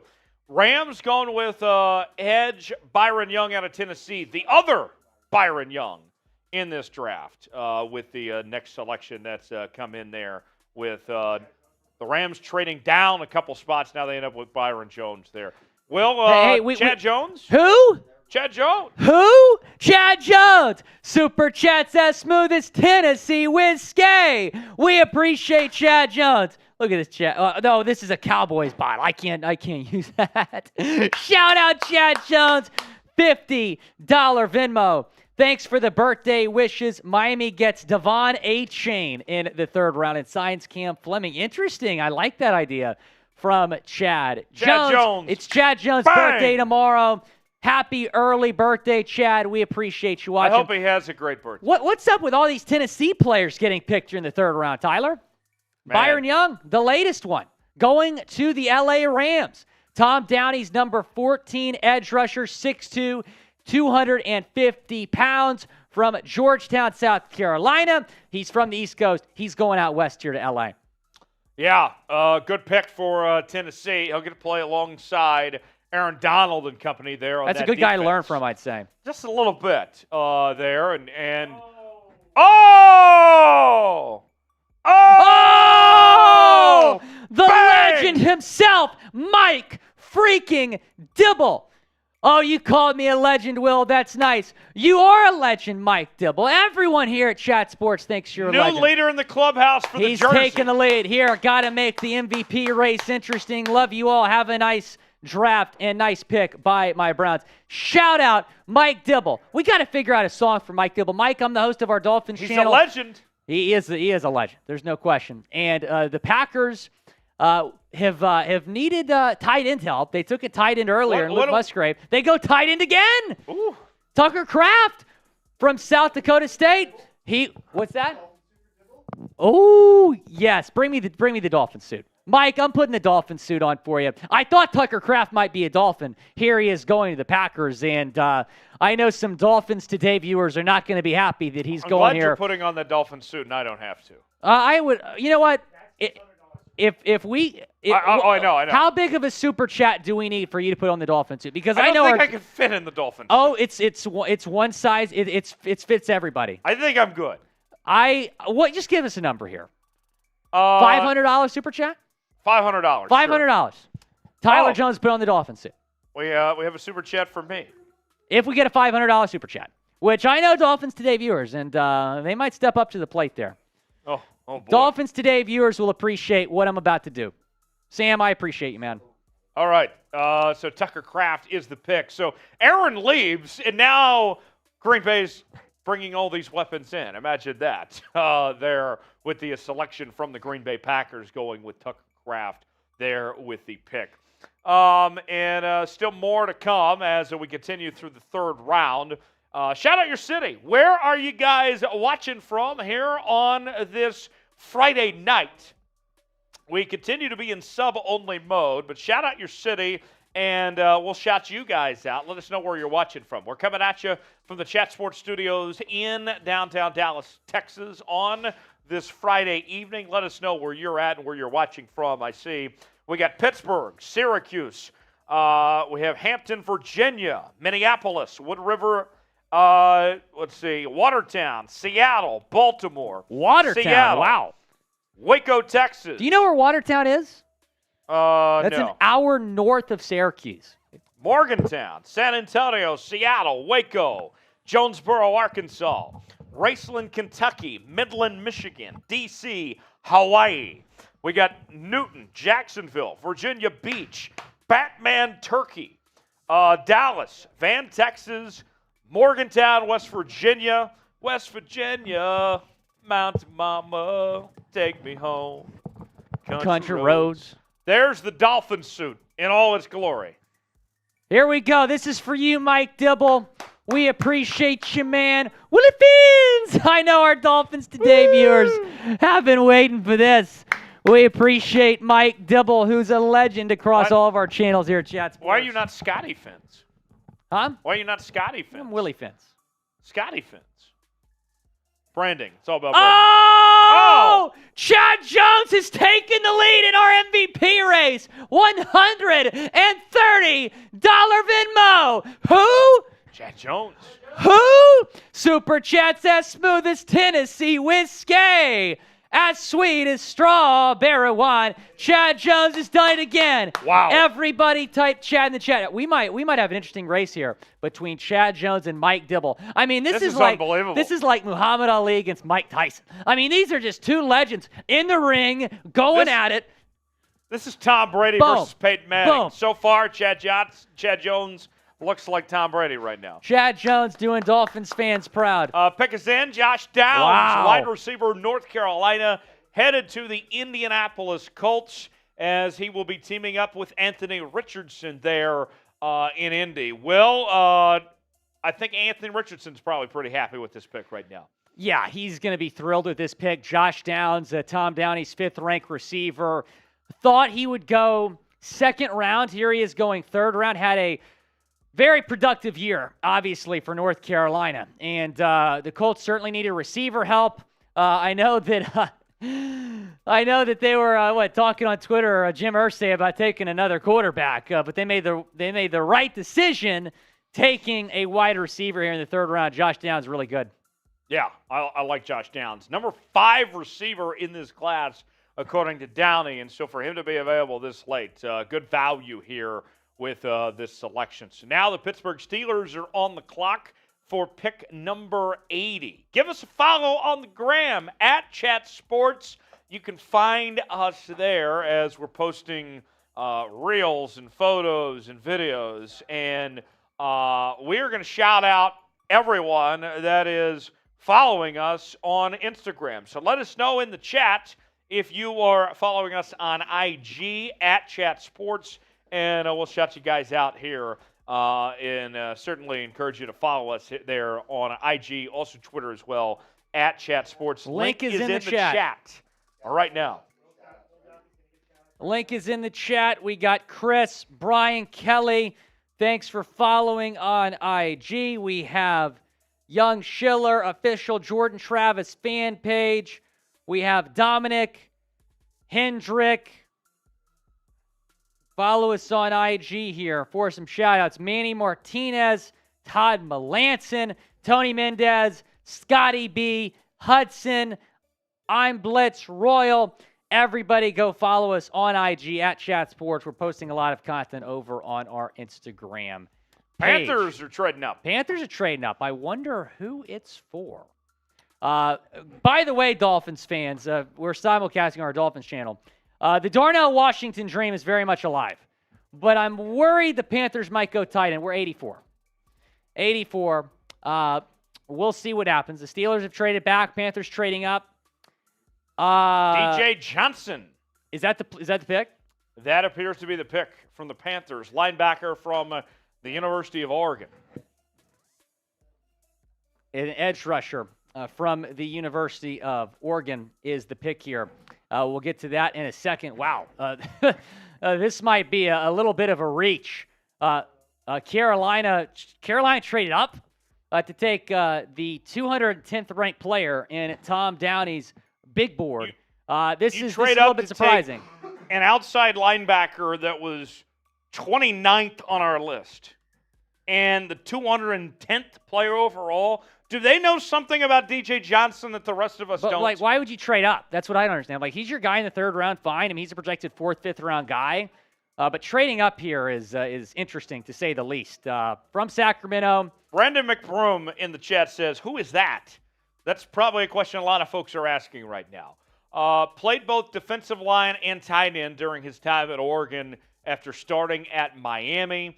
Gifted athlete, tested like a 2, still a very raw prospect with very little college production in tackling issues. So there's the pick from the Panthers, going with outside linebacker DJ Johnson from Oregon with the pick here at 80th overall, the selection there. So next up on the clock will be the Tennessee Titans. DJ Johnson, by the way, 6 years out of Oregon. This past season was his best. 6 sacks, 8.5 tackles for loss. Honorable mention all Pac-12. Led the Ducks in sacks. Here are the trade details.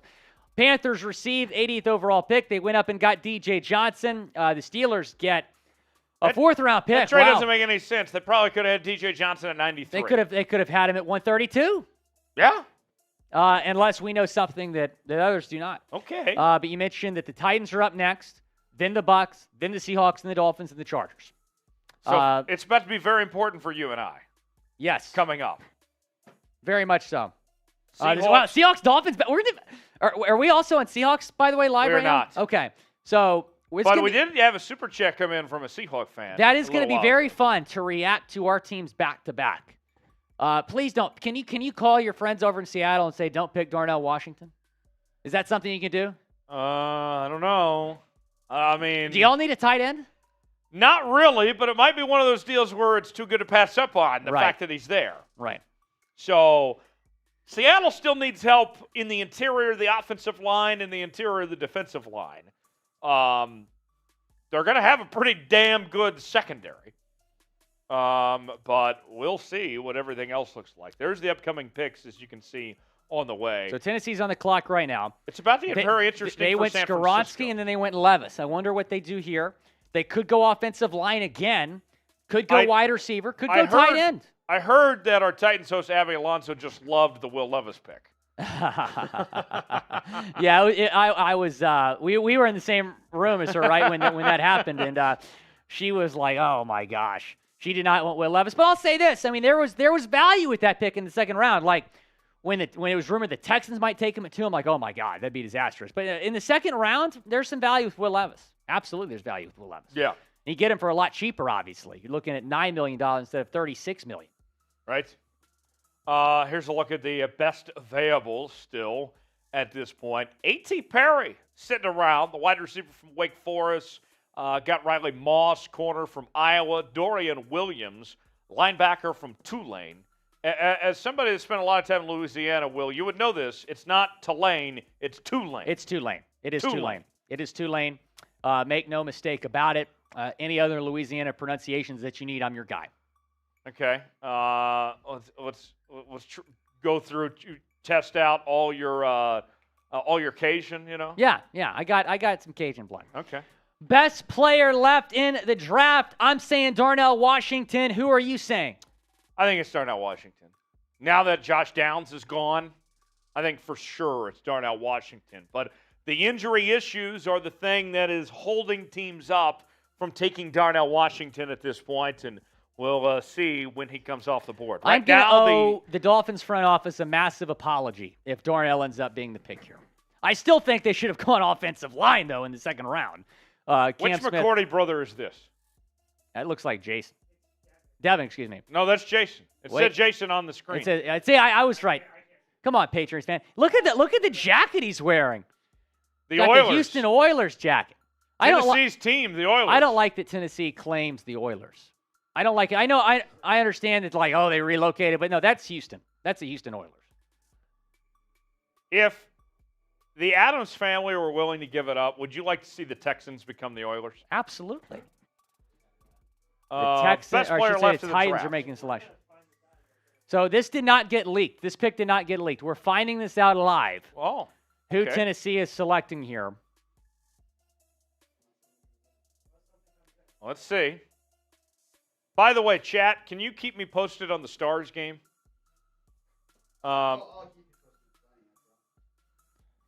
Dallas Stars. Okay. Well, waiting and seeing who this pick is. Jason is really stalling here. Let's get on with this, Jason. Come on. Is this the McCourty brother that's on Good Morning Football?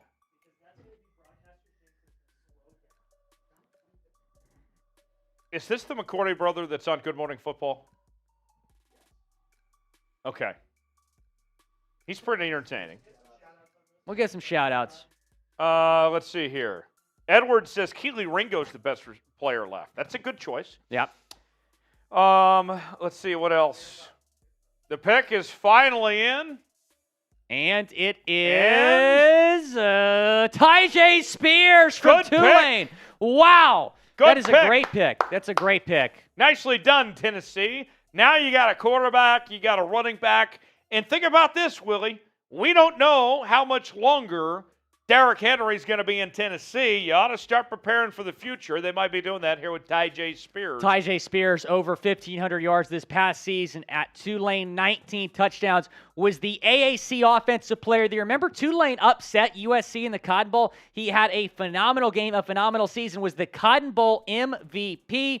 Again, I really like this pick for Tennessee. And like you said, they could be preparing for life after King Henry. And he had a very nice 6.9 yard per average That's very nice. total there at Tulane. 256 receiving yards as well. So we got the Bucs coming up, and then Seattle on deck after that with the picks that are ahead here. So we'll see what the Buccaneers and the Seahawks do. The Bucs in the post-Tom Brady era. Baker Mayfield likely going to be their starter next year. They already started the draft with Kalijah Cansey and then Cody Mock from North Dakota State with that number 2 pick. And now let's see what they do with this next selection Very fast here. at 82.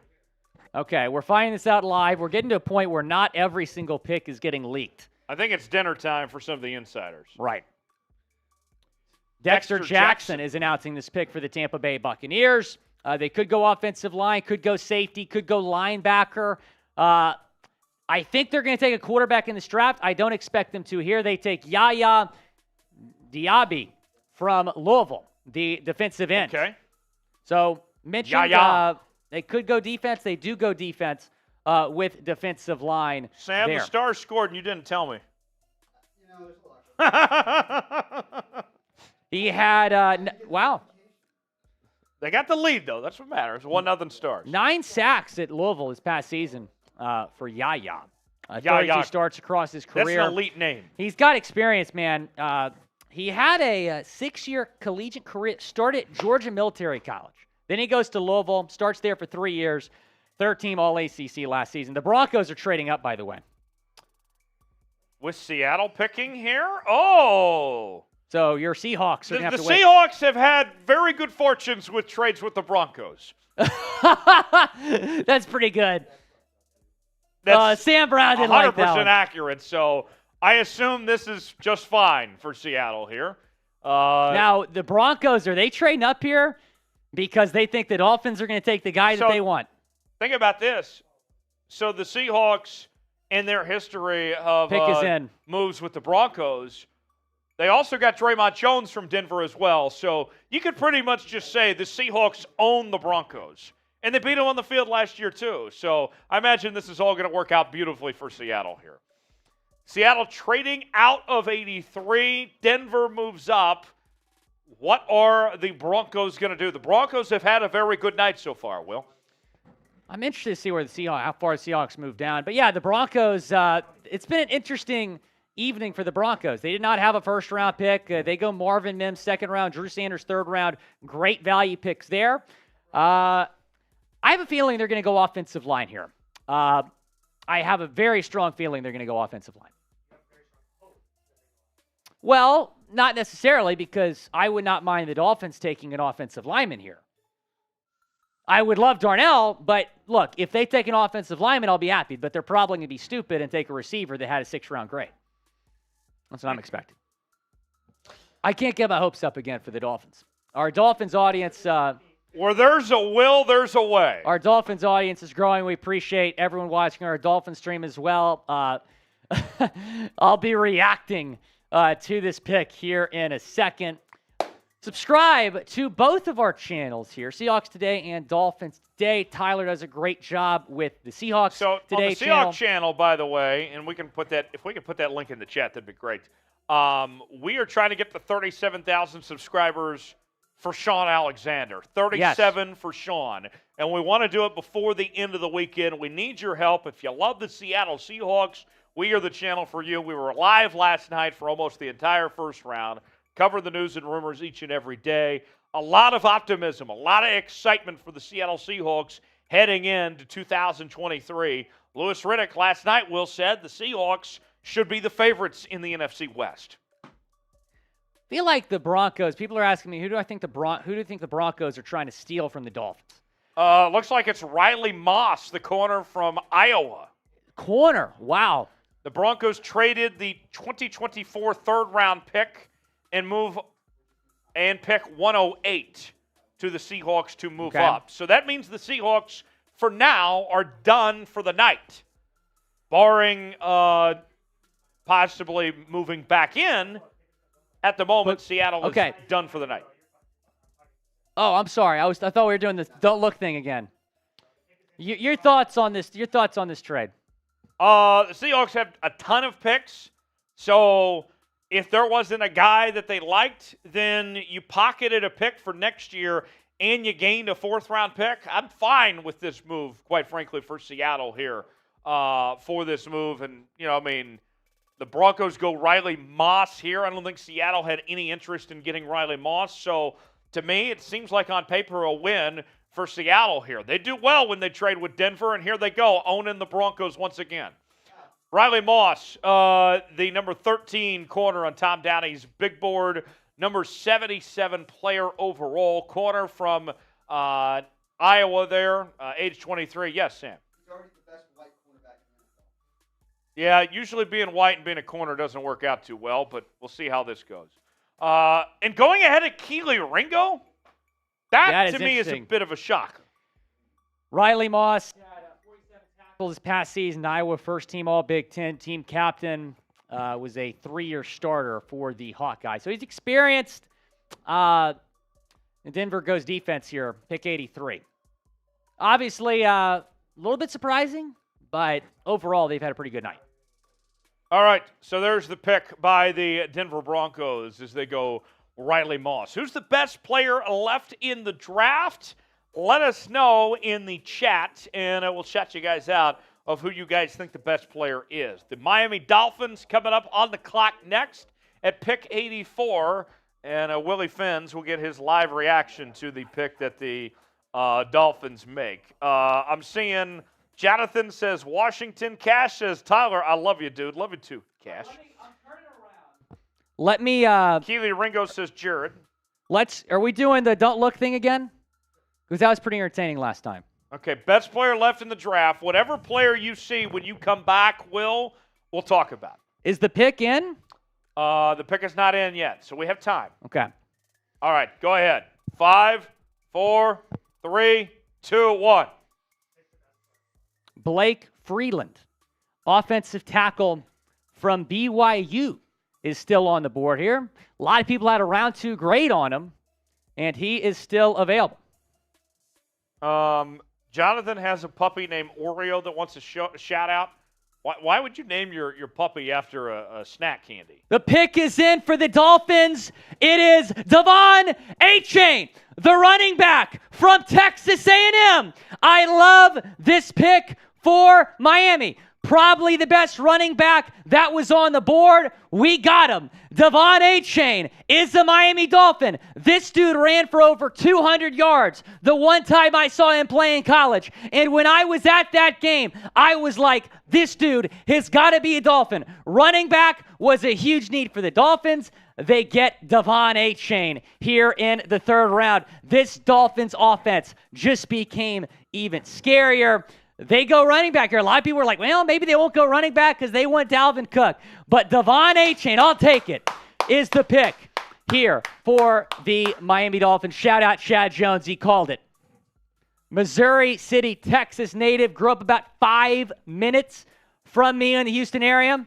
And now he is Miami bound. I really like this pick. Look, I'm just happy that the Dolphins addressed a need. Would I have loved offensive line here? Sure. Would I have loved Darnell Washington? Sure. But Darnell has fallen here. There might be some probably is some medical things that we don't know about. But Devon Achane is the pick here for the Dolphins, someone we talked about on Dolphins Today as a potential pick. I do like this pick for Miami. I like it a lot better than their first pick in this draft, Tyler. Devon Achane, this was a guy that in the draft process early on was talked about as potentially being the number 2 running back in this class behind Bijan Robinson. He started to slip a little bit, ultimately ends up in the third round here. You're looking at a guy that was an all-SEC performer, an all-purpose type back here, very explosive, does a lot of things well. What do you think, Will? Grade the pick. I'm giving it a B+. I will say, in all likelihood, this ends the Dalvin Cook to Miami rumors. I do not think that Dalvin Cook is going to be a Dolphin anymore, so I'm a little bit disappointed about that. But at the same time, though, you get Achane, who's an absolute stud, and is going to be a lot cheaper than Dalvin Cook. And the Dolphins needed a lot of help when it came to their running back room. Yeah. The Dolphins re-signed all 4 of their running backs in free agency, which was a surprise because they had the 27th ranked rushing offense this past year. Next pick is in, and it is Diane Henley to the Los Angeles Chargers. He stays out west, goes from Washington State to Los Angeles. Yes, and this is one of the better inside linebackers in this draft. Downey's got him number 4 and the number 53 player overall. Started at Nevada as a wide receiver, then moved to defensive back before playing linebacker. He's done everything. Great athlete who can tackle and cover. Raw processor who doesn't always read the play well and needs to work in zone coverage. So, Will, we're about to sign off for Dolphins, right? Yes, we're signing off on our Dolphins stream right now. Appreciate everyone who joined us on Dolphins Today.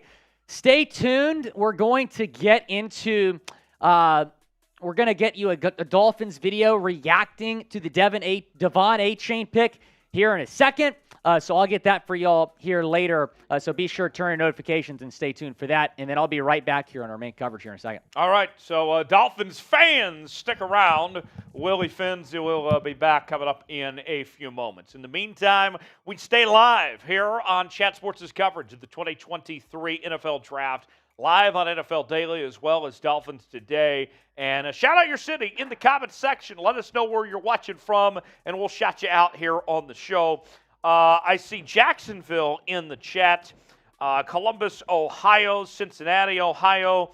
Knoxville, Tennessee. Southgate, Frankfort, Kentucky. Columbus, Ohio. Southgate, California. Jamestown, Cincinnati. Columbus, Ohio. Phoenix. Tacoma, Washington. Got Edelberg, Maryland, Pennsylvania, South Carolina, Scottsbluff, Nebraska, Pittsburgh, Kansas City, Missouri, Tacoma, Washington, Dallas, Parkland, Florida, Seattle, Washington, and more. We are trying to get to 3,000 likes on the stream. We're currently at around 2,600 likes right now. And when Will gets back here, we will get him bean boozled I'll get my revenge. Last time I had to eat a bean that tasted like something that went through the dishwasher that wasn't clean. It was just nasty. If we get to 3,000, I'll get my revenge on Will. So please smash that like button, give it a little tickle, and let's get Will some revenge there on that like button there. The Ravens make a pick. I'll probably have to make a cut on this here soon. Trenton Simpson, linebacker from Clemson. Arguably the best linebacker in this draft. Number 41 overall player, slips all the way to 86 to Baltimore. This was the first pick that they've made since the first round was Zay Flowers. Now they go Trenton Simpson here. And I find it interesting with these first two picks from the Ravens, there was a big need at corner to find a replacement for Marcus Peters, and yet they haven't picked a corner just yet. Could have had Keely Ringo right now. Instead, they go Trenton Simpson. Really good athlete with range and the ability to take on blockers in the run game. Tested very well as expected at the combine. Doesn't always have the best instincts, which shows up in zone coverage. So there is the pick. Trenton Simpson headed to the Baltimore Ravens. The Ravens got some big news yesterday with Lamar Jackson signing a record-breaking contract extension, making him the highest-paid player in the league. Now they've had a pretty decent draft so far to this point and gotten a lot of help at the wide receiver spot. Trade alerts.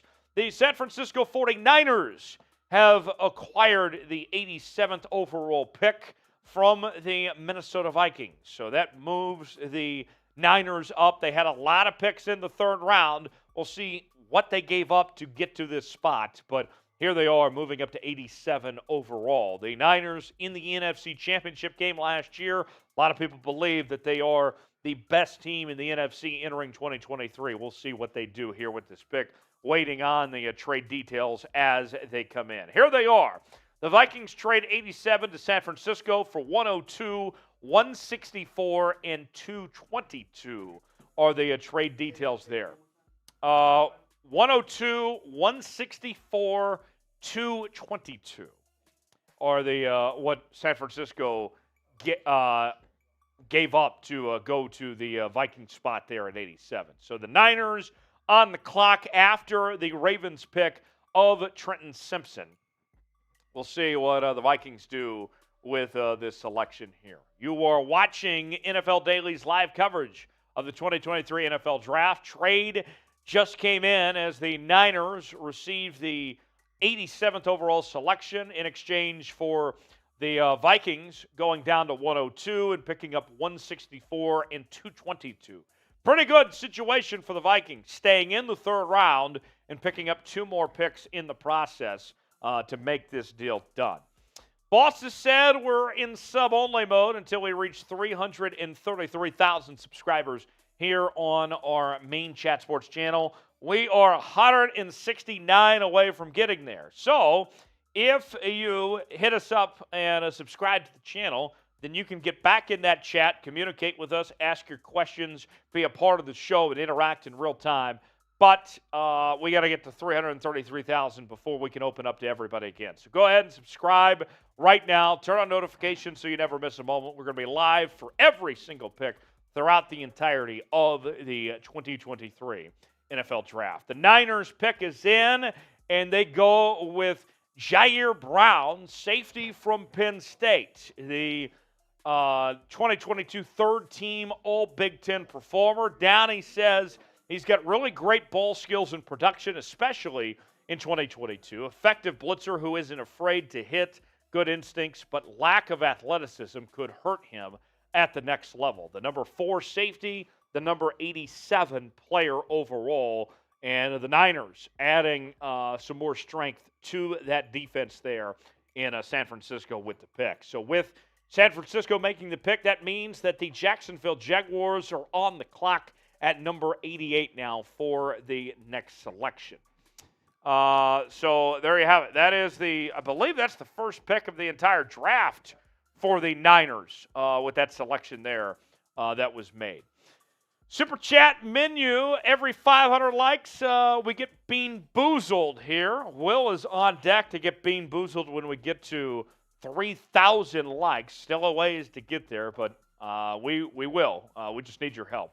First time Super Chatter. If you've never Super Chatted the show, you'll get a shout out if you Super Chat for the very first time. $10, you're entered in our raffle where we are giving away NFL draft hats, the same draft hats that you've seen your favorite NFL players wearing on stage and holding their jersey and everything. They're getting these hats. So you can represent your favorite team and get these brand new hats that the pros are wearing themselves. Enter the raffle, and you get to pick the team and the hat you want if you were to win the raffle that we'll do coming up later on. $20 Super Chat, we'll talk about your team. And the highest Super Chat or Venmo, you then are the MVP. What's the Venmo we're using for Maine here? What's the Venmo we're using for Maine? Okay.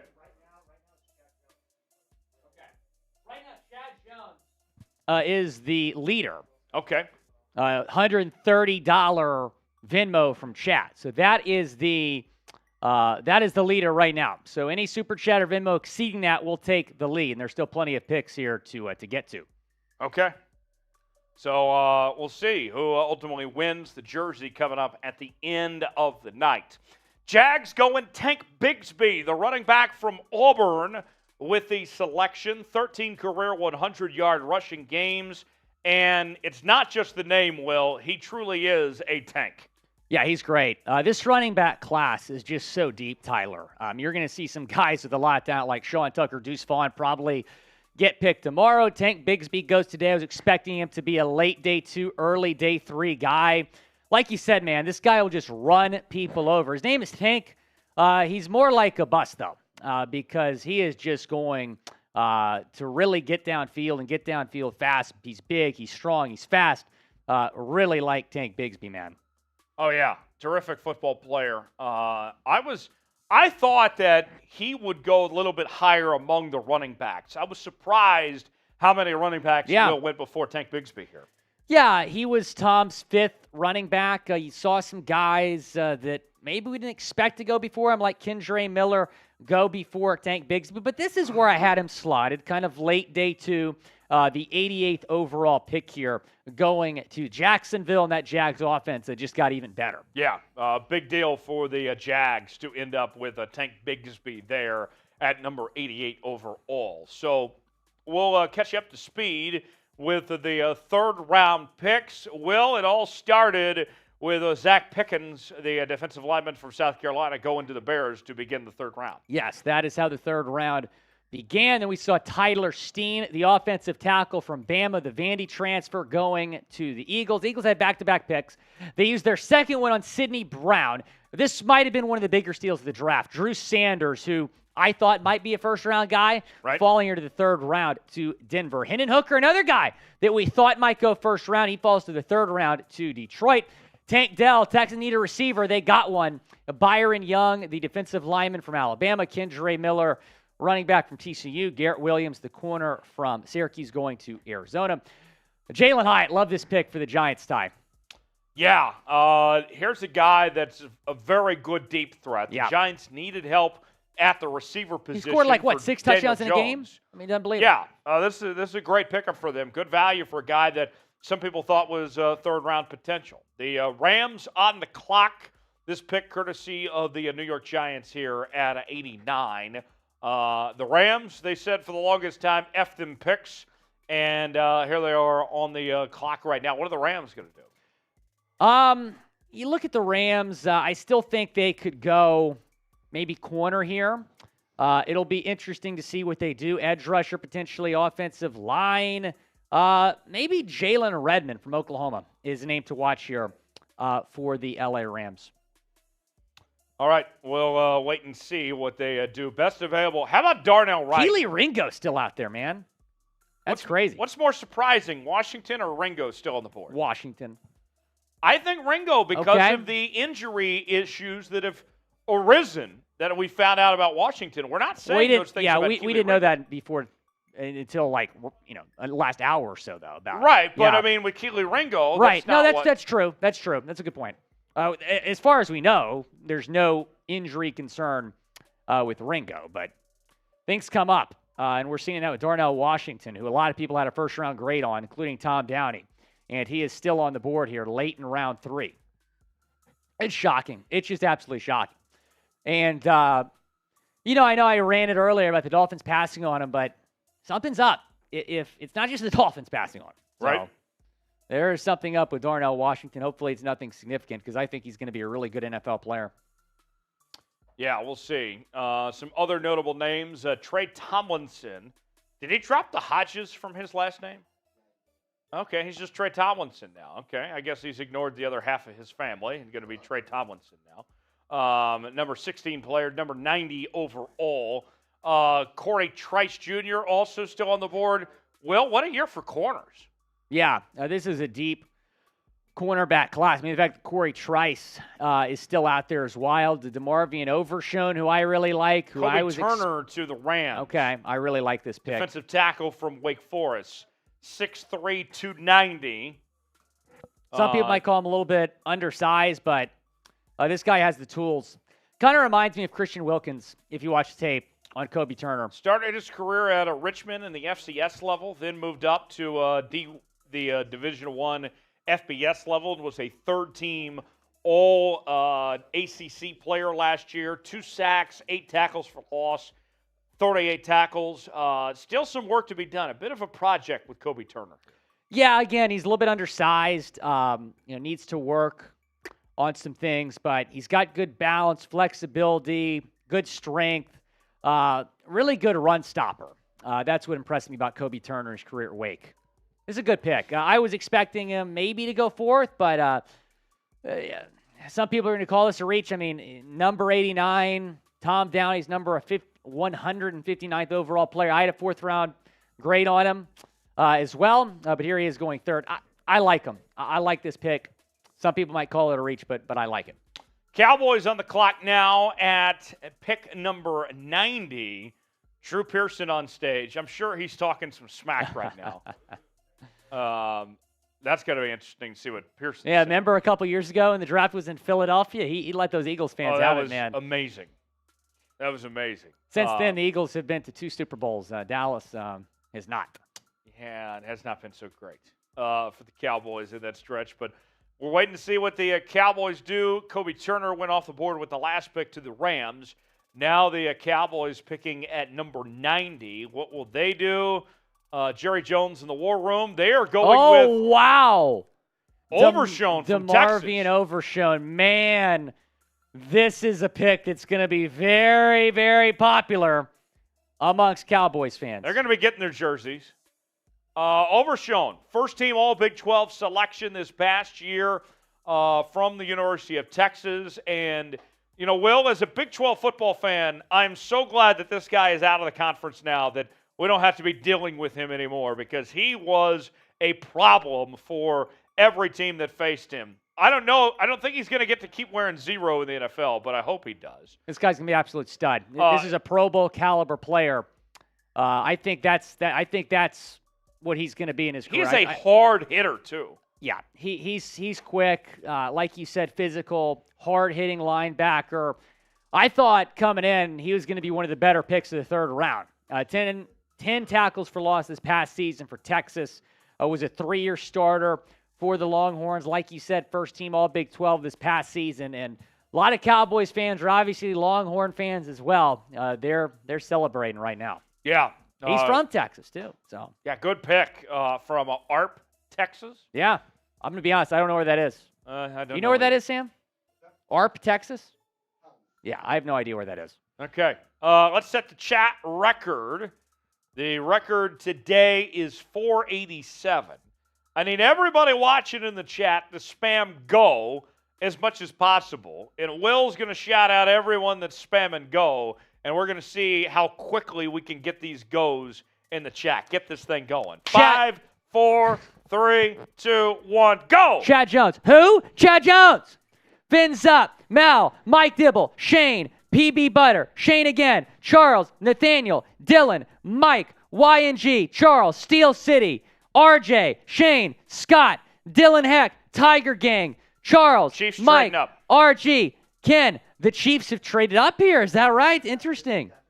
After the Buffalo Bills. Josh Richards introducing the Buffalo Dorian Bills. Williams from Tulane.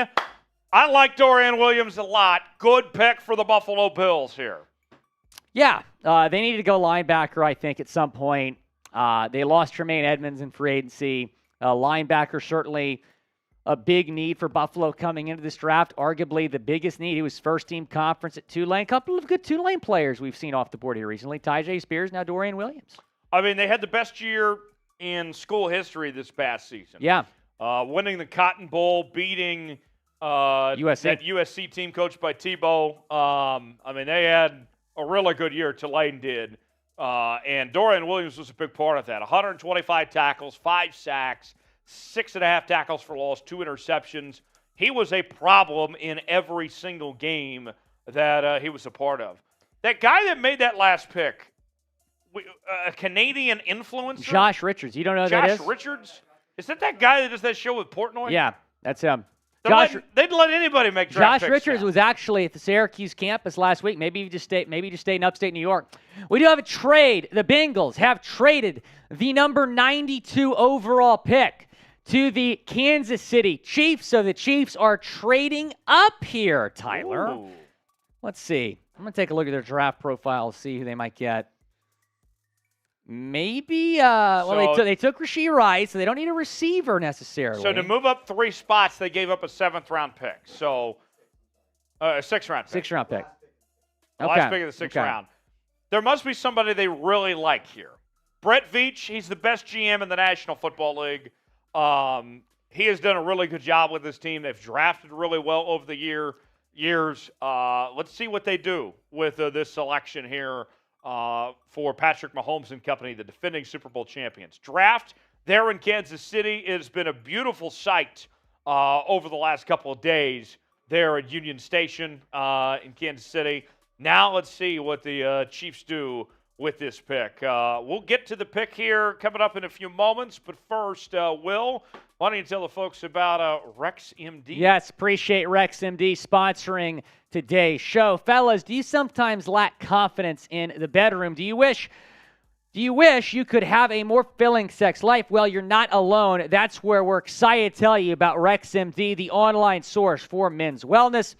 They offer an easy and discreet way to get the medication you need for ED without having to visit a doctor's office.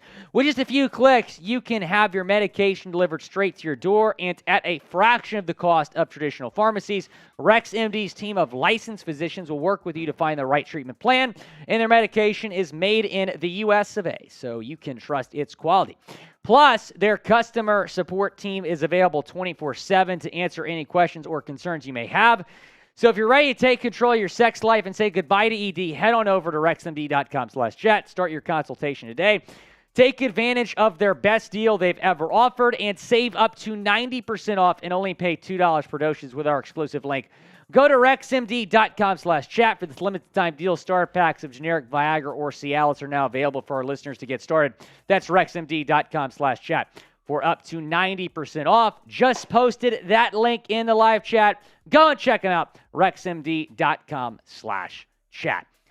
Tyler, I think that the Chiefs might be going offensive line here, and maybe Blake Freeland. Maybe.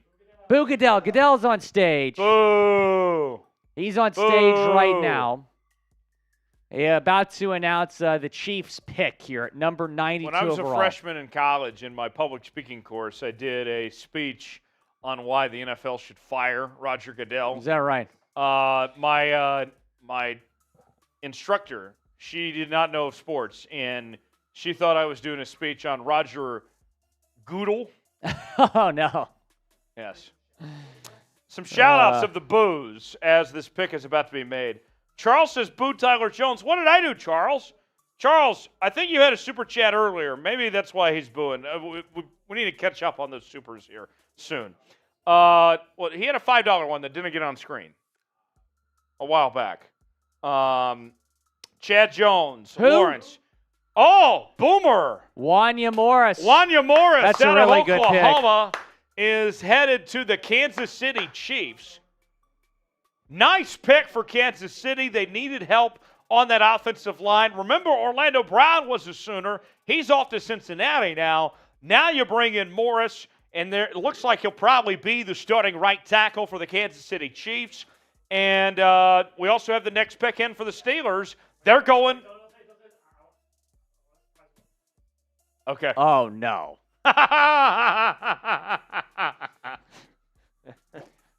Clap it up. The Steelers just made Here we the go, best pick of this Steelers. draft. Here we go. Here Clap we go, it up for Steelers. Pittsburgh. Here we go. The Steelers just the biggest steal of the draft. No wonder they're called the Steelers, because they just stole Darnell Washington at number 93 overall. Now, here's something to think about, too, with the Steelers in similar scenarios. Remember last year, George Pickens fell to them in the second round because of what? Injury concerns. And he was from Georgia. Darnell Washington falls to the Steelers in the third round. Why? Injury concerns. Also from Georgia. Steelers, Yeah. It's worked out for them in the past. Let's see if it works again.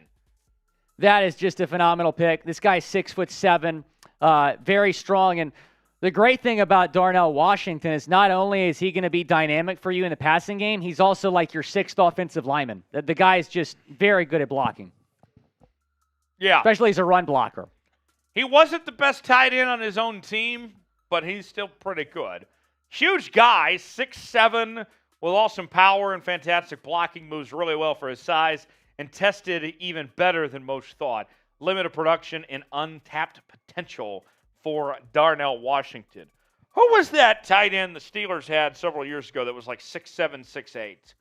I'm trying to think. He went on to play for the Bears after. This kind of reminds me. It was after Heath Miller.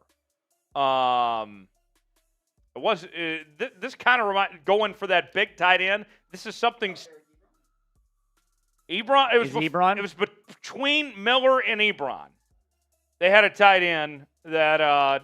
Anyways, we've seen the Steelers do this type of stuff before. Raffle. Still Yes. time to get entries in, Will. Absolutely. We're about, 8 picks away here. You still have time to get into Jesse our James. raffle. Thank you, chat. Jesse James. There we go. Yes. Still have time to get into our raffle. We're giving away a draft hat, $10 to enter our raffle. Only 8 entries, so you have a pretty good chance to win if you enter our raffle right now. $10 super chat gets you in. You're going to get your team's draft cap. These draft caps are fresh too, Ty. Yeah, they are. That Ravens one, the flat bill. Yeah.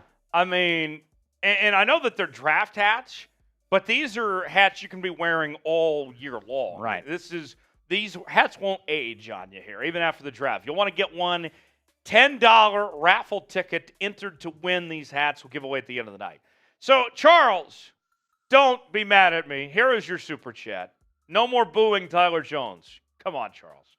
Here's your $5 super chat. Thank you. Tyler Jones, you're the GOAT. No, Charles, you're the GOAT. By the way, $10 Venmo from Chad Jones. So he has entered our What raffle. are your opinion on the second-round pick by the Seahawks, and who should they take in the third round? Well, they're not going to pick in the third round now. They traded out of it.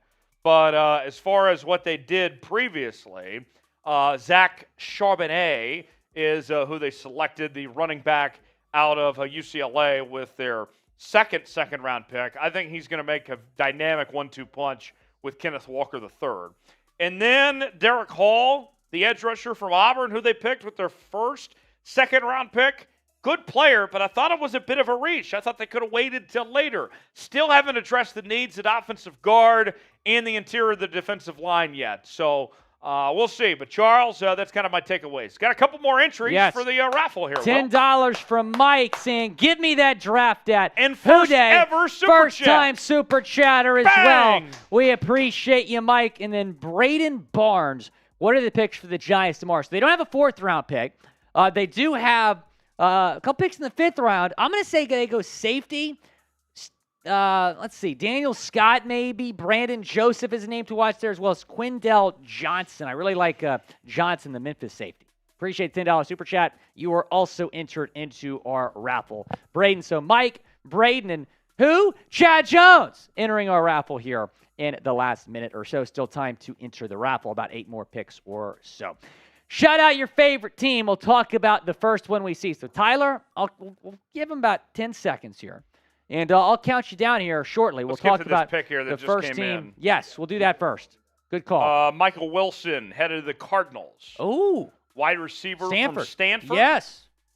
Injury history, but dynamic playmaker. This is the type of players you're looking for, is guys that take a potential chance on here. Not a bad selection. I think he's got some high upside. The upside's there. The thing with him is he only played in 14 games his last 3 seasons. You mentioned the injury concerns. One of those years was the COVID years. That's worth noting. Missed the first 8 games 2021. Missed the final 6 games in injury this past year. So, look, this is a guy that might have been a second-round pick if he had stayed healthy. One of the better wide receivers on the board here. Cardinals wanted to go wide out, get Kyler Murray some more help. I like the pick because of the upside. Obviously, a little bit injury-prone, but he certainly got the talent to be really good. And then we have the Lions trading up. We'll get more on that trade details coming up here in just a second. Some super chats to get to. Victor says, go Broncos, baby. Go Chat Sports. Thank you, Victor. You are now entered for the raffle. Victor, how's it feel to be owned by the Seahawks? Julian Come on. says, Skull Vikings. Well, the Vikings has been an interesting offseason for them. I feel like they've gotten worse. You think? I think so. Well, I think when you look at that division, the Lions are certainly a force now. I don't think you have to worry about the Packers anymore. The Bears have gotten better this offseason. I like the Vikings pick a lot in the first round. Going Jordan Addison. They're going to be on the clock here shortly at 102. I expect them to go corner. I think they should go corner. They certainly need some more depth there. Julian, first-time super chatter. We appreciate you. Welcome to the raffle. And then Jay Fitch also entering our raffle. Come on, Browns. Come on, Browns. Are they on the clock again soon? I think so. Yeah, they're on the clock at 98. So we'll see the Browns pick here pretty soon. Yes. That's their second pick. They took Cedric Tillman with their first selection. That's right. That's right. So the Lions on the clock at a 95 here as they trade up. The Lions, I think, made a lot of surprises with what they did yesterday. And today has been a little bit better for the Lions. You know what's funny is I think they were a big loser day one. I think they've won day two. They get Sam Laporta, one of my favorite tight end prospects in this class. He's so quick. I mean, Sam Laporta is the guy, you throw to him with line of scrimmage, he'll get you 30 yards downfield. He's very dynamic. Brian Branch, really like that pick. And then they get a quarterback in Hendon Hooker. Shout out your favorite team, and we'll talk about the first one we see as promised. Will, I think it's my turn to close my eyes and look. Here we go. All right, here we go. Count me down. 5, 4, 3, 2, 1. And it is the Cowboys. Okay. How about them Cowboys? As the Bengals are on the clock right now. I see trade, but is it? I think they're going to honor the vet and probably announce there's a trade. Okay. Well, all we're right. still getting things sorted out here. So about the Cowboys. Yeah. Mozzie Smith. Questionable pick. I like the pick. I feel like he was their guy from the jump. Yeah, they could have gone Nolan Smith. Yeah, they could have gone Michael Mayer. Feels like Mozzie Smith was their guy, and they took their guy, which I respect. Luke Schoonmaker in the second round, that was a reach for me. I thought he was going third or fourth. But I love the DeMarvion Overshown pick. Love the Overshown pick. So real quick, Yeah. the Bengals did not trade. The Lions are trading to 96 Okay. with the Cardinals. Okay, so just to clarify, the Bengals did not trade back. Instead, the Cardinals traded back. So the Lions will pick at 96. The Bengals are picking right now at 95. We have the pick being announced right now. So stay tuned for that. We'll see what Cincinnati opts to do. All the good tight ends have been taken. So I don't know if they're going tight end here. You have Tucker Kraft. We mentioned Luke Schoonmaker. Darnell Washington just got picked. Luke Musgrave went second round. I thought the Bengals were going to address tight end here. in the first 2 days, and they have not thus far. So Miles Murphy and DJ Turner have been the picks. let's see. The trade details, 122, 138, 168. Okay. Appear to be what is being sent for this 96th pick that'll be next.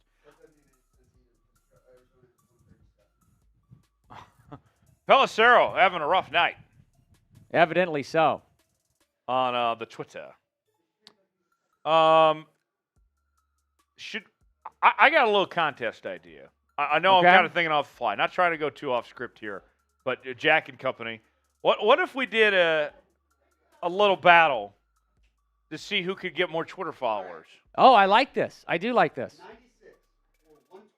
96 for 102. 122. 139. Okay. And 168. Jordan Battle's the pick, by the way, for Cincinnati. Love that pick. Yes, very for good the pick. Bengals. And they lost 2 safeties this offseason. They needed help at the position, and they find a 2-time third-team All-American in Jordan Battle. The value here is unreal. And he was expected to be a third-round pick. A lot of during experience. During the draft process, I'm like, how's Jordan Battle not a first- or second-round guy? He was absolutely fantastic. Like you said, a lot of experience, 4-year guy at Bama, 3-year starter, second-team All-American twice, first team All-SEC twice, team captain, led the team in picks in 2021.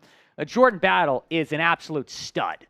And the guy just was a leader on that Alabama defense. And Alabama, year in, year out, going to have one of the best teams in the country. He was a leader on that Nick Saban coach team. I can't say enough good things about Jordan Battle. He's absolutely fantastic. Love this pick for Cincinnati. And now the Lions are on the clock. Yeah, and, this Cincinnati team, they're going to have to pay Joe Burrow here pretty soon. And, those other guys, Jamar Chase and among others. And so they let some good players on that defense walk away, including their 2 starting safeties. Jordan Battle should be able to come in right away and compete to be one of the starting safeties for this team. So, Broderick Martin, defensive tackle, Western Kentucky. I know the nerds at PFF really liked Broderick Martin. If you did a mock draft over the last couple of months, Broderick Martin would always be up there when it came to best players available later on in the draft. Here's the trade details from earlier. Cardinals receive 2 4th-round picks and a 5th in exchange for the Lions, going up to 96. But Broderick Jones, this selection here, Broderick Martin, thank you.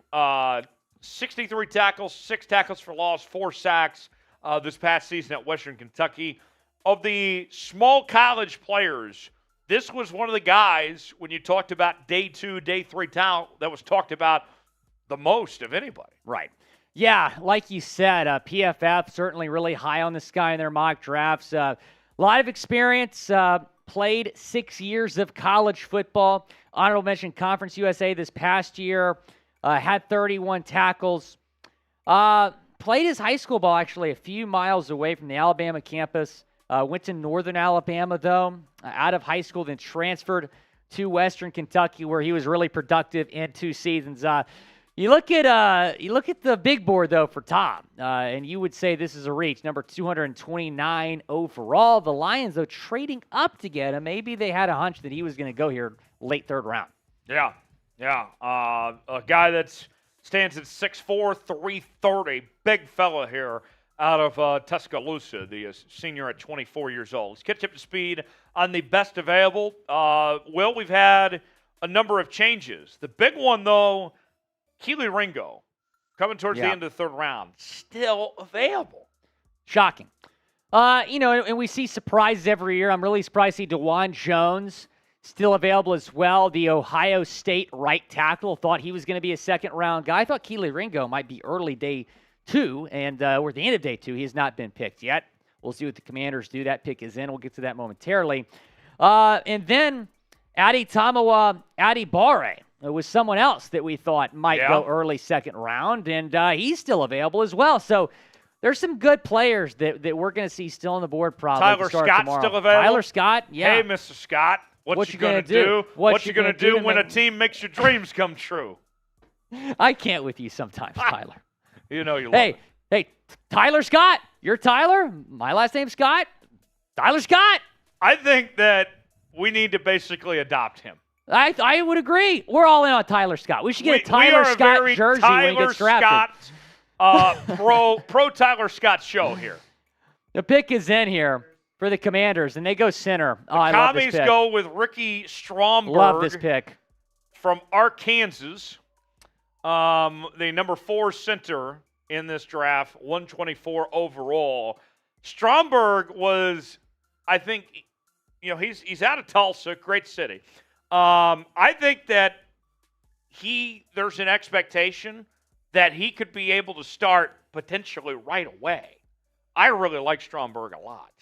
Yeah, I do as well. Tom's 4th-ranked center in this draft had a lot of experience at Arkansas, starting amongst that offensive line. Now, he started his career at guard, then was a 3-year starter at center, first-team All-SEC this past season, and it seems like Arkansas, Ty, just produces outstanding offensive linemen year in and year out. I feel like if you're a high school player, it's an offensive lineman, you should probably go to Arkansas if they offer you. I mean, that school produces a ton of great offensive linemen. Well, or Oklahoma as producer Sam Stomach. Yes, they want you more. Stromberg, as an Oklahoma high school kid, I mean, you look at being from Union High School, the best high school players in the state of Oklahoma typically come from Green Country, the 918 area, and for him to represent once again, to be among those great group of guys, I mean, Ricky Stromberg, it impresses me a lot. Now, sure, you've had a lot of flags, and he needs a little better body control,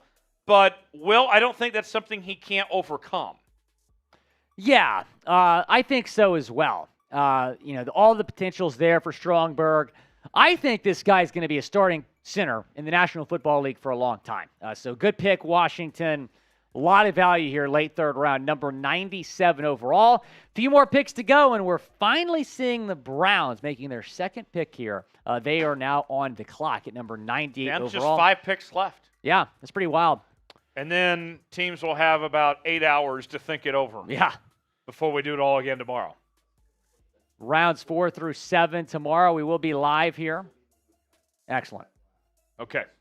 So we're not filming a cut after this. Me and Ty. Oh, I see. Okay, I misunderstood. I'm sorry. Yeah, appreciate you, Sam. All right. I also want to shout out Sam Brown, Jack Lauderay doing a great job behind the scenes. They've been here since the start of yesterday. Got a great team here at Chat Sports. Guys, I need a Stars update. What's the Stars? Yeah, what's the Stars update? Chat. How are my Stars looking? Chat, I want to know what's going on with the Stars. We are a very pro-Dallas Stars show. Chad Jones says Jack. Who? Chad Jones. Chad What's up, Jones Chad Jones? loves Jack Lauderay on Dolphins Today. I love Chad Jones on Dolphins Today. Yes. Okay. We're going to get out of here and get to watch the finish of the game. The Browns are picking right now. This pick did not get leaked. It is Siaki. Oh, wow. Siaki Ika. I like this. Ika, defensive tackle from Baylor, first-team All-Big 12 player. He looked like a 1st or 2nd round guy potentially. He looks the part. He dominates inside. He is THICK thick. Oh, my goodness. He's that type of thick. He's not the other type of thick. Yeah. Okay. Thanks, Tyler. Tom Downey's 7th-ranked defensive lineman. Yeah, the overall, very nice. Number 69 He's a nice player. Overall. He's a very nice player. I'm a fan of this pick. Good value here. I mean, look, this was a guy that we thought might go late 2nd round. He goes late 3rd instead. So good pick here for Cleveland. Matthew Peterson, are you happy with this pick? No, he hates it. He doesn't like this pick. What? He's like, this is the one guy. Wow. The Matthew Peterson, How stay can you tuned hate for the his pick? reaction on the Cleveland Browns report. He is not happy with this pick. So they go with Cedric Tillman I love the and pick. Siaki Ika. And now the Niners are selecting here. The pick is already in for San Francisco. San Francisco. Let's see what happens. What are the Niners going to do here at pick number 99? They're going to take Tyler Scott? Oh, A John! kicker. Boo!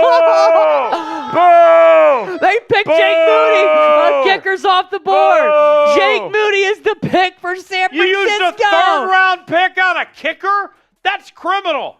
That's criminal. Wow. Unbelievable. That is criminal. Unbelievable. You shouldn't be drafting special teamers to begin with. Oh, please tell me Chase Sr. is live right now. Oh, I this mean, hurts. in the third round? If you want to take him, okay, maybe in the sixth. Third round? A top 100 pick on a kicker. Oh, this is brutal. This is hilarious. I mean, my goodness. I mean, the Niners pretty much just said, hey, we want the Seahawks to win the division now. That is unbelievable. Is a kicker in round 3 a good idea? Hell no, it's not. We say type Y for yes, type N for no. I'll even take it up a notch. Type HY for hell yes, type HN for a hell no. That's a hell no from me. Pin Paul.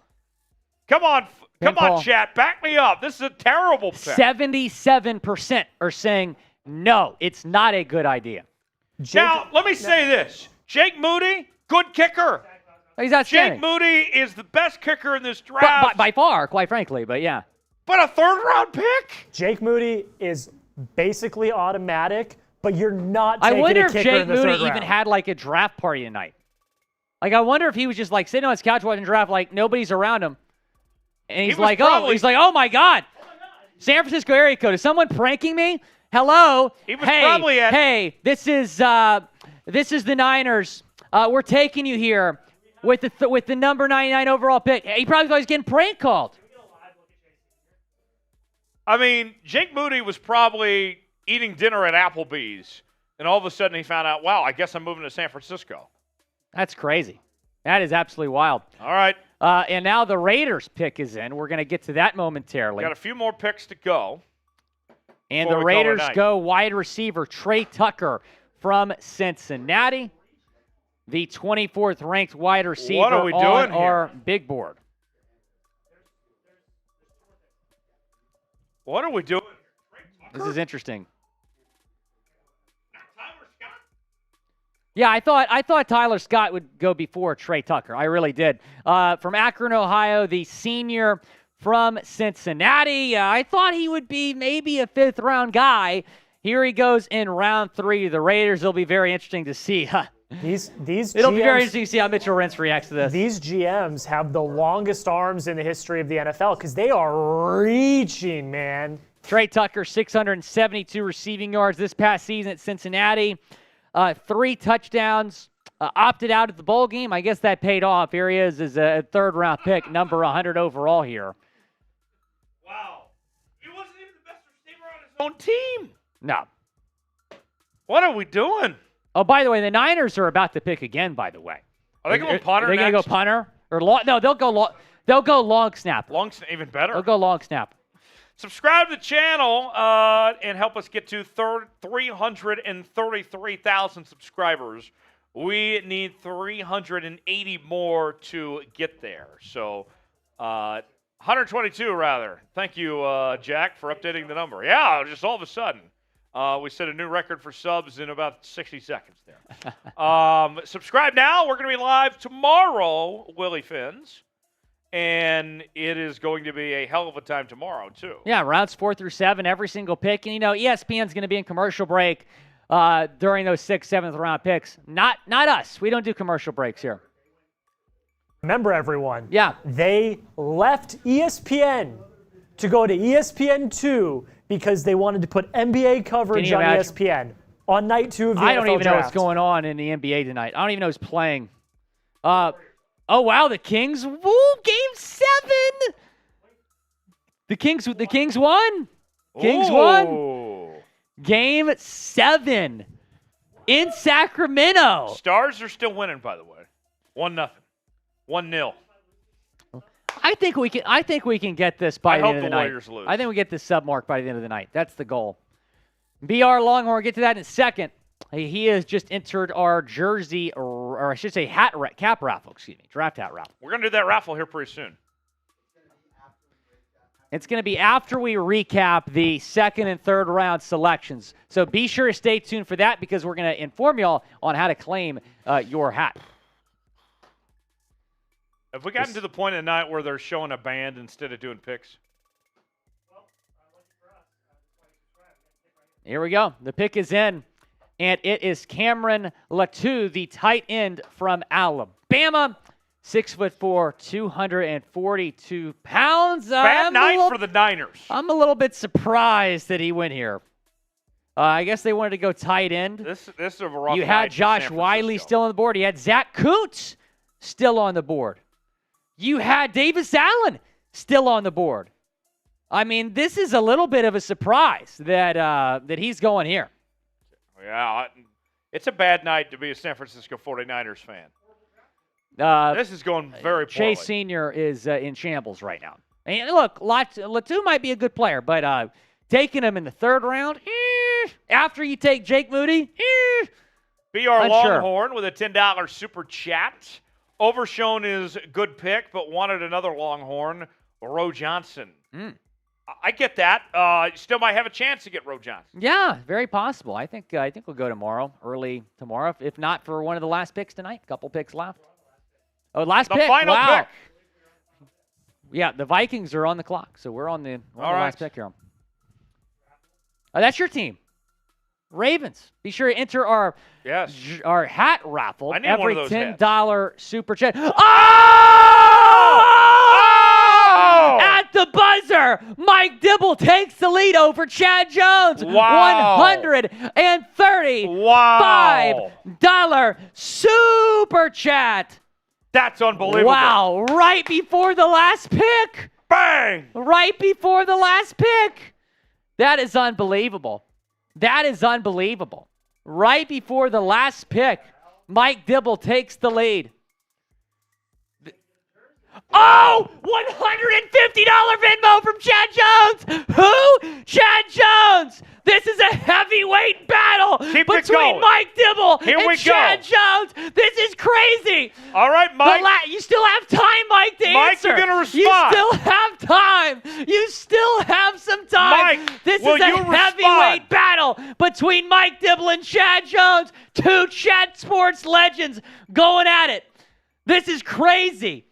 This is nuts. All right. 155 from Mike Oh! Oh! This is unbelievable. You gotta put the Dolphins. This is unbelievable. This is unbelievable. Oh my God. Mekhi Blackman corner from USC. Wait, is that it? 2-0 Stars. Let's go. Is that it? Are we giving Chad a chance to?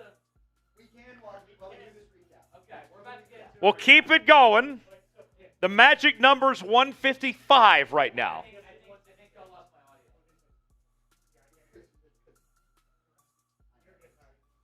All right. What a moment that was. We will wrap things up, but we'll continue this battle between Mike and Chad Jones and see who comes out on top as we wrap up the night here on a Chad Sports' coverage of the 2023 NFL Draft. And Mekhi Blackman corner from Check. How about now? USC headed to the Vikings to wrap up the third round. Oh, Willie. Hold on. Cords. We good now? I can hear you. right. He's there. You hear me now? Yeah, we got you. So I guess Mike Dibble won. Whoa! $200 Venmo from who? From who? From who? Tyler. From who? Chad Jones. Chad Jones. Super Chat says smooth as Tennessee whiskey, as sweet as strawberry wine. He's a legend here on on Chat Sports. He's Venmoing all the time. I can't believe what I'm witnessing That's right unbelievable. now. This is insane. This is unbelievable. Chad Jones. Okay. Okay. Okay. Okay. Okay. I got you. Okay, so guys, we got to get through this cut. If Super Chats come in while we're doing the cut, we will come back to it. Don't Okay. worry. Stay tuned. Stay tuned. You take the lead on this. I can't hear myself in my ear. I can't hear Okay, you, yeah, so you I'll take take. the lead. I'll do that. Any sponsors on this? No sponsors. Okay. All right. All right. So here we go. Let's recap rounds 2 and 3 of the 2023 NFL Draft. We will break it all down coming up in just a matter of moments and let you know what happened tonight in a very eventful day number 2. That's next here on NFL Daily. Are we all ready? All right. All right, here we go.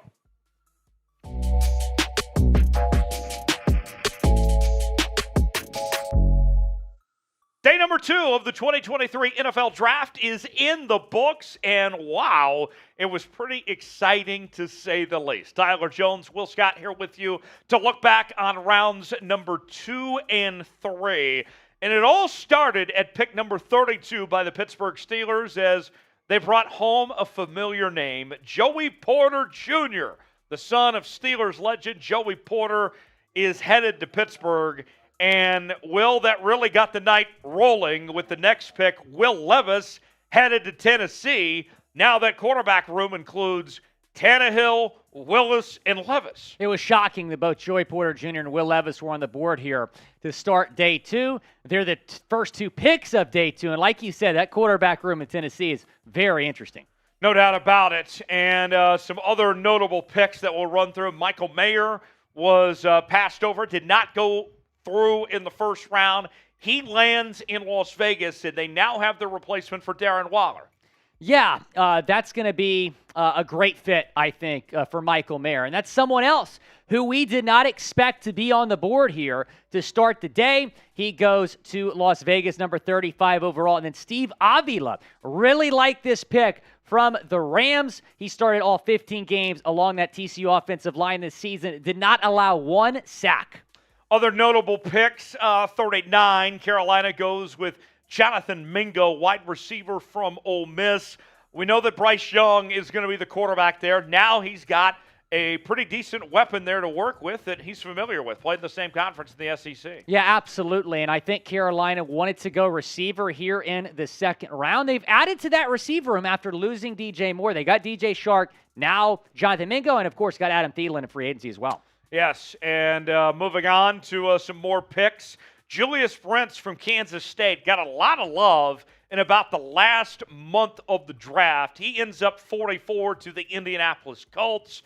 This, to me, is a very good pick from Indy and in what is a very good year for corners in this draft. Yeah, I agree. Brent's really good value there at number 44 overall, and Indy really needed a corner, and they got a good one with the Kansas State product. Brian Branch, the safety from Alabama, heads to the Detroit Lions at 45. The Lions were heavily criticized for the moves they made in the first round of the draft, but Will, I think they had a nice rebound, a nice recovery tonight with the picks they made in the second and third round. It's funny you say that. They're probably a loser in day 1, a winner in day 2. We'll break down some more picks they made in a second, but that Branch pick was phenomenal. I cannot believe he was still on the board at number 45. Keon White headed to the New England Patriots. Some people had a first-round grade on him. Edge rusher from Georgia Tech. Good pick by Belichick here to add to that defense.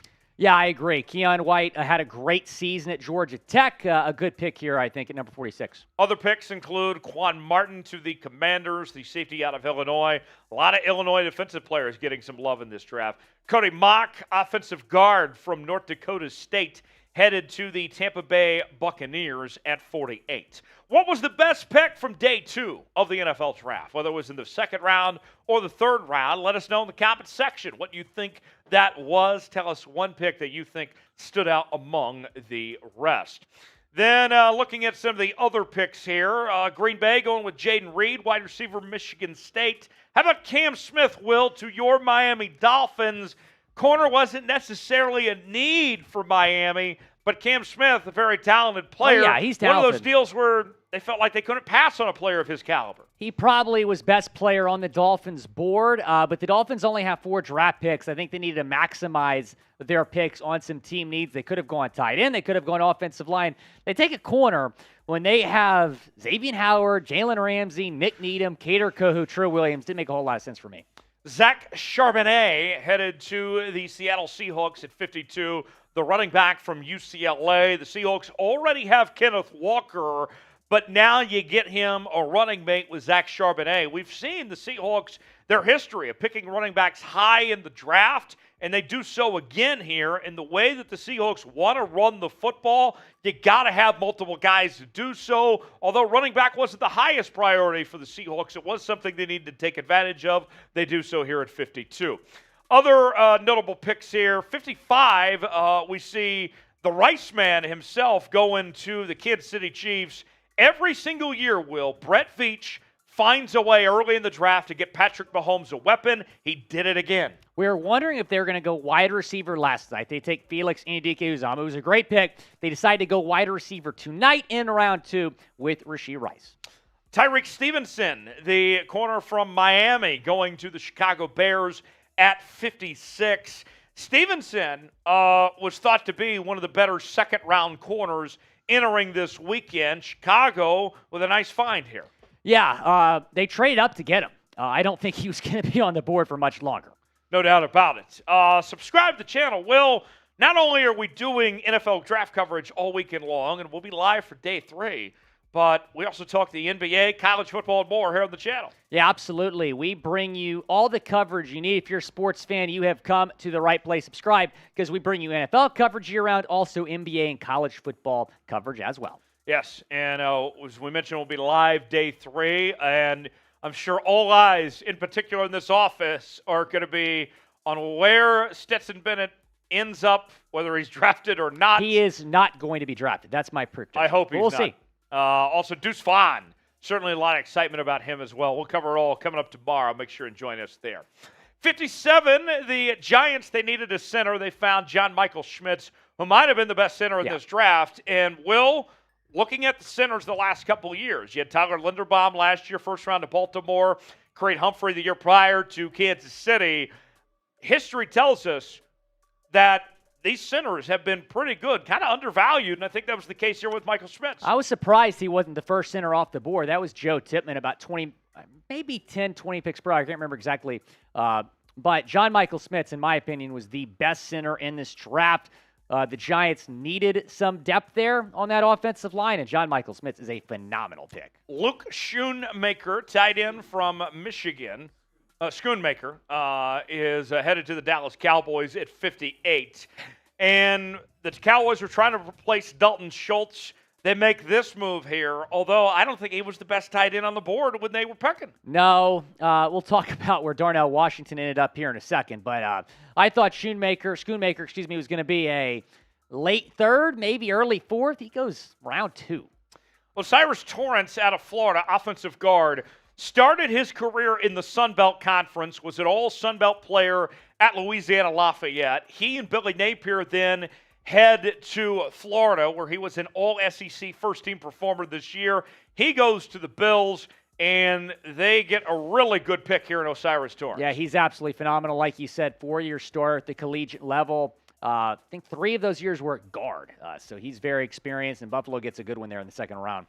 Other notable picks, let's go to 63. Marvin Mims out of Oklahoma, the wide receiver, headed to the Denver Broncos. Will, the Broncos had a good night. Marvin Mims to close out the second round. Here's a guy that I got to tell you, I think he was undervalued. I think he was as good as most of the receivers in this draft. You get Russell Wilson a weapon here that can do it all in Marvin Mims. Yeah, and then they get another steal in the 3rd round, taking Drew Sanders, the linebacker out of Arkansas. So like you said, Tyler, the Broncos had a really good night, and then Hendon Hooker finally off the board, the pick following Drew Sanders at number 68.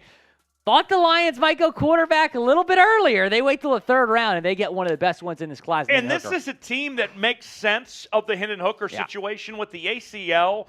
We don't know necessarily when Hendon Hooker's going to be able to play next year.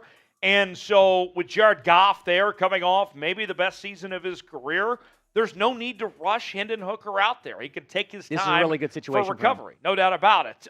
Tank Dell headed to Houston, staying in H-Town. Probably can't stay in the dorm room, but nonetheless, he'll have a nice place to live after the 69th selection in this draft. Bryce Young gets, or C.J. Stroud, rather, gets a nice receiver here in the third round to play Yeah, with. Tank Dell was mocked to the Texans a lot. Obviously, the Houston connection had something to do with that. 17 touchdowns last season for the Cougs. Awesome pick for the Texans. Kendre Miller headed to the Saints, running back from TCU, another very good football player, good pass catcher. Garrett Williams headed to Arizona, the corner from Syracuse. Will, there were concerns about his injury history. I think he would have been a first-round pick had he not torn his ACL this past season at Syracuse. So good value there in the third round for Arizona.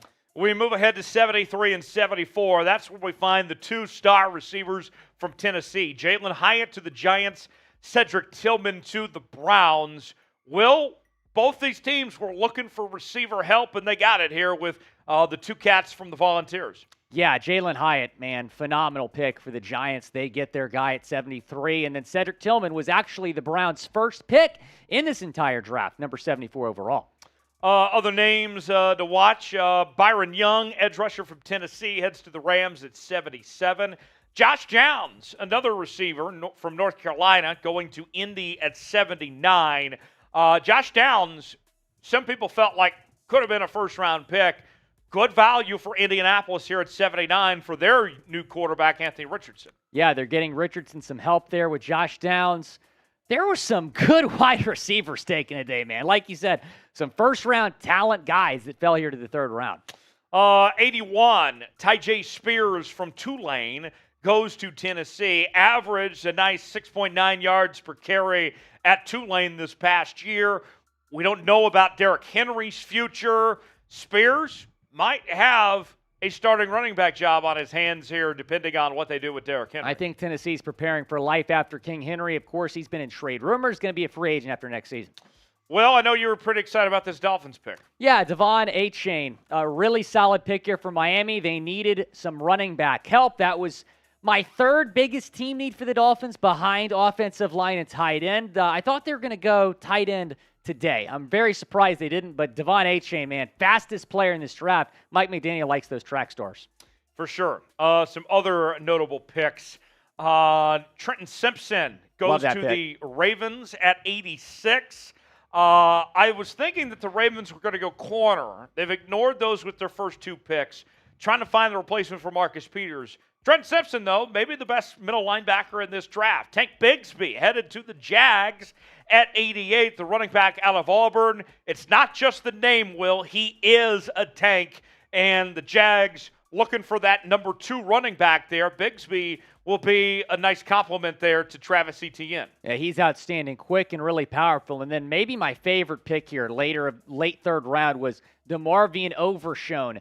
From Texas, went to the University of Texas, staying in his home state to play professional football. Cowboys fans thrilled about that pick, I think. 93, the Pittsburgh Steelers go with Darnell Washington. Biggest steal of the draft. He had a first-round grade, according to most folks.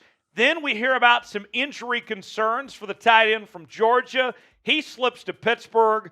Pittsburgh, I think we're going to be seeing them play a lot of 12 personnel. Kenny Pickett's got to be pretty happy. And think about the situation for Pittsburgh, too. Last year, George Pickens came from Georgia, same school as Darnell Washington, with an injury history. He was one of the best rookies in the entire NFL. Darnell Washington, the injury issues, headed from Georgia, headed to the Steelers. A scenario that the Steelers are familiar with here. Yeah, you mentioned George Pickens last year. He fell because of injury issues. He had a great rookie season. I expect Darnell to be more of the same. And Darnell Washington was my favorite tight end prospect in this entire class, and it was a good tight end class. That says a lot. Washington is 6'7". The guy is like if you put LeBron James on a football field. I mean, that is the type of player that he is. The dude's an absolute freak. He won the NFL Combine, ran a 4.6 4.40, had the second highest athleticism score of anybody at the Combine. And the guy is obviously very dynamic in the passing game, but he also acts as a sixth offensive lineman with his run blocking ability. Pittsburgh, congratulations. You are one of the big winners of the draft. Michael Wilson, a lot of upside, but some injury problems at Stanford. He's headed to Arizona. Jordan Battle to the Bengals, safety out of Alabama at 95. Love that pick. The Bengals lost a lot at safety. Jordan Battle probably going to start from day one. Yeah, Jesse Bates replacement right there. Love Jordan Battle. We talked about this earlier. I don't know why he wasn't getting more first, second round hype. The guy was a leader on that Alabama defense, was great year in and year out. Outstanding pick for Cincinnati. And Broderick Martin, the defensive lineman from Western Kentucky, headed to the Lions at 96. Head to our draft channel where we are talking about the draft all year long. Even when the draft is over tomorrow, that doesn't stop us from getting ready for the 2024 NFL draft. And that is the place to be. For more NFL coverage, we got you covered. Subscribe now for free and turn on notifications. YouTube.com/chatNFL. We're trying to get to 5,000 subscribers before the end of the weekend. Need a little less than 400 to do so. Subscribe now for free. You'll be glad you did. Well, as we wrap up the first round here, Ricky Stromberg from Arkansas. That's a guy that I like a lot. He's out of the great city of Tulsa, Oklahoma. Union High School kid. I would think that Stromberg has a chance to start right away for Washington. I would agree. Great value there, late third. And that's not a typo you're seeing on your screen, by the way. The Niners actually took Jake Moody, the kicker from Michigan, in the third round. Oh, no, you can't pick a kicker. That is not a typo. That's real. That's something that actually happened. And then the Niners took Cameron Latou in the third round as well, their second pick in the third round, the tight end from Alabama, who most people had a fifth or sixth round grade on. They take him in the third round. At 101. That was a little bit surprising as well. And then Mekhi Blackman, the last pick of round 3, 102 overall, the corner from USC, going to Minnesota. We talked about Minnesota maybe going corner. They did so with the last pick of the third round. So let us know, folks. Shout out your favorite team and grade their draft so far. Let us know what you think about how your team did so far through the third round of the draft. Day 2 in the books. Day 3 coming up tomorrow. Rounds 4 through 7. Well, a lot of fun tonight bringing you the draft action here on the channel. We will be back tomorrow. Make sure and join us then. Well, a lot of fun this evening. Oh, it's a great time, Tyler. Always a pleasure to work with you, and looking forward to doing it again tomorrow. Be sure to tune in tomorrow morning, grab a cup of coffee, and join us for some Day 3 NFL Draft coverage. All right, so shout out your favorite team, their draft grade. Chad Jones says Miami. Who? Chad Jones. A C. Well, what do you think of that? A C for the Dolphins? I would say that. I gave the Devon A-Chain pick a B+, and I gave the pick of Cam Smith a C. So, yeah, and you have to consider, like, oh, it's not like, oh, you gave one pick a C, the other a B. It's a B-. No. The second-round pick was more valuable, and you spent it on a guy that you really didn't need. And I'm excited about Cam Smith. I think he'll be good, but it's crazy that the Dolphins have not picked an offensive lineman in the last 2 years. That's insane to me. Real quick, Mike is saying that YouTube is – okay. Chad Jones says, who demand, Tyler? You demand, Chad Jones. You demand, Chad Jones. Who? Chad Jones. Great last name, Chad. Chad, can I be a relative of Chad? Can I be like your nephew or something? No, I'm his nephew. I mean, we share the same last name. Jay Fitch says B for the Browns. Michael Moore says Raiders C. Chad says I can be his nephew. Thank you, Chad. All right, Brian here we says go. Cowboys A. Super Chat MVP. Here's what we're going to do, ladies and gentlemen. We are listening. You're on. Okay. All right. Chad Jones and Mike Dibble. We are going to make Super Chat MVP start. Wow, that's fantastic. Because Mike said he would continue to super, but YouTube won't allow him. He's Super Chatted a lot of money tonight. Outstanding. So here's this what is we're well going to deserved. do. Here's what we're going to do. Chad Jones, reach out to Will. Chad, you have my email. We'll get the jersey for you.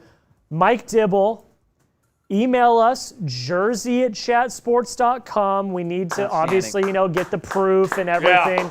and Good we job, will get everybody. you your jersey as well. You guys both It was a deserve great it. battle. Thank you This for is super so chatting. well deserved. Now We I'm gonna- appreciate you both so much. That was so much fun. I mean, like I said, it was like Ali versus Mike Tyson. I mean, it's like two greatest ever. Two legends here at Chat Sports. Do we have those round are- 3 tomorrow between the two? We'll see. That'd be a lot of fun. We also are about to announce our. Are we ready for the draft hat raffle? We are. Doing Okay. the draft hat raffle. All right. Okay. Mike, for the we love you, draft man. hat. We love you, Mike. 16 entries on today's raffle. Thank you all for donating. Run it back tomorrow. We're going to do it again tomorrow. Another Excellent. draft hat, another jersey giveaway to the Super Chat MVP. So 16 names, and we are, well, let me actually shuffle it a couple more times just to make sure it's fair. We're spinning. Big money. Big money. Big money, come on, big money, big go. money, big Here money, we big money, go. big money, big And money. oh, is it gonna be like? No, it's gonna be close. Don Don Johnson. Johnson is our Don super Johnson. is our draft hat Don raffle Johnson, winner. are you here? Don Johnson. So Where's your Don- email? Jersey@chatsports.com. Don, email jersey@chatsports.com. We'll get you hooked up. Again, provide a screenshot of your YouTube account. That way we can prove it's you. Reach out to them. They'll get you set up with a nice draft hat. Appreciate both of you guys. Mike Jones. Who?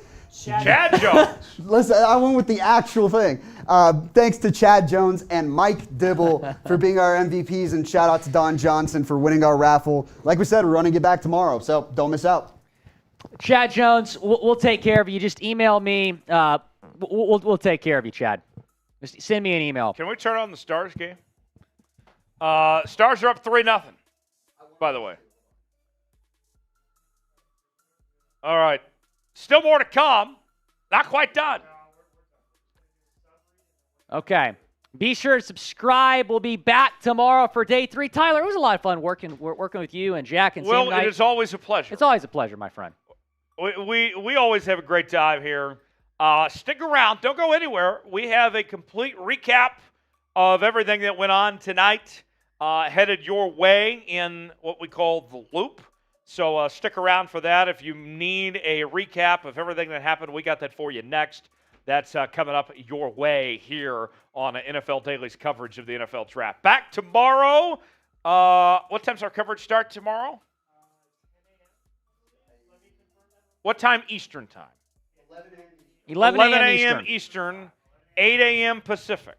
Okay. Join us tomorrow, 11 a.m. Eastern, 8 p.m. Pacific, for live coverage of Day 3 of the NFL Draft, right here, youtube.com/chatsportstv. He's Will Scott.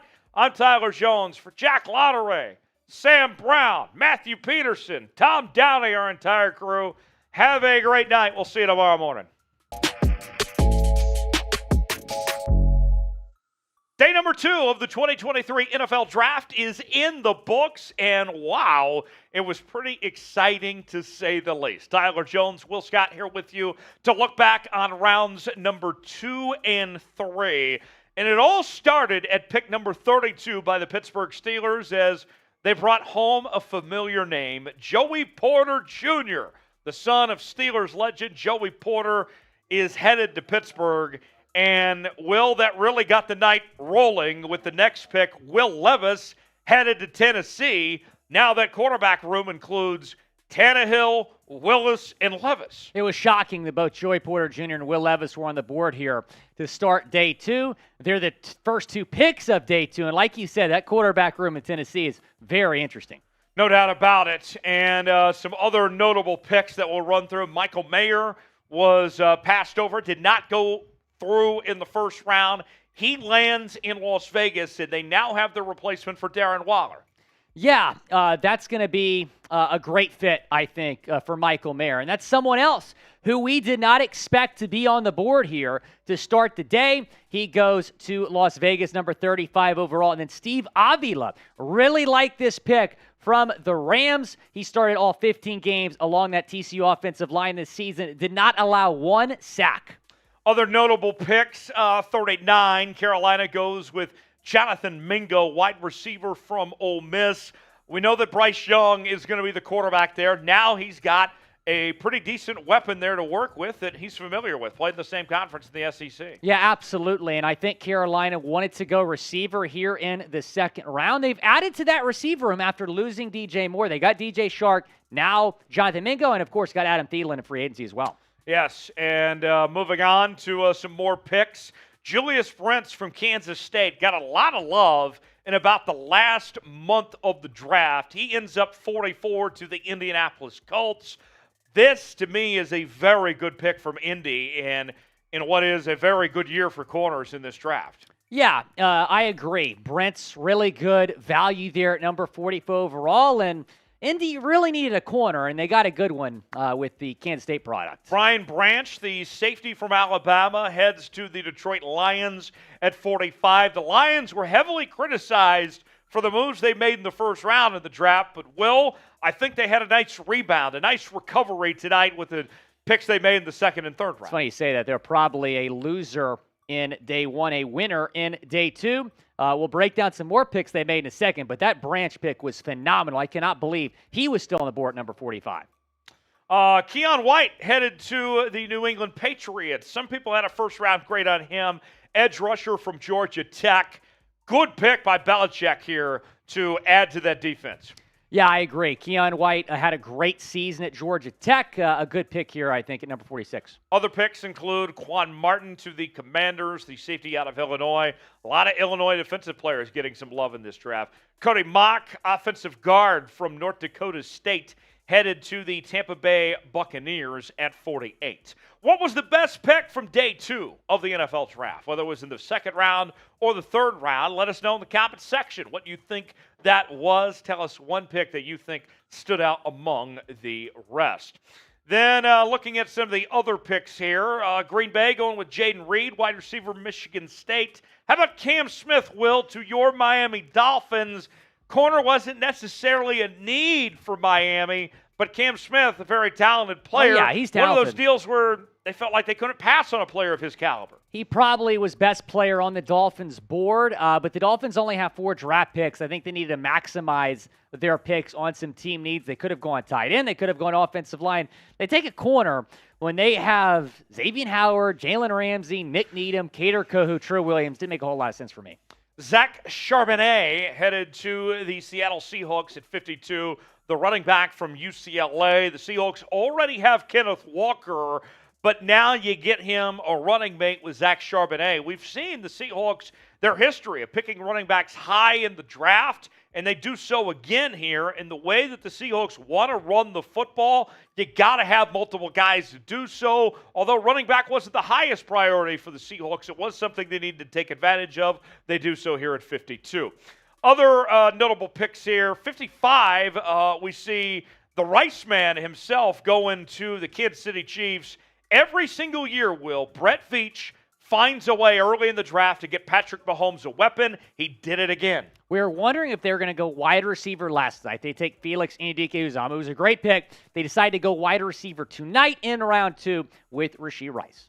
Tyreek Stevenson, the corner from Miami, going to the Chicago Bears at 56. Stevenson was thought to be one of the better second-round corners entering this weekend. Chicago with a nice find here.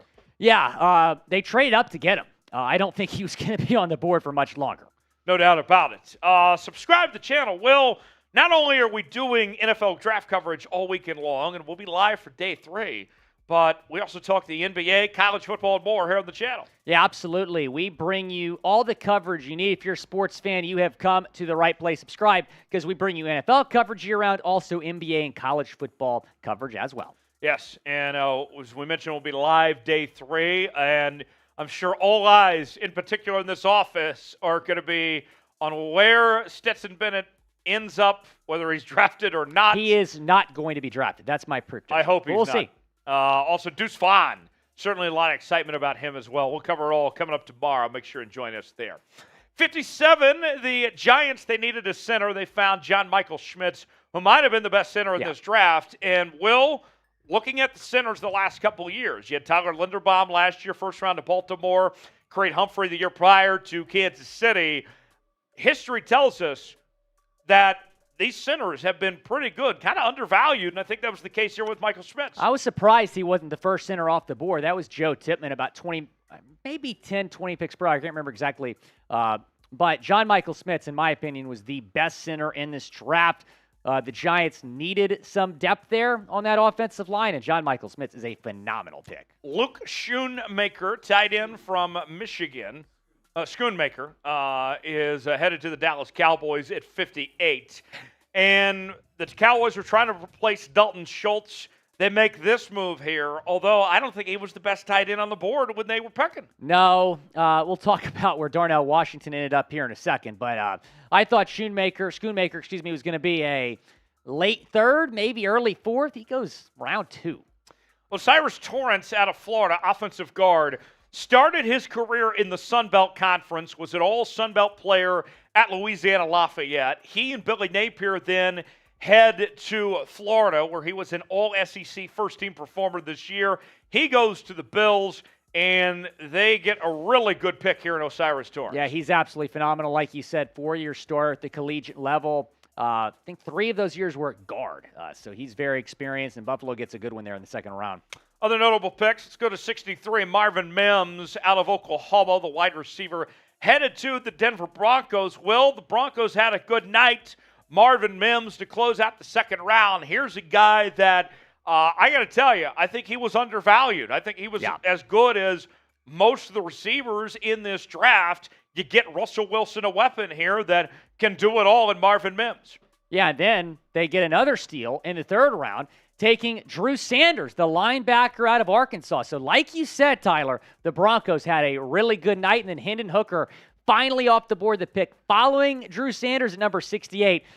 Thought the Lions might go quarterback a little bit earlier. They wait till the third round, and they get one of the best ones in this class. And this is a team that makes sense of the Hendon Hooker situation with the ACL. We don't know necessarily when Hendon Hooker's going to be able to play next year. And so with Jared Goff there coming off maybe the best season of his career, there's no need to rush Hendon Hooker out there. He can take his time This is a really good situation for recovery. No doubt about it. Tank Dell headed to Houston, staying in H-Town. Probably can't stay in the dorm room, but nonetheless, he'll have a nice place to live after the 69th selection in this draft. Bryce Young gets, C.J. Stroud, rather, gets a nice receiver here in the third round to play with. Tank Dell was mocked to the Texans a lot. Obviously, the Houston connection had something to do with that. 17 touchdowns last season for the Cougs. Awesome pick for the Texans. Kendra Miller headed to the Saints, running back from TCU, another very good football player, good pass catcher. Garrett Williams headed to Arizona, the corner from Syracuse. There were concerns about his injury history. I think he would have been a first-round pick had he not torn his ACL this past season at Syracuse. So good value there in the third round for Arizona. We move ahead to 73 and 74. That's where we find the 2 star receivers from Tennessee. Jalen Hyatt to the Giants, Cedric Tillman to the Browns.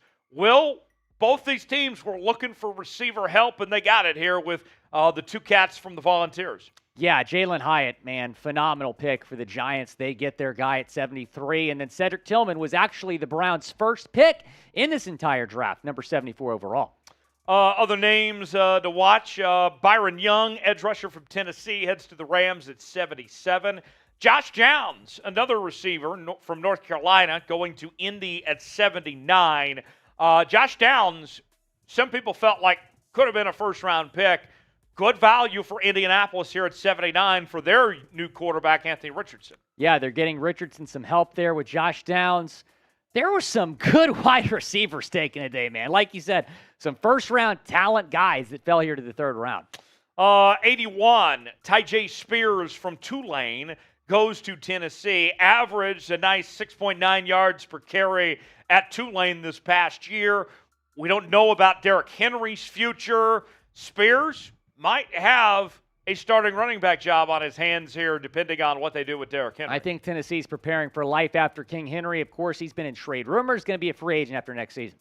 Well, I know you were pretty excited about this Dolphins pick. Yeah, Devon Achane, a really solid pick here for Miami. They needed some running back help. That was my third biggest team need for the Dolphins, behind offensive line and tight end. I thought they were going to go tight end today. I'm very surprised they didn't, but Devon Achane, man, fastest player in this draft. Mike McDaniel likes those track stars.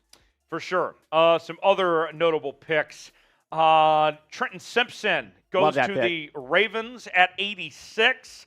I was thinking that the Ravens were going to go corner. They've ignored those with their first 2 picks, trying to find a replacement for Marcus Peters. Trenton Simpson, though, maybe the best middle linebacker in this draft. Tank Bigsby headed to the Jags at 88, the running back out of Auburn. It's not just the name, Will. He is a tank, and the Jags looking for that number 2 running back there. Bigsby will be a nice compliment there to Travis Etienne. Yeah, he's outstanding, quick and really powerful. And then maybe my favorite pick here, late 3rd round, was DeMarvion Overshone. From Texas, went to the University of Texas, staying in his home state to play professional football. Cowboys fans thrilled about that pick, I think. 93, the Pittsburgh Steelers go with Darnell Washington. Biggest steal of the draft. He had a first-round grade, according to most folks. Then we hear about some injury concerns for the tight end from Georgia. He slips to Pittsburgh. Pittsburgh, I think we're going to be seeing them play a lot of 12 personnel. Kenny Pickett's got to be pretty happy. And think about the situation for Pittsburgh, too. Last year, George Pickens came from Georgia, same school as Darnell Washington, with an injury history. He was one of the best rookies in the entire NFL. Darnell Washington, the injury issues, headed from Georgia, headed to the Steelers. A scenario that the Steelers are familiar with here. Yeah, you mentioned George Pickens last year. He fell because of injury issues. He had a great rookie season. I expect Darnell to be more of the same. And Darnell Washington was my favorite tight end prospect in this entire class, and it was a good tight end class. That says a lot. Washington is 6'7". The guy is like if you put LeBron James on a football field. I mean, that is the type of player that he is. The dude's an absolute freak. He won the NFL Combine, ran a 4.64 40, had the 2nd highest athleticism score of anybody at the Combine. And the guy is obviously very dynamic in the passing game, but he also acts as a 6th offensive lineman with his run blocking ability. Pittsburgh, congratulations. You are one of the big winners of the draft. Michael Wilson, a lot of upside, but some injury problems at Stanford. He's headed to Arizona. Jordan Battle to the Bengals, safety out of Alabama at 95. Love that pick. The Bengals lost a lot at safety. Jordan Battle probably going to start from day one. Yeah, Jesse Bates replacement right there. Love Jordan Battle. We talked about this earlier. I don't know why he wasn't getting more first, second round hype. The guy was a leader on that Alabama defense, was great year in and year out. Outstanding pick for Cincinnati. And Broderick Martin, the defensive lineman from Western Kentucky, headed to the Lions at 96. Head to our draft channel where we are talking about the draft all year long. Even when the draft is over tomorrow, that doesn't stop us from getting ready for the 2024 NFL draft. And that is the place to be. For more NFL coverage, we got you covered. Subscribe now for free and turn on notifications. YouTube.com/chatNFL. We're trying to get to 5,000 subscribers before the end of the weekend. Need a little less than 400 to do so. Subscribe now for free. You'll be glad you did. Well, as we wrap up the first round here, Ricky Stromberg from Arkansas. That's a guy that I like a lot. He's out of the great city of Tulsa, Oklahoma. Union High School kid. I would think that Stromberg has a chance to start right away for Washington. I would agree. Great value there, late 3rd. And that's not a typo you're seeing on your screen, by the way.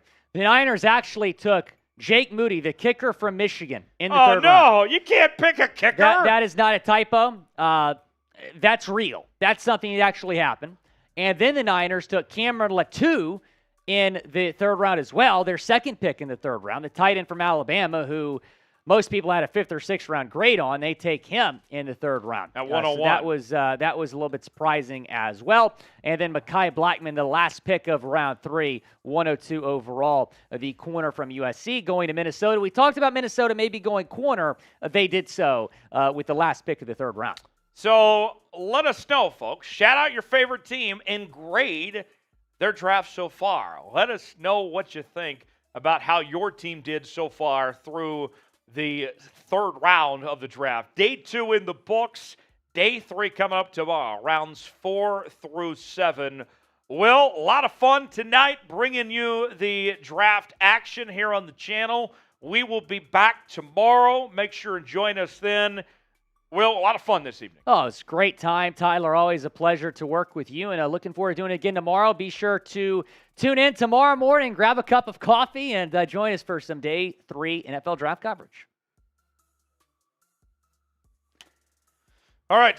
So, shout out your favorite team, their draft grade. Chad Jones says Miami. Who? Chad Jones. A C. Will, what do you think of that? A C for the Dolphins? I would say that. I gave the Devon A-Chain pick a B+, and I gave the pick of Cam Smith a C. So, yeah. And you have to consider, like, it's not like, you gave one pick a C, the other a B. It's a B-. No. The second-round pick was more valuable, and you spent it on a guy that you really didn't need. And I'm excited about Cam Smith. I think he'll be good, but it's crazy that the Dolphins have not picked an offensive lineman in the last 2 years. That's insane to me. Real quick, Mike is saying that YouTube is okay. Chad Jones says, "Who demand, Tyler?" You demand, Chad. You demand, Jones. Chad Jones. Who? Chad Jones. Great last name, Chad. Chad, can I be a relative of Chad? Can I be like your nephew or something? No, I'm his nephew. I mean, we share the same last name. Jay Fitch says B for the Browns. Michael Moore says Raiders C. Chad says I can be his nephew. Thank you, Chad. All right, Brian here we says go. Cowboys A. Super Chat MVP. Here's what we're going to do, ladies and gentlemen. We are listening. You're on. Okay. All right.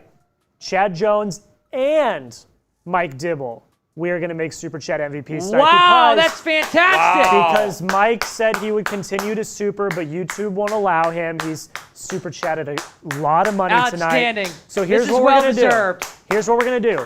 Chad Jones, reach out to Will. Chad, you have my email. We'll get the jersey for you. Mike Dibble, email us, jersey@chatsports.com. We need to obviously, get the proof and everything. Yeah. And Good we job, will get everybody. you your jersey as well. You guys both It was a deserve great it. battle. Thank you This for is super so chatting. well deserved. Now We I'm gonna- appreciate you both so much. That was so much fun. I mean, like I said, it was like Ali versus Mike Tyson. I mean, it's like two greatest ever. Two legends here at Chat Sports. Do we have those round 3 tomorrow between the two? We'll see. That'd be a lot of fun. We also are about to announce are we ready for the draft hat raffle? We are. Doing the Okay. draft hat raffle. All right. Okay. Mike, For the we love you, draft man. hat. We love you, Mike. 16 entries on today's raffle. Thank you all for donating. Run it back tomorrow. We're going to do it again tomorrow. Another Excellent. draft hat, another jersey giveaway to the Super Chat MVP. So 16 names, and we are, let me actually shuffle it a couple more times just to make sure it's fair. We're spinning. Big money. Big money. Big money, come on, big money, Let's big go. money, big Here money, we big money, go. big money, big And money. is it gonna be what? No, it's gonna be close.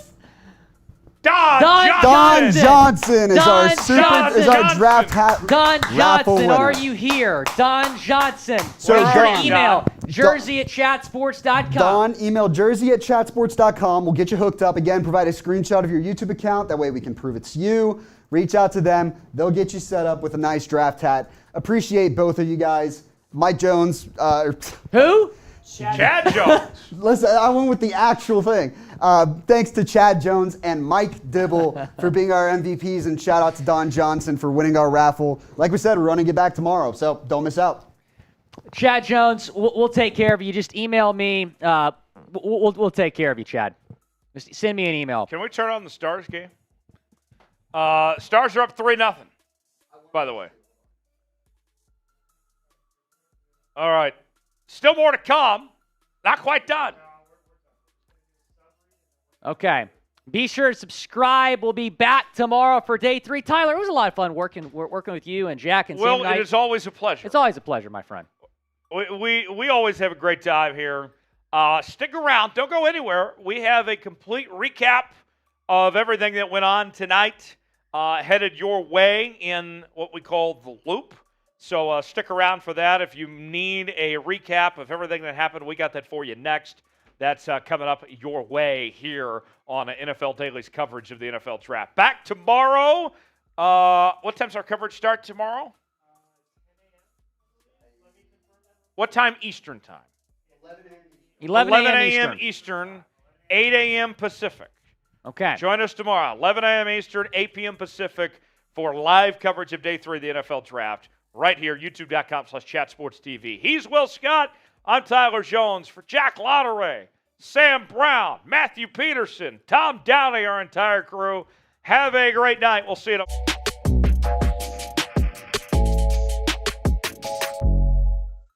Day number 2 of the 2023 NFL Draft is in the books, and wow, it was pretty exciting to say the least. Tyler Jones, Will Scott here with you to look back on rounds number 2 and 3. And it all started at pick number 32 by the Pittsburgh Steelers as they brought home a familiar name, Joey Porter Jr., the son of Steelers legend Joey Porter, is headed to Pittsburgh. And, Will, that really got the night rolling with the next pick, Will Levis, headed to Tennessee. Now that quarterback room includes Tannehill, Willis, and Levis. It was shocking that both Joey Porter Jr. and Will Levis were on the board here to start Day 2. They're the first 2 picks of Day 2. And like you said, that quarterback room in Tennessee is very interesting. No doubt about it. And some other notable picks that we'll run through. Michael Mayer was passed over, did not go through in the first round. He lands in Las Vegas, and they now have the replacement for Darren Waller.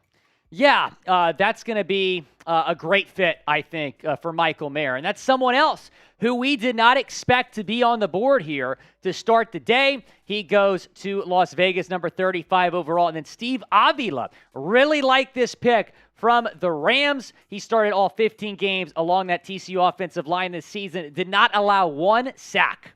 Other notable picks, 39, Carolina goes with Jonathan Mingo, wide receiver from Ole Miss. We know that Bryce Young is going to be the quarterback there. Now he's got a pretty decent weapon there to work with that he's familiar with, played in the same conference in the SEC. Yeah, absolutely. And I think Carolina wanted to go receiver here in the second round. They've added to that receiver room after losing DJ Moore. They got DJ Shark, now Jonathan Mingo, and of course got Adam Thielen in free agency as well. Yes, and moving on to some more picks. Julius Brents from Kansas State got a lot of love in about the last month of the draft. He ends up 44 to the Indianapolis Colts. This, to me, is a very good pick from Indy and in what is a very good year for corners in this draft. Yeah, I agree. Brent's really good value there at number 44 overall, and Indy really needed a corner, and they got a good one with the Kansas State product. Brian Branch, the safety from Alabama, heads to the Detroit Lions at 45. The Lions were heavily criticized for the moves they made in the first round of the draft, but, Will, I think they had a nice rebound, a nice recovery tonight with the picks they made in the second and third round. It's funny you say that. They're probably a loser in Day 1, a winner in Day 2. We'll break down some more picks they made in a second, but that Branch pick was phenomenal. I cannot believe he was still on the board at number 45. Keon White headed to the New England Patriots. Some people had a first-round grade on him. Edge rusher from Georgia Tech. Good pick by Belichick here to add to that defense. Yeah, I agree. Keon White had a great season at Georgia Tech. A good pick here, I think, at number 46. Other picks include Quan Martin to the Commanders, the safety out of Illinois. A lot of Illinois defensive players getting some love in this draft. Cody Mock, offensive guard from North Dakota State, headed to the Tampa Bay Buccaneers at 48. What was the best pick from Day 2 of the NFL Draft? Whether it was in the second round or the third round, let us know in the comment section what you think that was. Tell us one pick that you think stood out among the rest. Then looking at some of the other picks here, Green Bay going with Jaden Reed, wide receiver from Michigan State. How about Cam Smith, Will, to your Miami Dolphins? Corner wasn't necessarily a need for Miami, but Cam Smith, a very talented player. Oh, yeah, he's talented. One of those deals where they felt like they couldn't pass on a player of his caliber. He probably was best player on the Dolphins board, but the Dolphins only have 4 draft picks. I think they needed to maximize their picks on some team needs. They could have gone tight end. They could have gone offensive line. They take a corner when they have Xavier Howard, Jalen Ramsey, Nick Needham, Cater Kohu, Trill Williams. Didn't make a whole lot of sense for me. Zach Charbonnet headed to the Seattle Seahawks at 52. The running back from UCLA. The Seahawks already have Kenneth Walker, but now you get him a running mate with Zach Charbonnet. We've seen the Seahawks, their history of picking running backs high in the draft, and they do so again here. And the way that the Seahawks want to run the football, you got to have multiple guys to do so. Although running back wasn't the highest priority for the Seahawks, it was something they needed to take advantage of. They do so here at 52. Other notable picks here, 55, we see the Rice Man himself going to the Kansas City Chiefs. Every single year, Brett Veach finds a way early in the draft to get Patrick Mahomes a weapon. He did it again. We were wondering if they were going to go wide receiver last night. They take Felix Anudike-Uzomah. It was a great pick. They decided to go wide receiver tonight in round 2 with Rashee Rice. Tyreek Stevenson, the corner from Miami, going to the Chicago Bears at 56. Stevenson was thought to be one of the better second-round corners entering this weekend. Chicago with a nice find here. Yeah, they traded up to get him. I don't think he was going to be on the board for much longer. No doubt about it. Subscribe to the channel. Not only are we doing NFL draft coverage all weekend long, and we'll be live for day 3, but we also talk the NBA, college football, and more here on the channel. Yeah, absolutely. We bring you all the coverage you need. If you're a sports fan, you have come to the right place. Subscribe, because we bring you NFL coverage year-round, also NBA and college football coverage as well. Yes, and as we mentioned, we'll be live day 3, and I'm sure all eyes, in particular in this office, are going to be on where Stetson Bennett ends up, whether he's drafted or not. He is not going to be drafted. That's my prediction. I hope he's we'll not. See. Also, Deuce Vaughn, certainly a lot of excitement about him as well. We'll cover it all coming up tomorrow. Make sure and join us there.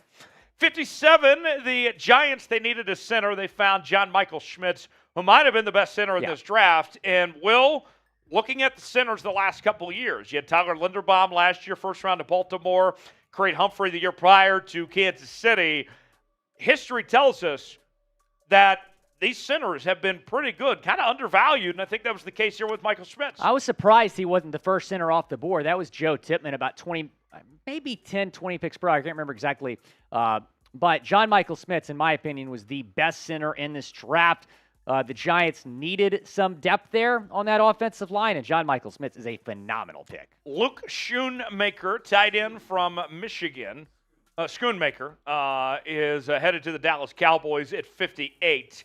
And the Cowboys are trying to replace Dalton Schultz. They make this move here, although I don't think he was the best tight end on the board when they were picking. No, we'll talk about where Darnell Washington ended up here in a second, but I thought Schoonmaker, was going to be a late 3rd, maybe early 4th. He goes round 2. Well, Cyrus Torrence out of Florida, offensive guard, started his career in the Sun Belt Conference, was an all Sun Belt player at Louisiana Lafayette. He and Billy Napier then head to Florida, where he was an all-SEC first-team performer this year. He goes to the Bills, and they get a really good pick here in Osiris Torrence. Yeah, he's absolutely phenomenal. Like you said, 4-year start at the collegiate level. I think 3 of those years were at guard. So he's very experienced, and Buffalo gets a good one there in the second round. Other notable picks, let's go to 63. Marvin Mims out of Oklahoma, the wide receiver, headed to the Denver Broncos. The Broncos had a good night. Marvin Mims to close out the second round. Here's a guy that I got to tell you, I think he was undervalued. I think he was as good as most of the receivers in this draft. You get Russell Wilson a weapon here that can do it all in Marvin Mims. Yeah, and then they get another steal in the third round, taking Drew Sanders, the linebacker out of Arkansas. So like you said, Tyler, the Broncos had a really good night, and then Hendon Hooker finally off the board, the pick following Drew Sanders at number 68. Thought the Lions might go quarterback a little bit earlier. They wait till the third round, and they get one of the best ones in this class. And this is a team that makes sense of the Hendon Hooker situation with the ACL. We don't know necessarily when Hendon Hooker's going to be able to play next year. And so with Jared Goff there coming off maybe the best season of his career, there's no need to rush Hendon Hooker out there. He can take his time. This is a really good situation for recovery. No doubt about it. Tank Dell headed to Houston, staying in H-Town. Probably can't stay in the dorm room, but nonetheless, he'll have a nice place to live after the 69th selection in this draft. Bryce Young gets, or C.J. Stroud rather, gets a nice receiver here in the third round to play Yeah, with. Tank Dell was mocked to the Texans a lot. Obviously, the Houston connection had something to do with that. 17 touchdowns last season for the Cougs. Awesome pick for the Texans. Kendra Miller headed to the Saints, running back from TCU, another very good football player, good pass catcher. Garrett Williams headed to Arizona, the corner from Syracuse. Will, there were concerns about his injury history. I think he would have been a first-round pick had he not torn his ACL this past season at Syracuse. So good value there in the third round for Arizona. We move ahead to 73 and 74. That's where we find the two-star receivers from Tennessee. Jalen Hyatt to the Giants, Cedric Tillman to the Browns. Will, both these teams were looking for receiver help, and they got it here with the two cats from the Volunteers. Yeah, Jalen Hyatt, man, phenomenal pick for the Giants. They get their guy at 73. And then Cedric Tillman was actually the Browns' first pick in this entire draft, number 74 overall. Other names to watch, Byron Young, edge rusher from Tennessee, heads to the Rams at 77. Josh Downs, another receiver from North Carolina, going to Indy at 79. Josh Downs, some people felt like could have been a first-round pick. Good value for Indianapolis here at 79 for their new quarterback, Anthony Richardson. Yeah, they're getting Richardson some help there with Josh Downs. There were some good wide receivers taken today, man. Like you said, some first-round talent guys that fell here to the third round. 81, Tyjae Spears from Tulane goes to Tennessee. Averaged a nice 6.9 yards per carry at Tulane this past year. We don't know about Derrick Henry's future. Spears might have a starting running back job on his hands here, depending on what they do with Derrick Henry. I think Tennessee's preparing for life after King Henry. Of course, he's been in trade rumors, going to be a free agent after next season. Well, I know you were pretty excited about this Dolphins pick. Yeah, Devon Achane, a really solid pick here for Miami. They needed some running back help. That was my third biggest team need for the Dolphins behind offensive line and tight end. I thought they were going to go tight end today. I'm very surprised they didn't, but Devon Achane, man, fastest player in this draft. Mike McDaniel likes those track stars. For sure. Some other notable picks. Trenton Simpson goes to the Ravens at 86. I was thinking that the Ravens were going to go corner. They've ignored those with their first two picks, trying to find a replacement for Marcus Peters. Trent Simpson, though, maybe the best middle linebacker in this draft. Tank Bigsby headed to the Jags at 88, the running back out of Auburn. It's not just the name, Will. He is a tank, and the Jags looking for that number 2 running back there. Bigsby will be a nice compliment there to Travis Etienne. Yeah, he's outstanding, quick and really powerful. And then maybe my favorite pick here, late third round, was DeMarvion Overshown. From Texas, went to the University of Texas, staying in his home state to play professional football. Cowboys fans thrilled about that pick, I think. 93, the Pittsburgh Steelers go with Darnell Washington. Biggest steal of the draft. He had a first-round grade, according to most folks. Then we hear about some injury concerns for the tight end from Georgia. He slips to Pittsburgh. Pittsburgh, I think we're going to be seeing them play a lot of 12 personnel. Kenny Pickett's got to be pretty happy. And think about the situation for Pittsburgh, too. Last year, George Pickens came from Georgia, same school as Darnell Washington, with an injury history. He was one of the best rookies in the entire NFL. Darnell Washington, the injury issues, headed from Georgia, headed to the Steelers. A scenario that the Steelers are familiar with here. Yeah, you mentioned George Pickens last year. He fell because of injury issues. He had a great rookie season. I expect Darnell to be more of the same. And Darnell Washington was my favorite tight end prospect in this entire class, and it was a good tight end class. That says a lot. Washington is 6'7". The guy is like if you put LeBron James on a football field. I mean, that is the type of player that he is. The dude's an absolute freak. He won the NFL Combine, ran a 4.64 40, had the second highest athleticism score of anybody at the Combine. And the guy is obviously very dynamic in the passing game, but he also acts as a sixth offensive lineman with his run blocking ability. Pittsburgh, congratulations. You are one of the big winners of the draft. Michael Wilson, a lot of upside, but some injury problems at Stanford. He's headed to Arizona. Jordan Battle to the Bengals, safety out of Alabama at 95. Love that pick. The Bengals lost a lot at safety. Jordan Battle probably going to start from day one. Yeah, Jesse Bates replacement right there. Love Jordan Battle. We talked about this earlier. I don't know why he wasn't getting more first, second round hype. The guy was a leader on that Alabama defense, was great year in and year out. Outstanding pick for Cincinnati. And Broderick Martin, the defensive lineman from Western Kentucky, headed to the Lions at 96. Head to our draft channel where we are talking about the draft all year long. Even when the draft is over tomorrow, that doesn't stop us from getting ready for the 2024 NFL draft. And that is the place to be. For more NFL coverage, we got you covered. Subscribe now for free and turn on notifications. YouTube.com/chatNFL. We're trying to get to 5,000 subscribers before the end of the weekend. Need a little less than 400 to do so. Subscribe now for free. You'll be glad you did. Well, as we wrap up the first round here, Ricky Stromberg from Arkansas. That's a guy that I like a lot. He's out of the great city of Tulsa, Oklahoma.